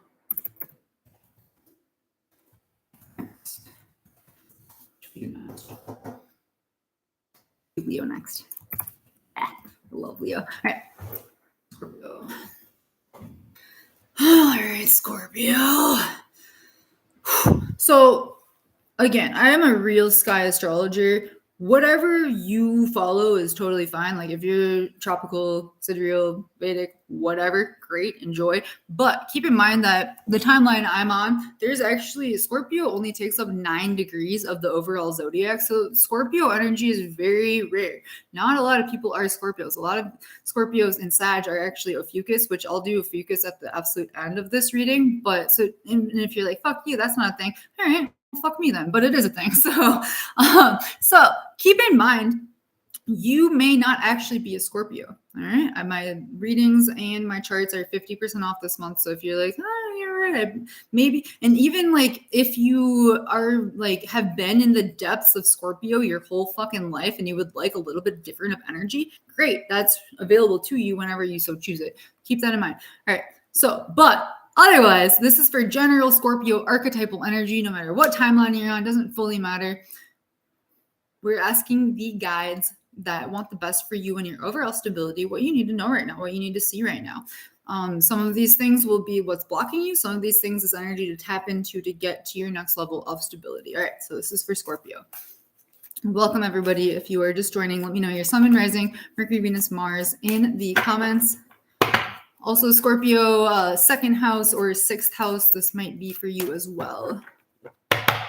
Ooh, just got a little fuzzy in my left eye. So Scorpio, before I get into this, just be aware that your intuition might be a little off right now. There may be some things that are trying to interfere with your intuition, which isn't good because you're a Scorpio. And you're a very powerful human. Scorpio is ruled by, they have 2 rulers, really. Mars is the traditional ruler, and then Pluto is the whatever world we're in now.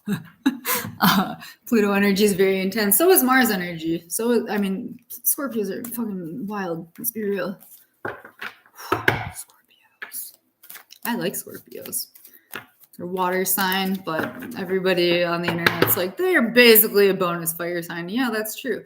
So, all right, let's do 3 for Scorpio.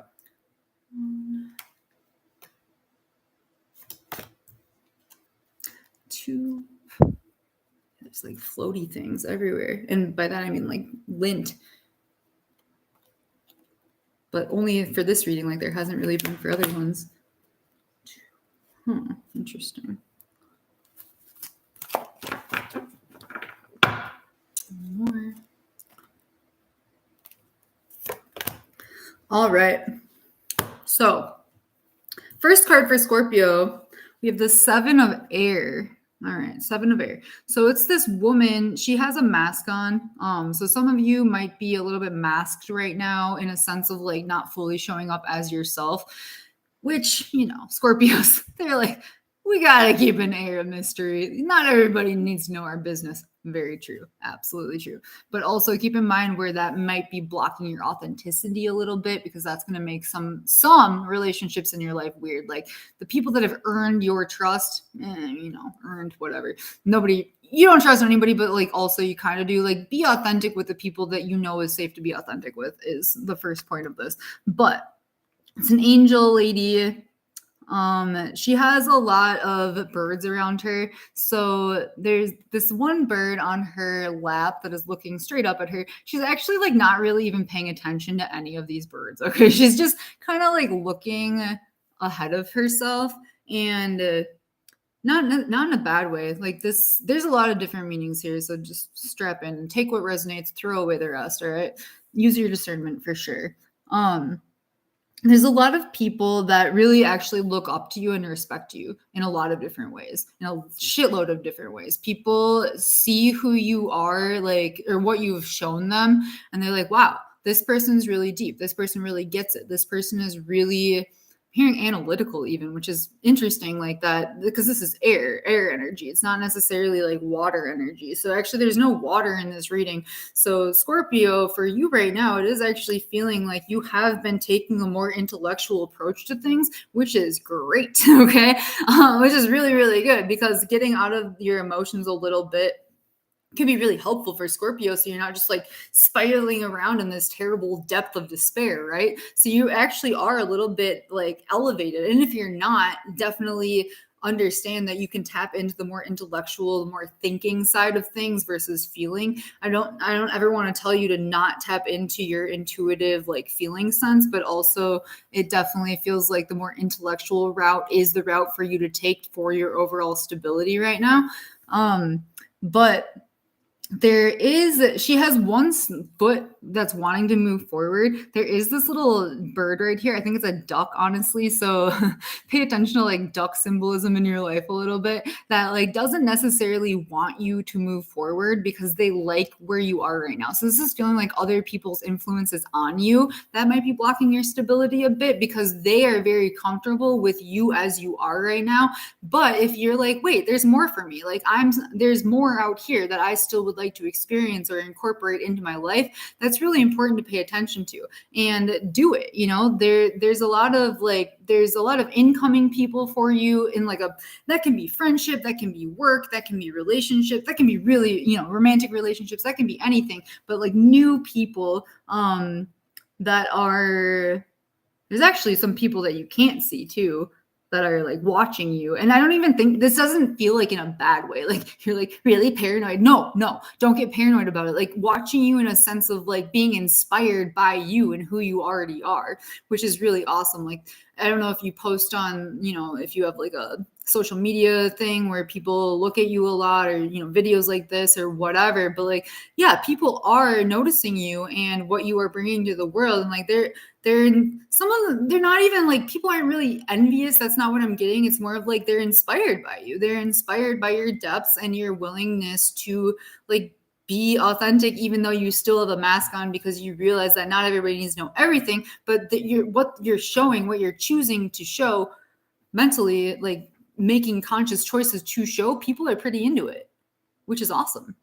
Because you have a way of like going through those depths, but also coming out on the other side with some messages for people and like to help them get through what they're going through. Because if you made it through, so can they, type shit, you know? And there's a lot of really dark stuff in the world that people really do need help through. Scorpio energy is very psychological. It can really help people heal on that, on levels that may not be accessible to other people because they've been there. And from that place of like experience can be really helpful for others. So just know that if you're posting about like healing or about really anything that is helpful to other people, just because people aren't necessarily like in your comments like, wow, you're the best person ever, thank you so much for posting, I look at this shit every day, like just know that they are, but they might not be like within your awareness. So not in a bad way though, in a cool way.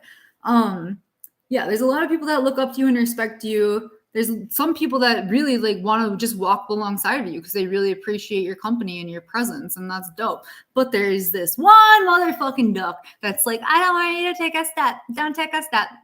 Stay here with me in this energy. And you're like, bitch, you know what I mean? So if you're getting that feeling of there's somebody around you that like literally doesn't want you to make a move, you're right. And whoever came into your head, it's fucking them. Okay. So yeah.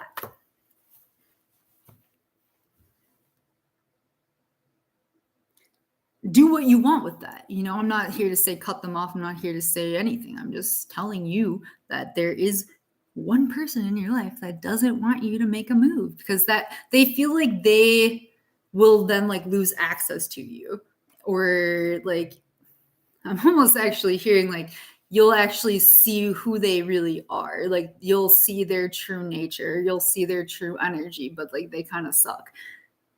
But I don't want you to get too hung up on that one person because there's so many people around you that do see your greatness and do see the like levels of elevation that you are capable of. And that's really dope. So don't get like too hung up on that one. But anyway, so next card we have is the Six of Air.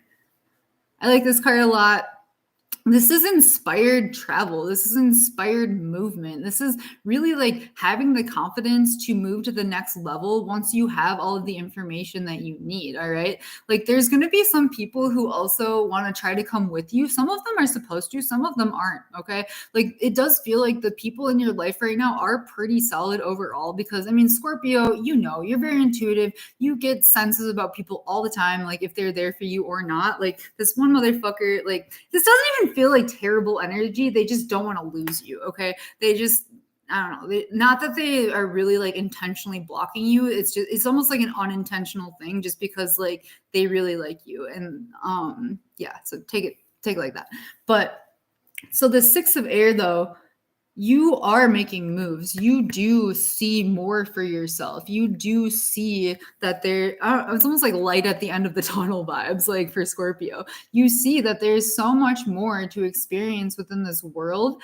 And it's like, it's not necessarily jumping ship and making an impulsive move. It's making an inspired, calm, intuitive move to whatever you're doing. And I'm hearing for some of you, that's like a move to a new job. And some of you, it's not really feeling like a moving to a new physical location, even though it might be for some of you. It is more so feeling like moving opportunities or like moving your energy to what's more aligned with you and where you actually want to go overall. If you don't know where you want to go overall, that's also really important to figure out. Yeah, figure out like what are you inspired by? What brings you life? What is bringing more life into you, and make moves in those directions. And also, yeah, there may be some people, talk to your people, talk to the people around you, be like, hey, this is kind of how I've been feeling lately. Like, what do you, people you trust, obviously, people like, what do you think? Or like, how did you make that move? Or like, how did you apply for that new position? Or like, what was your process there? So it's talking things out with people, not from a place of like, heard scarcity, I guess. I don't know. Not from a place of scarcity or like fear, but more so just like curiosity and genuinely wanting to see how they did it and almost like do that too, but in your own way. Hopefully that makes sense. Yeah. All right. So this next card for Scorpio And Scorpio, I mean, you're very intuitive. If you're getting different ideas from that card, that's great. Go with what your intuition said. You know, I'm just here to channel, but you know, some of it's for you, some of it's not, because this is a collective reading. All right, next card we have is the Messenger of Fire. I really love this card. So it's this girl, like she's youthful, I would say. She's definitely not old. She's definitely not a child though either, you know. So it's definitely like not grown energy, but I'm hearing like optimistic energy, you know, like, all right, let me take it back. You know, like when you were in like, well, you're Scorpio, but younger you, right? Before you knew everything about the world, or before you went through a bunch of different experiences that made you see things in certain ways, which, you know, a lot of those where you actually did have to see the world for how it is, or like how it generally is for everybody. So what I'm saying is like kind of going back before all the bullshit and tapping into that positive energy of like, oh, good things can happen. Okay. Like, good things can happen into my life, and I am allowed to be excited about them. All right. Not everything needs to be pain and trauma and terrible, because that's not just because like you had gone through some of those scenarios doesn't mean that that's what the future is. So this is very like and a lot of things really hurt you. A lot of things really like broke your heart. Honestly, they did. A lot of people really broke your heart and let you down and whatever. And that is what it is. But just know that even though all that shit happened, like try to remember a time where you actually were like excited about things and excited about your next move and excited about the possibilities, the endless possibilities that are here for you. So this girl, I love this card so much because she's literally wearing fire on her head. She has a crown of fire. And she's got some dope jewelry on as well.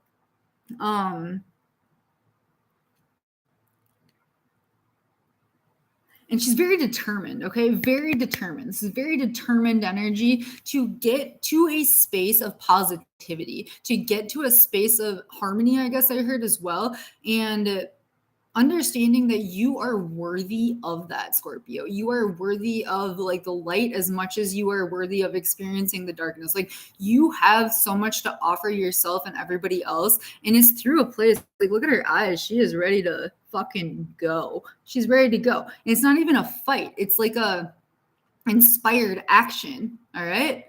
So be aware of the like abilities that you have and step into your next move with confidence, and because you deserve it. You deserve everything. You deserve the whole fucking world. I heard you have the whole world in your hands. It's just up to you what you want to do with it all.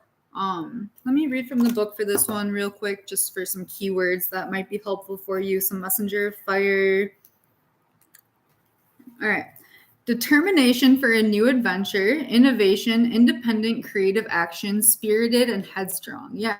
Also, potentially look at the Leo energy in your chart if you need a little burst of like this energy, because we're a lot, but I say that we because I'm a Leo. But yeah, so let me read actually all of this. This might actually help some of you like affirmation wise. So the quotes are, I have an unstoppable spirit and can co-create all that I desire.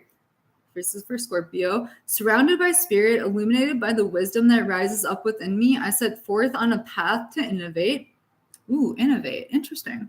So there might be like some paths that nobody's gone down before that you're supposed to like legitimately create, and you have the ability to do that. Never doubt yourself is really like the message here, and what you can bring and what you offer. I trust in my vision and act accordingly, remaining true to what I most value and desire, which can manifest in many forms. So also definitely check out your Venus placement. Definitely watch the reading for your Venus placement. That's going to show you a lot about what your actual values are, which is interesting. I don't know what that means necessarily right now for you, but I think you will once you hear it. So I trust in my vision and act accordingly, remaining true to what I most value and desire, which can manifest in many forms. What I'm hearing is also like, be aware that certain things might look differently than they did in the past because you're a different person now. Okay. So like, let's say that you want like a new relationship or a new job or whatever, like, don't necessarily think it's going to come in the same package as what it did the last time. because it might be like wrapped up in just looks a little bit different. So don't let that throw you off is kind of the point there. But yeah, fucking crush it. This is a great Scorpio reading. Wow, I'm actually like pretty impressed with your overall energy right now, Scorpio. So I mean, I feel like Scorpio's done a lot as far as like healing work goes because they've had to, like they've been kind of forced to. So yeah, maybe it's not maybe it's literally time to go to the next level because you already did all that shit. Kind of like I tweeted earlier, Saturn says like, you want more lessons or you want your blessings? Because chances are you're well overdue for some fucking blessings. All right. Let's do Leo. All right, done. So already done. Gemini, Virgo. I type this out for me. I mean, it's obviously right there, but I just do it for my own brain processes. Aquarius, Cancer, Aries, Scorpio. Currently on Leo. All right, let me count quick. 1, 2, 3, 4, 5, 6, 7, 8, 9, 10. So next up, we're getting there, right? Next up, let's do Taurus. Knock out the fixed signs. All right. So Leo, Sun, Moon, Rising, Mercury, Venus, Mars. Also, if you have Leo in the 2nd or 6th house, this might be for you as well. We are tapping into the guides that want the best for you and your overall stability, what you need to know right now, and what might be blocking your stability or what energy you can really tap into to enhance your stability. Yeah, let's see what we have for Leo. I think this is the longest I've ever waited to do Leo in a reading in my life. So maybe I'm learning to not be as selfish. Maybe that's what we all got to learn a little bit here, Leo. Maybe it's not all about us all the time. I know that's a hard pill to swallow, but here we are. Yeah.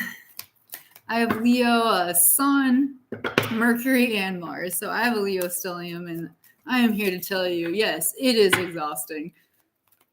It is. It's a lot, but we out here, you know? All right. So, Leo, let's do 2 cards. 2 cards for Leo. We'll see if we need more. All right. First card for Leo. Oh, wow. Interesting.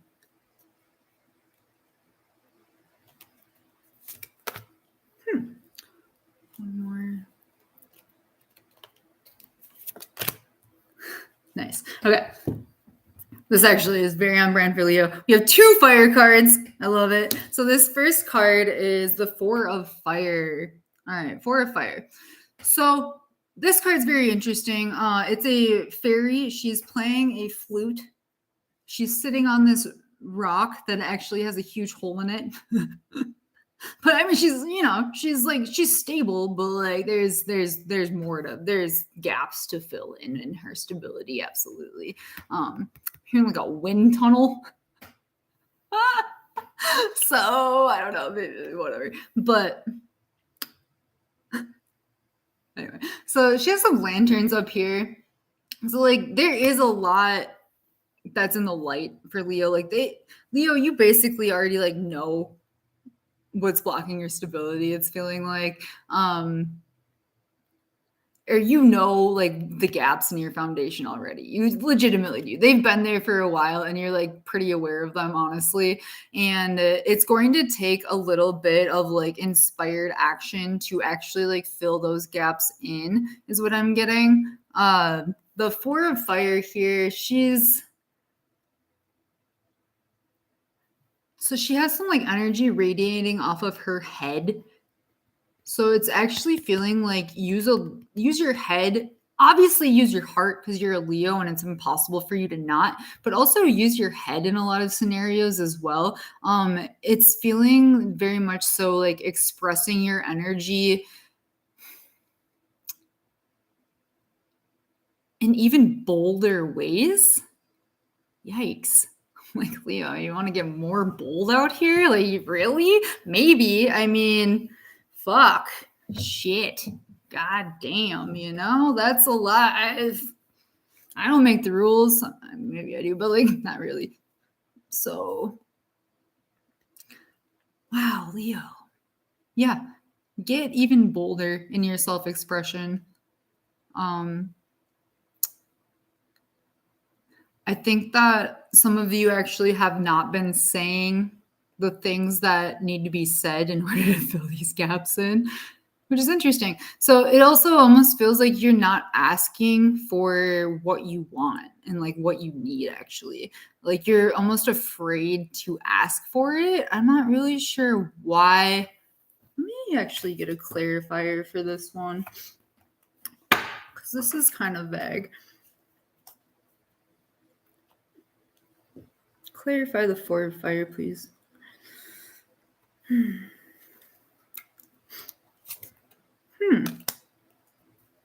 Okay.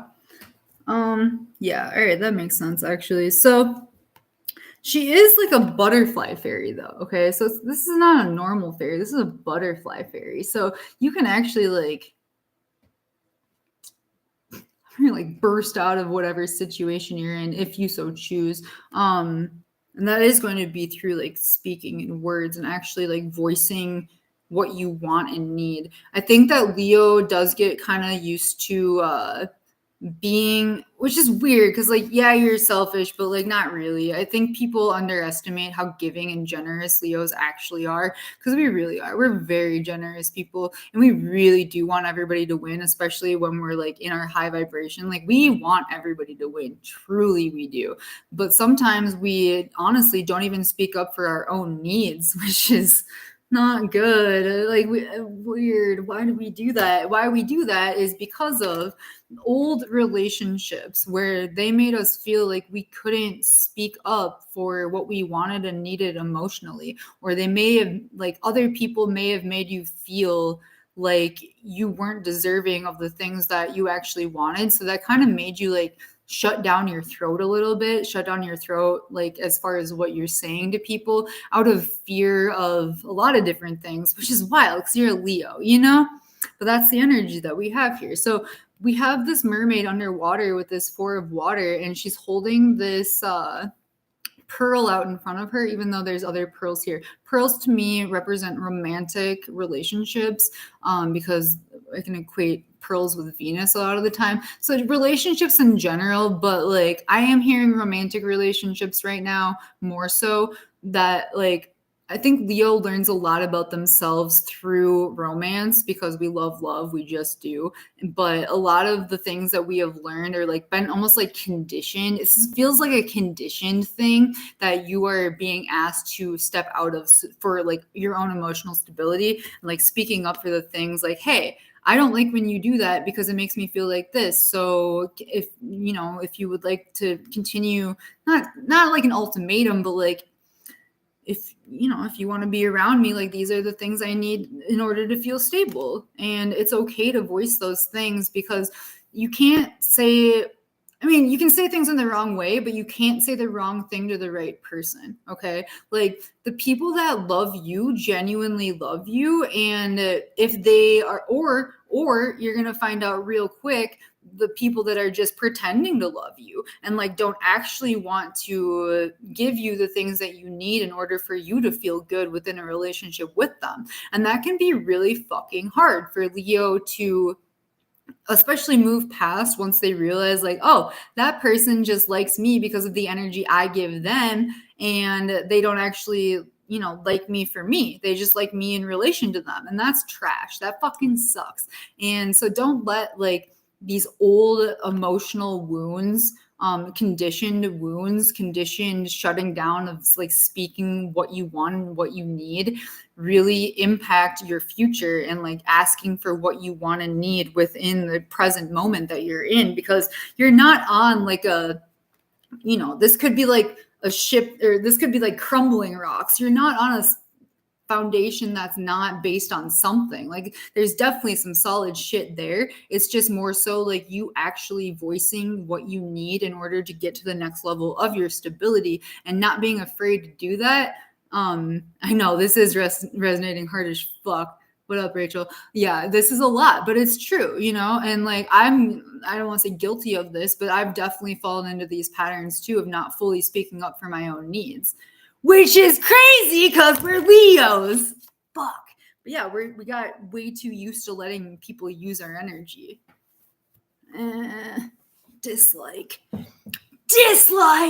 Truly, it sucks. And if you're not comfortable speaking things to people, type it out, text them, you know, like maybe, I don't know what this, like, we're traumatized. Leos are traumatized. We've given so much to so many that like, we're a little traumatized, honestly, like, because we're so optimistic about relationships too. We're like, you know, but certain people really had us fucked up. Really fucked up. You already know that, though. I don't gotta tell you. All right, yeah. It's not all love and light and sunshine and rainbows over in Leo land. I know that people like to, you know, think it is, but absolutely not. We go through some shit too, especially, I mean, I got a Capricorn moon, so it depends your other placements, truly. And a lot of Leos have like Cancer energy or Virgo energy because of their Leo placement. So Cancer energy is a lot, Virgo energy is a lot. So that's why we're a lot. There's a lot happening. All right, this next card, one of my favorite cards in the deck, we have the 7 of Fire. All right, so 7 of Fire, we got this unicorn. They tried to harness the unicorn. The unicorn was like, absolutely not, fuck you. I'm still going to go do my own thing because I am a fucking unicorn. And I will be treated as such. And if you don't want to treat me as a fucking unicorn, you can go eat a dick. Honestly, we're like 12 of them and choke on all of them until you can't breathe. I know that got intense, but that's how Leos feel about shit. I got a Leo Mars, so just, you know, roll with it.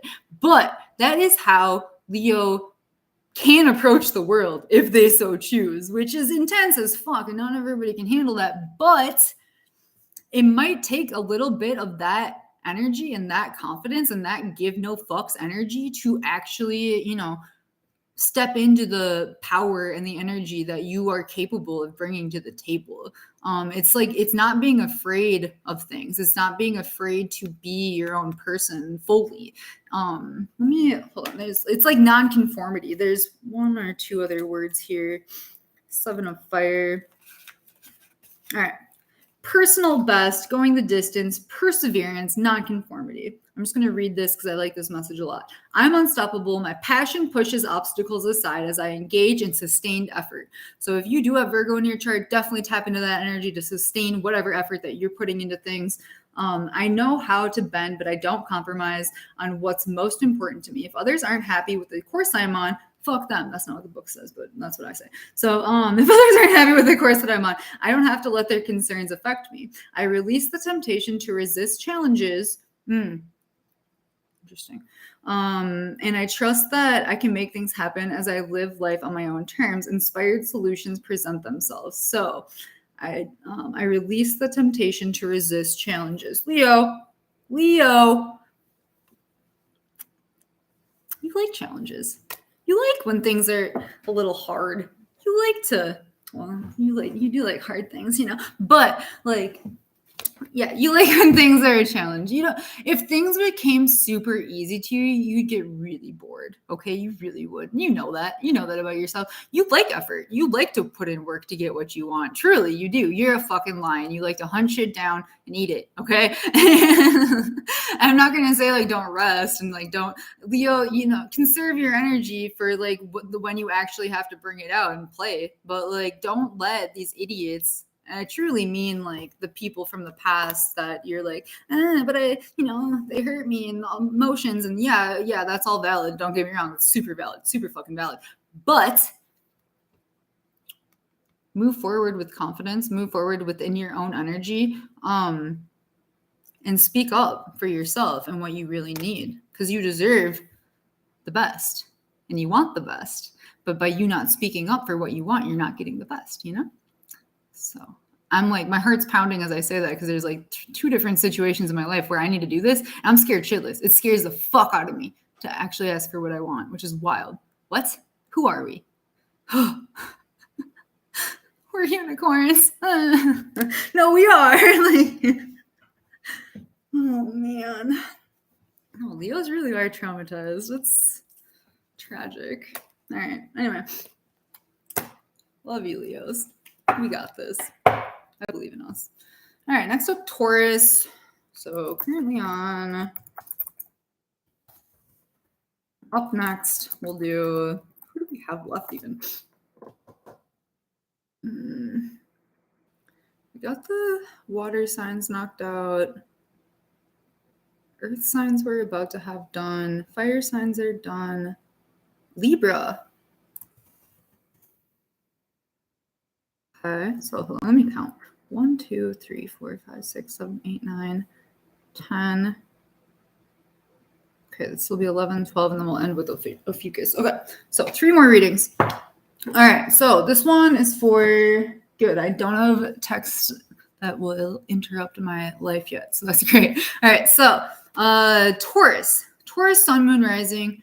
Actually, I have to pee super quick. We're gonna take a little pee break. So hang in there if you're watching right now. But yeah, we're about to do Taurus, so BRB. Ugh.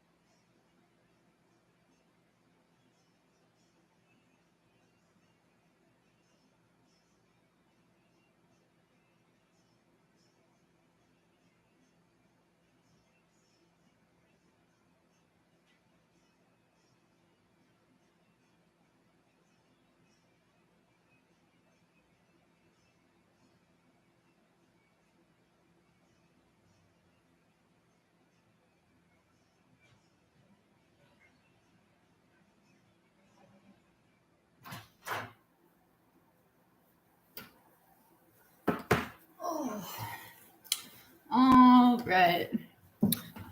What up, everybody? If you're just joining, please let me know your sun, moon, rising, Mercury, Venus, Mars in the comment section.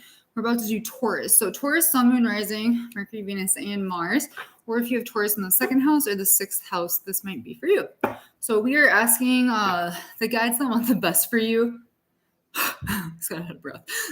Peeing. No, I'm just kidding. But the guys that want the best for you and your overall stability, what you need to see right now, whether that's blocking your stability or what to incorporate to enhance your stability a little bit. Taurus. All right. Let's do it.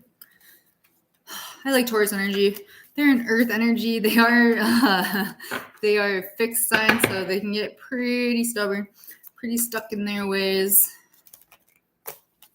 That is what it is.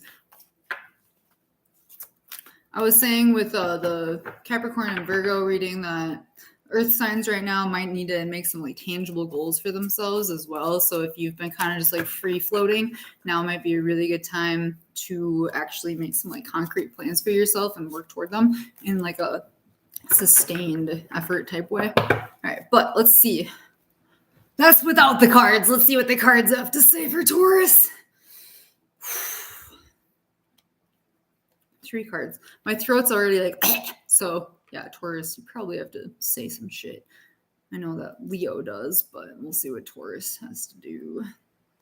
All right, 1 card. Huh.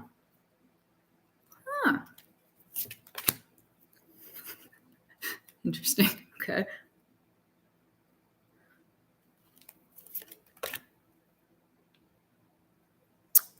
What an interesting spread. That's not... Anyway, all right. So The first card we have for Taurus, and again, this is things that are either like blocking your stability or things to utilize to tap into it. So we have the Two of Air, all right? So we have the Two of Air for Taurus.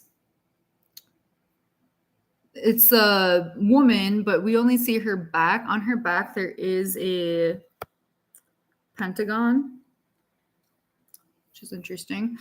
So to me, that means, for generally speaking, like there's actually a lot that is impacting your mental processing that you're not even like consciously aware of. So Taurus right now, there's more to this, but be very aware of like what messages you're receiving, like even in this reading in general, or just like life.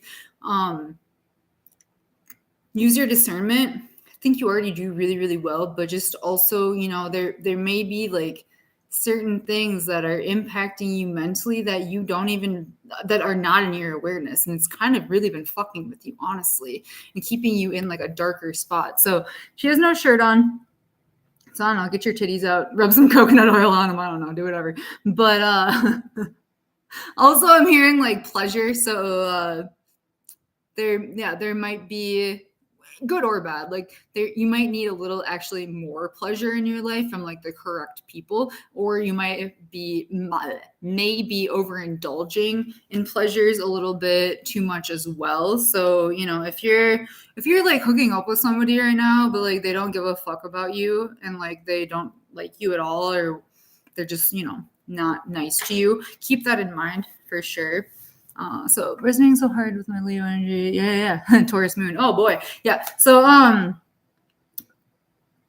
yeah, make sure like the people you are receiving pleasure from respect you, kind of is where I'm going with this. So, Taurus can like really want love and relationships to the point where they kind of like, I don't want to say you don't have standards, because you absolutely do have standards, but I think that you let a lot slide in order to have those pleasures, which,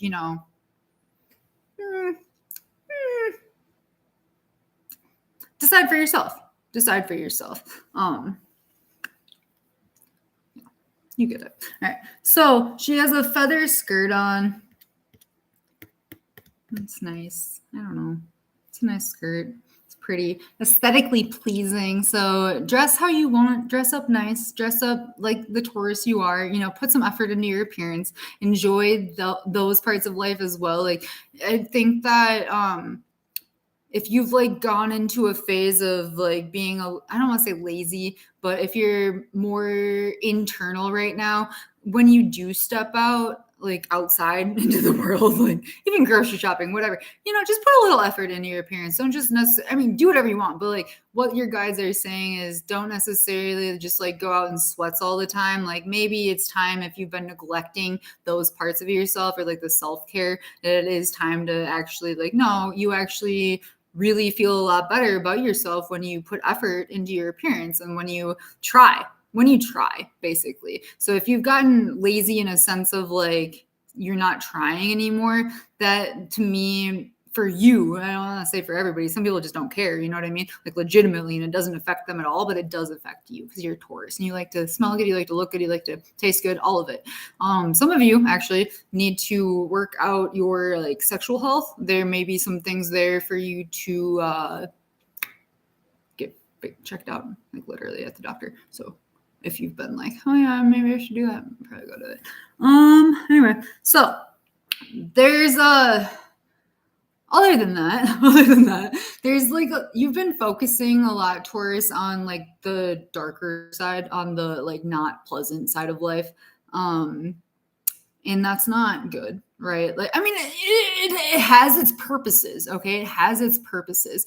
The looking at the darkness is important, all right? But like, let's say, for example, you're like really down the rabbit hole of like all the evil in the world right now. just reel it in a little bit and understand there's a lot of beauty too. I know that can be really challenging sometimes, especially when like all the darkness is right in your face. Some of you, I mean, yeah, look at it, but also understand how much energy you've been actually giving to it, because that might be messing up your head a little bit as far as like the balance of light and dark goes. I do think that overall, in general, to not like, gaslight you, I do believe firmly that like the balance of good and evil is off within the world right now. Like there is too much evil versus good, and you're right. So like if that is like something that is really impacting you, and like maybe honestly it's time for you to like take a step to do something about certain things. So you're a Taurus, like you're gonna fuck a bitch up, you know what I mean? Like you're very protective, you care a lot about people, like, and that's why like it's taking so much of your energy, because you legitimately care. And like I'm almost feeling like a little bit of that Libra like justice energy actually. So recently I tweeted, I'm like, oh, petition to make this other goddess Hathor, Egyptian goddess. If you don't know who that is, definitely go look it up. She is actually symbolized by the cow, and Taurus is traditionally the bull, but bull is more of a masculine figure, whereas the cow is the female version of a cow, whereas a bull is the male version of the cow or bull or whatever. You get it. Same species, different names. So that you might honestly, and so anyway, let me back up. So Hathor, she's very much, she's another version of Sekhmet, which is the like lioness goddess that really like fucks shit up. But this is more so like fertility and healing, but also very fierce protector of, I'm hearing like the people that can't protect themselves, like children and stuff like that. And so like there may be some things for you to actually do. Like for most people, every time I get this card, I'm like, no, focus on the light, focus on what's up here. But I actually do think for a lot of Tauruses right now, it is important for you to realize like, oh shit, this actually does have a lot of my energy, and there might actually be something I can do about this. There might not be though. And if you're feeling like it's so overwhelming that it's like literally taking you away from your daily life and like what's bringing you stability, yeah, get out of that energy a little bit and like focus on the light so you can like balance it out.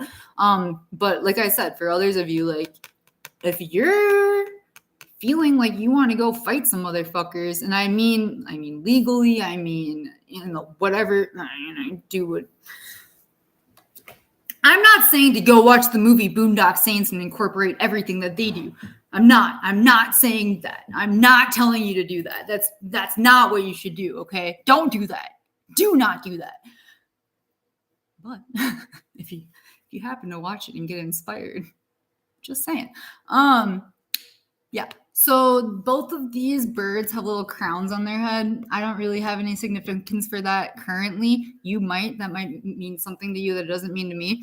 But yeah, there's brighter energy if you're like, holy shit, this is too much. This is overwhelming. I can't handle all of this. That's fair. That's completely fair. That's completely valid. Move on to the higher octave of life and like focus back on the things that bring you joy, because this can get dense as fuck. Okay, for sure. Yeah.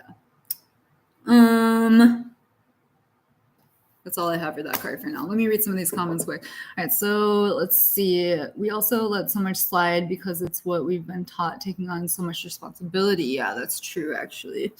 That is true. All right, so this next card for Taurus is the Four of Water. We actually just had this card come out for Leo as a clarifier card. So again, this reading is for the things that are blocking your stability or like impacting your stability in a kind of negative way, but also energy that you can tap into to move beyond it, which is great. So we have the Four of Water. So this card to me is like pearls are emotional connections and relationships that can be like romantic, or it can be just like relationships in general that you felt very strongly about. So, like parents or friends or whatever. But I think because Taurus, you guys are ruled by Venus, a lot of the relationships in your life end up being like romantic or at least like crushes or whatever. So there actually is one relationship that you've been holding out in front of you that you're like, this is it. This is the one. Nobody else compares. This is all I want. You get very stubborn. You get very fixated on one person, and which is fine if that person's for you, but if they're not, So I say this to Leo and Pisces a lot, but Taurus, apparently I have to tell you right now too, pay attention to the people that are building with you. All right. Pay attention to the people who want to create timelines with you, that want to create life with you, that want to not just like use you for what you have, because that's really important in general. You do have a lot to offer people in terms of stability, but like, what are they offering you back? Are you just giving and not, they don't really have much for you, but like you're so in love with them that you just like are giving, even though they're like out here doing whatever.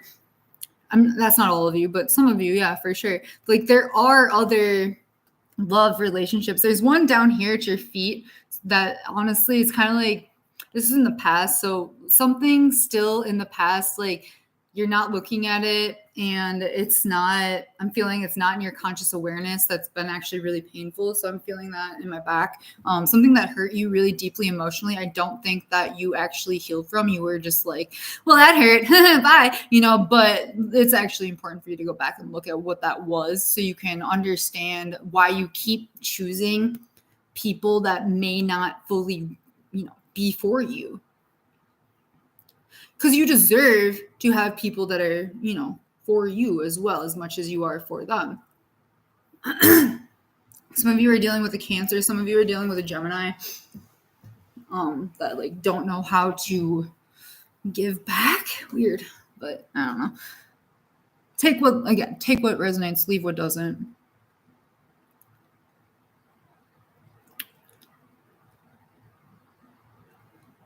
I know. Sorry, guys. I mean, it's a lot, right? Everything's a lot. I mean, you're underwater. You're literally underwater. So, like, you have so much emotion about a lot of these things. And, like, Taurus doesn't tend to really show everybody their emotional side because I don't know, they just don't. They're not comfortable in that energy realistically. So, getting, like getting a therapist or like really like legitimately like speaking through your feelings and like past experiences, because chances are like somebody is going to, probably a therapist is going to be able to look at your and make sure it's the right one. Like there's definitely wrong ones for people, and going to therapy, that's not a negative thing. It's like, that's a healing thing. That's a step that you can take in order to heal your emotional body so that you can have the relationships that you deserve and not just the ones that, whatever. So, but there's going to be somebody that can like look at all of your patterns and look at all of your things and be like, well, okay, because of this. And you're like, because of that, and like the math will finally start mathing for you once you actually like start looking into certain things that have been harming you emotionally, that you just kind of like shoved. It's like repressed stuff, honestly. So some of you, this is from childhood, some parents or abuse or whatever, that can look a lot of different ways. But some of you, like, don't get me wrong, there's one at your hip too. There's a relationship at your hip that actually feels really solid and stable. So it does feel like you do have really good people in your life too. For some reason, you're not ignoring this one. Like, it's there. You have people that you can actually depend on, and that's great. But still, this is the one that's like really taking your focus, even though there's one right here that's like, hey, I could be good for you. And you're like, but I'm focused on this one, And I'm not necessarily like, literally, you could be fucking married to this one or like dating this one, but this one's still taking up your attention because of like, honestly, because of the unhealed stuff down here. So whoever this person is in your life is like worthy of a healed version of you, because it sounds like they are pretty good for you, but like you are, so fucked up. So you don't say it. I say that lovingly, we're all fucked up. Let's be real, like most of us. But some people have already done the healing, whereas others haven't. And it's pretty obvious to other people when somebody else has not done it. In general, yeah. And we're all a continued process anyway. Like, you're not just like all of a sudden healed one day. That's not how that works. But you're either putting effort into it or you're not fully.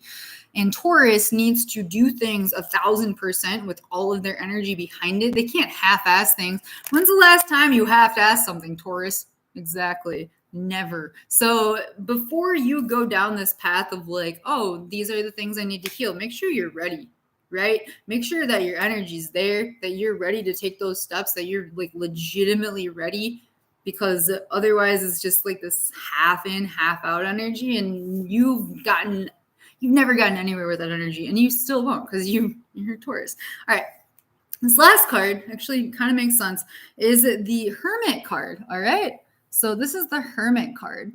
Hermit card is about kind of taking a step back and isolating yourself to understand certain things about yourself. And this doesn't mean quit your job and sit inside of a house 20 hours a day. That's not what I mean. I mean purposefully taking time to be in your own energy, like outside of all of these other influences, so that you can really understand, like there's like key pieces of information literally that are keeping this door locked, that if you were to really unlock it and step through, there's a completely other life for you on the other side that like offers you what you've actually been craving and looking for, whatever that is for you. There's a lot of different ways to look at that. But you definitely, like, you already actually have all the keys and resources to go do that. But it's a choice that you actually have to make for yourself. And nobody's going to make it for you. You're stubborn as shit. As a Leo, I know that you are. Like, we're fixed signs. We are stubborn as fuck. Okay? We really are. But I'm hearing like you're literally up against a wall. And like, I kind of want to throw up, and that might be how you feel too, because you're like, this is so heavy and dense and like hurtful. Like my heart hurts in back, which means like, emotional pain, literally, that I think like, how much energy it's actually going to take for you to walk through this door eventually. But the longer you put it off, like you're, blocking your own progress on a very core fundamental stability level. Yeah. Let me read the book on the Hermit real quick. There might be a word or two. It's number 9. That's endings. That's an endings number. So like it's feeling like an ending to your own suffering. That's really by healing, by identifying the things that need to be healed and actually healing them. Yeah. All right. Hermit, time out. Sometimes it's necessary to take time out for regrouping and introspection. This is a temporary experience, but one necessary for my growth. When I step back, retreat, regroup, and renew, I have a clear perspective on everything in my life. So yeah, when you're used to over giving, or when you're used to kind of like being that stable one for the strong friend, the stable one for everybody else, that is really like impacting you and your own stability. Like you can be that for other people, but you have to make sure you're also being that for yourself. Like can't pour from an empty cup vibes, for sure. Hold on. There was one word that I already forgot, but it felt important.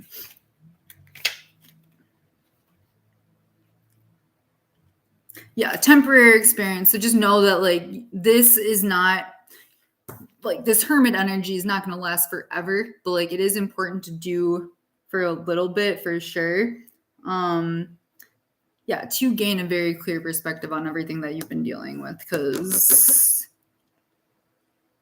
it's not feeling like you're not successful like in what you're doing overall. Like you probably are, but I do think that you do know that there are new levels to go to as far as your overall, like a lot of this is emotional stability, honestly, and not just like overgiving constantly. So yeah. All right, cool. Taurus. All right, currently on Libra. Up next, I love Libras. Up next and last, Ophiuchus. Cool. All right. So, Libras.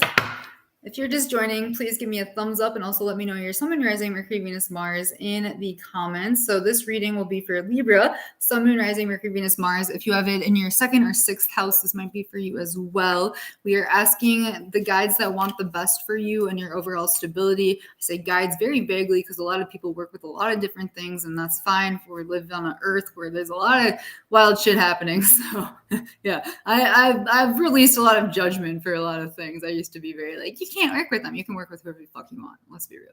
But anyway, so Libra, what do the guides that want the best for you want you to know about your overall stability right now? And that's for better, for worse, things that are blocking it or things that you can incorporate into your life to feel a lot better. All right. And if you've been watching the whole time, thank you. Love you. You're a real ass motherfucker. All right, anyway. Libra. All right. Libra. Let's do 3. Nice. Fuck yeah. I love this card. All right. Okay. Wow. All right. Libra. First card we have is the Queen of Fire. Look at you, you boss ass bitch. Fuck yeah. Okay. Libra. You are amazing. I'm just gonna let me like Leo. Hold on. Yeah, let me Leo amplify you right now. Like, you are fucking dope. You see everything. You are an air sign. You are balance. You are justice. You are love. You are beauty. You are Venus. You are intellectual. You are emotional. You're everything. You're everything. You really are. I really fuck with you. I really love your energy. Anybody that doesn't like you, I don't know. They probably just don't like themselves, realistically speaking. And I say that, that's probably true. But anyway, so this Queen of Fire, she's like, yeah, I'm hot. I'm a bad bitch. I'm a good bitch. I'm both. I'm a balance of both, right? This is about knowing your power and utilizing it. All right. So this is, hold on one second. I got to check this. Yeah. All right. So this is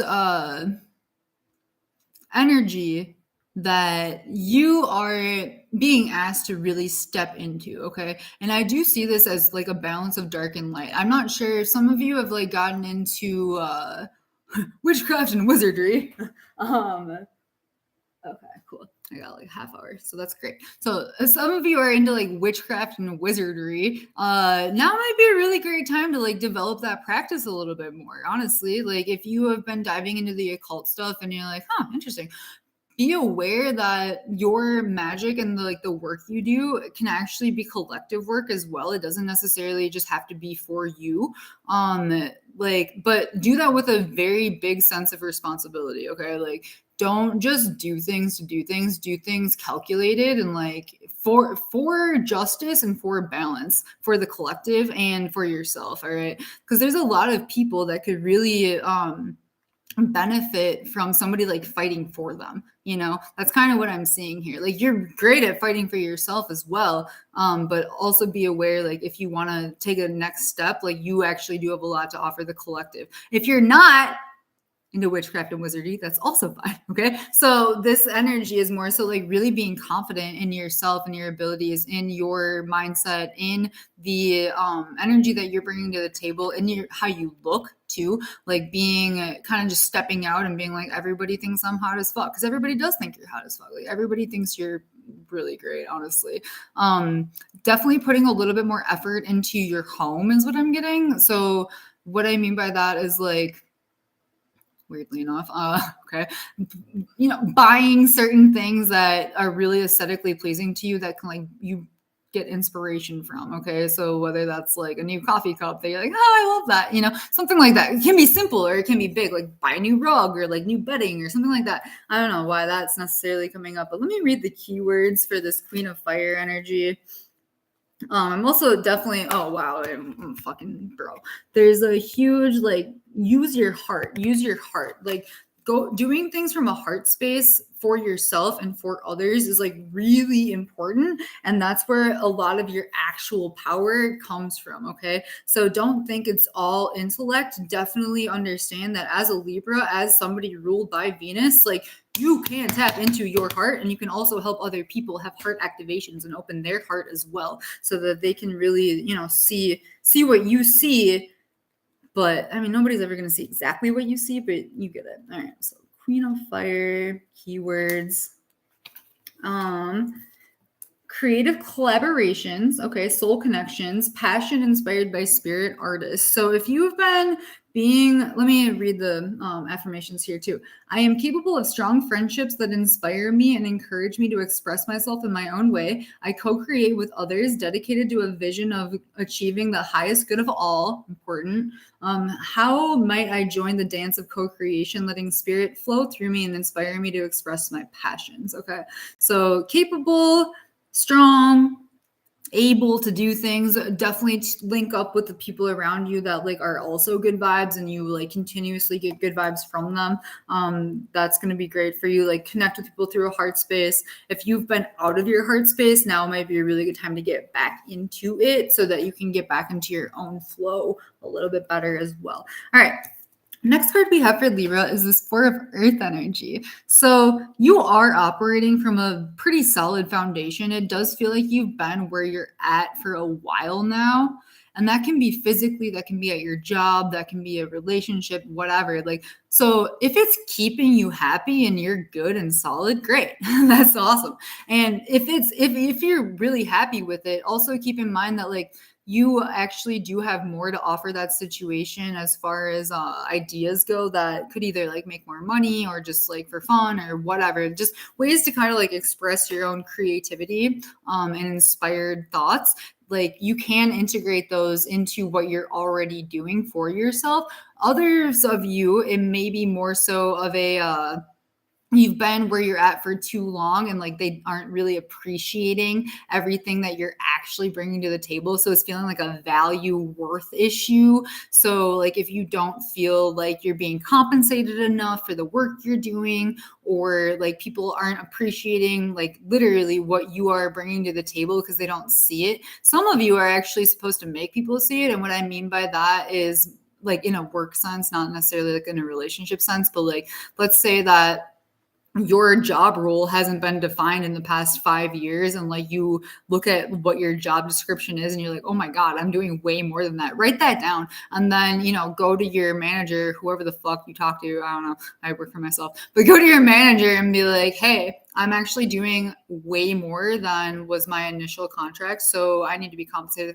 However you say it, you're a Libra, you're diplomatic, you'll figure it out. I'm too direct, but you're not. You got ways of just doing things right, So there may be like negotiations is kind of what I'm hearing for like more increased value of what you're already doing. It doesn't necessarily mean you have to jump ship if you're comfortable where you're at, but just making sure you're being compensated for what you're bringing to the table, so that your energy is not being taken advantage of is kind of what I'm getting here. Because Libra, they love to people please, or not love to, but they end up doing that quite frequently.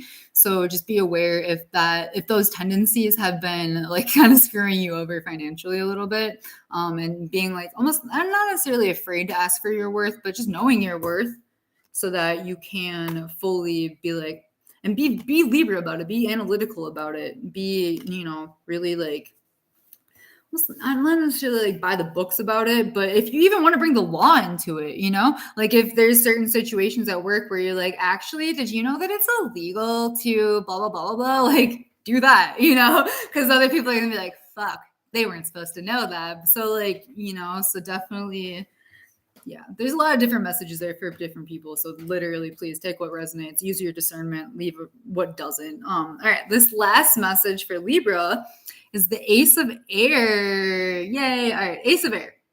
So, is this a unicorn?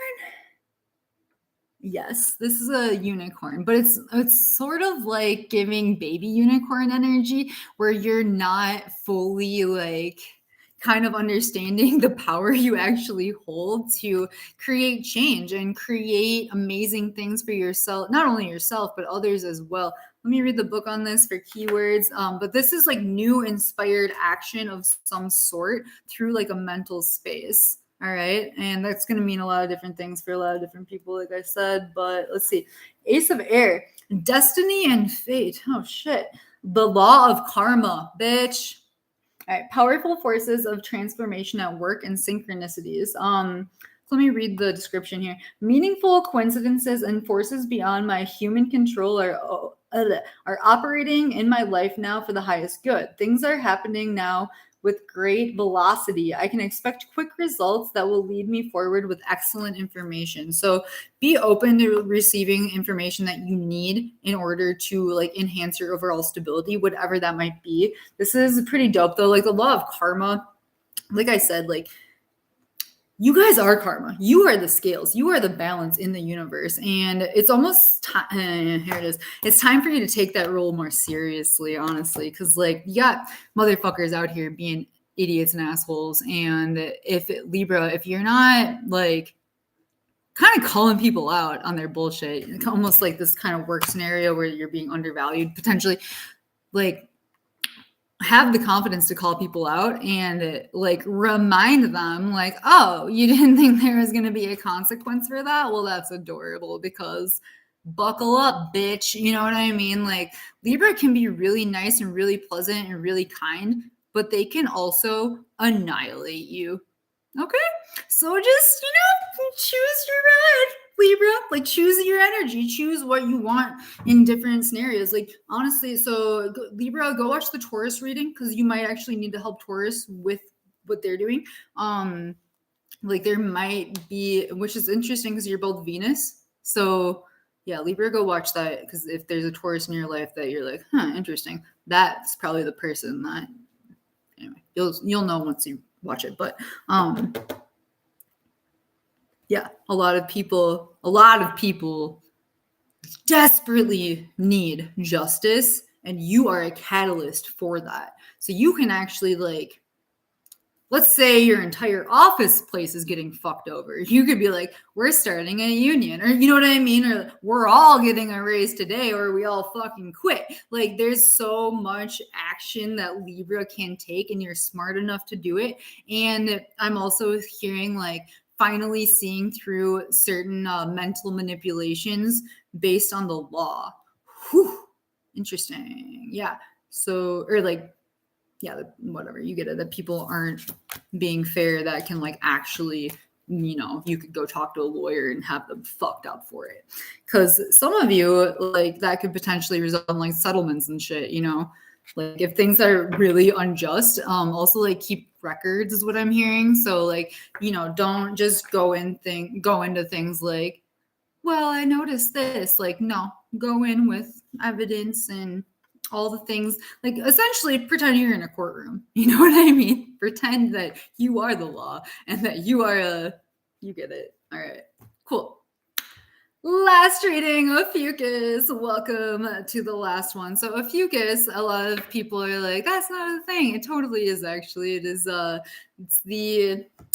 it's between Scorpio and Sagittarius. So if you have that energy, definitely check to see if this is you. So currently on, all right, Ophiuchus, and this will be the last reading, which is great because I rest my voice a little bit. But so Ophiuchus energy isn't necessarily like the rest of you or the rest of the zodiac. It's more so, it's been hidden for so long because it's healer energy, and essentially like the collective has been manipulated into not healing, which is super trash, super not great. But this energy is amazing to tap into. So guides that want the best for Ophiuchus overall stability, what do they need to know right now? What do they need to see that's either blocking their stability, or what can they tap into that can enhance it?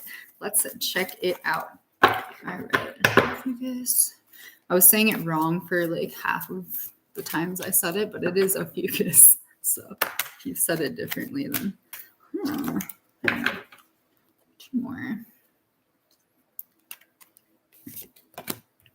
Okay. Wow. All right. I might do a clarifier on this last one. Actually, yeah, I'm supposed to already.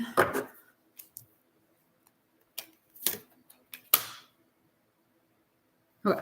So this first card is the Eight of Water. All right. So we have this person. We don't know if man, woman, young, old. We have no idea. Just this person, right? This person that is watching this ship. We don't know if the ship is leaving or coming.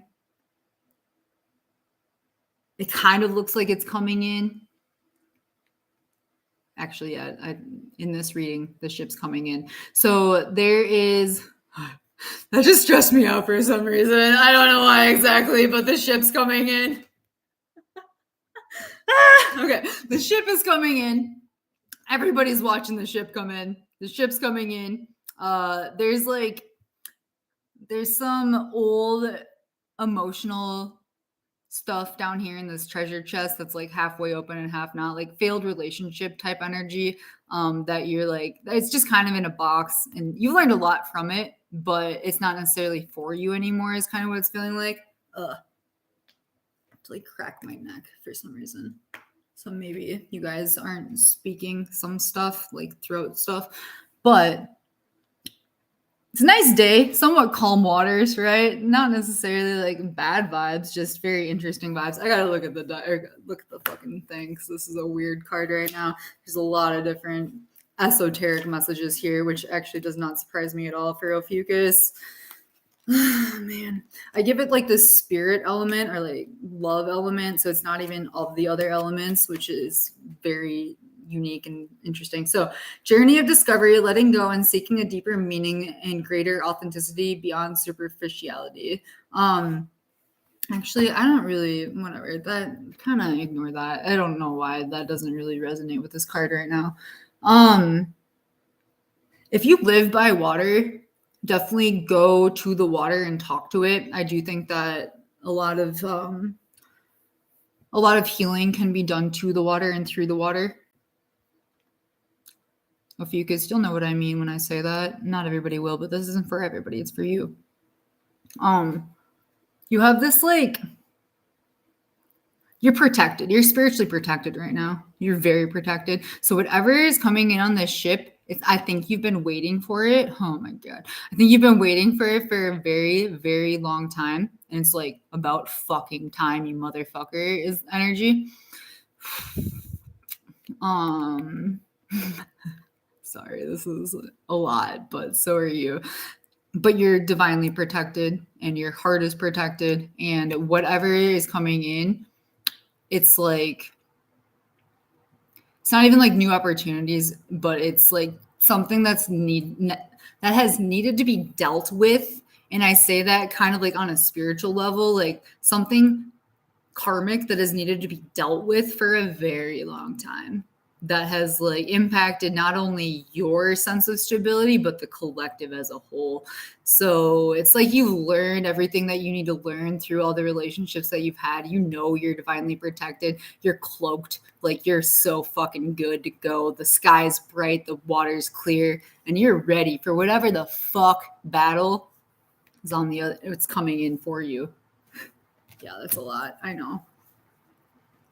That's just one part, okay? There's a lot of other stuff here. And if I'm speaking esoterically, what I mean by esoterically is like things that are only supposed to be understood by a few. Yes, that is what I'm speaking right now, okay? And if you are tapped in, you will understand what I'm talking about. All right, so Three of Earth is the next card for you.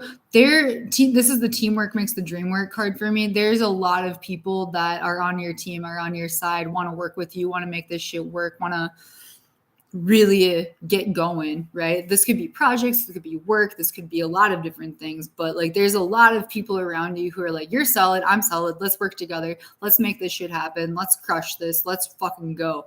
And I love that. I love that energy. It's really solid energy. Be yourself. Don't be afraid to speak to the people that you know you need to speak to in order to get the things done that you need to get done. You will be received well, is what I'm hearing. You will be received well, and people want to help you. And you also have to be willing to fully work with others. It's not even like an ego thing, but Almost. Yeah, almost. It's almost an ego thing where you're like, I can do this by myself. No, you can't. It's going to take the team to make it happen. But you guys are on a solid fucking foundation, okay? Like, you're not, this team is the winning team. The team that you're on is the one. Yeah, I know. This is super esoteric, but it's supposed to be. So the next card we got is the Hanged Man, and I actually do have a clarifier card for this. So the Hanged Man card, let me read from the deck. And I'm talking fast because I got stuff to do here in a second. But so maybe you do too. Maybe you do too. Maybe you're supposed to watch this reading and like get fucking going, you know? Like, yeah, this is rush energy, but like I said, like everything when I do a reading happens as it should. So pay attention to what is meant for you to pay attention to. So this Hanged Man card it says surrender. Sacrifice and surrender are necessary at times like this. Nothing in life is free, nor does everything happen according to my timetable. Fair. When this card appears, I'm reminded that a delay is in my best interest, that until all the elements are in place, I'm meant to surrender to the greater will for the highest good of all. Time for me to let go of my attachment to how I thought things had to be. I'm called to surrender and wait to see how things play out. So that's kind of like speaking to the getting out of your ego a little bit more to understand that, like, yeah, there's certain timelines and there's certain things that need to play out a little bit more in order for, like, the ship's coming in, right? So there's a lot happening. I'm hearing also behind the scenes that it isn't for you to control. It isn't for you to really pay attention to. It's for you to surrender to and be like, okay, things are working in the way that I thought they would, in a positive way for me and the collective, in like a balancing, harmony, healing way. But the way I thought it would be might not actually be how it's going to be or how it is. It might look a little bit different, and that's okay. So just like the process is the process, it's there for a reason. All is mostly well. So just, right? So this next card, the clarifier for the Hanged Man, is the Six of Fire. All right, Six of Fire. All right. All right, so Six of Fire to clarify the Hanged Man card. Okay. Stepping into the limelight, being an enlightened influencer. All right, let me read this one. I generously model my transformation so that others might be inspired. I put my light atop a hill so it can shine forth, helping others to find their way. I'm also hearing helping others to find their voice. I remain, so maybe finding your own voice too, so that others can find theirs, because you're the healer. So if you're healing, so are other people, just by kind of like default or like osmosis. I remain aware of shadows and people who have trouble basking in the warm light of higher awareness. Oof, interesting. I bless them, but I do not dim my own beacon. Bitch, yeah, totally. It's a time to renew my trust that I am contributing to the highest good of all in my own unique way. Beautiful. I'm not even going to say more because that's all you need to know, Ophiuchus. I could say more, but I'm going to let my Leo Mercury chill out, okay? Because you're intuitive enough to know everything. I love you. I love you all. Thank you so much for joining this live. It's been real. It's been fun. It's been real fun. And let's fucking go. You know? All right. Love you. Have a great existence. Talk to you next time, whenever that is. All right. Bye.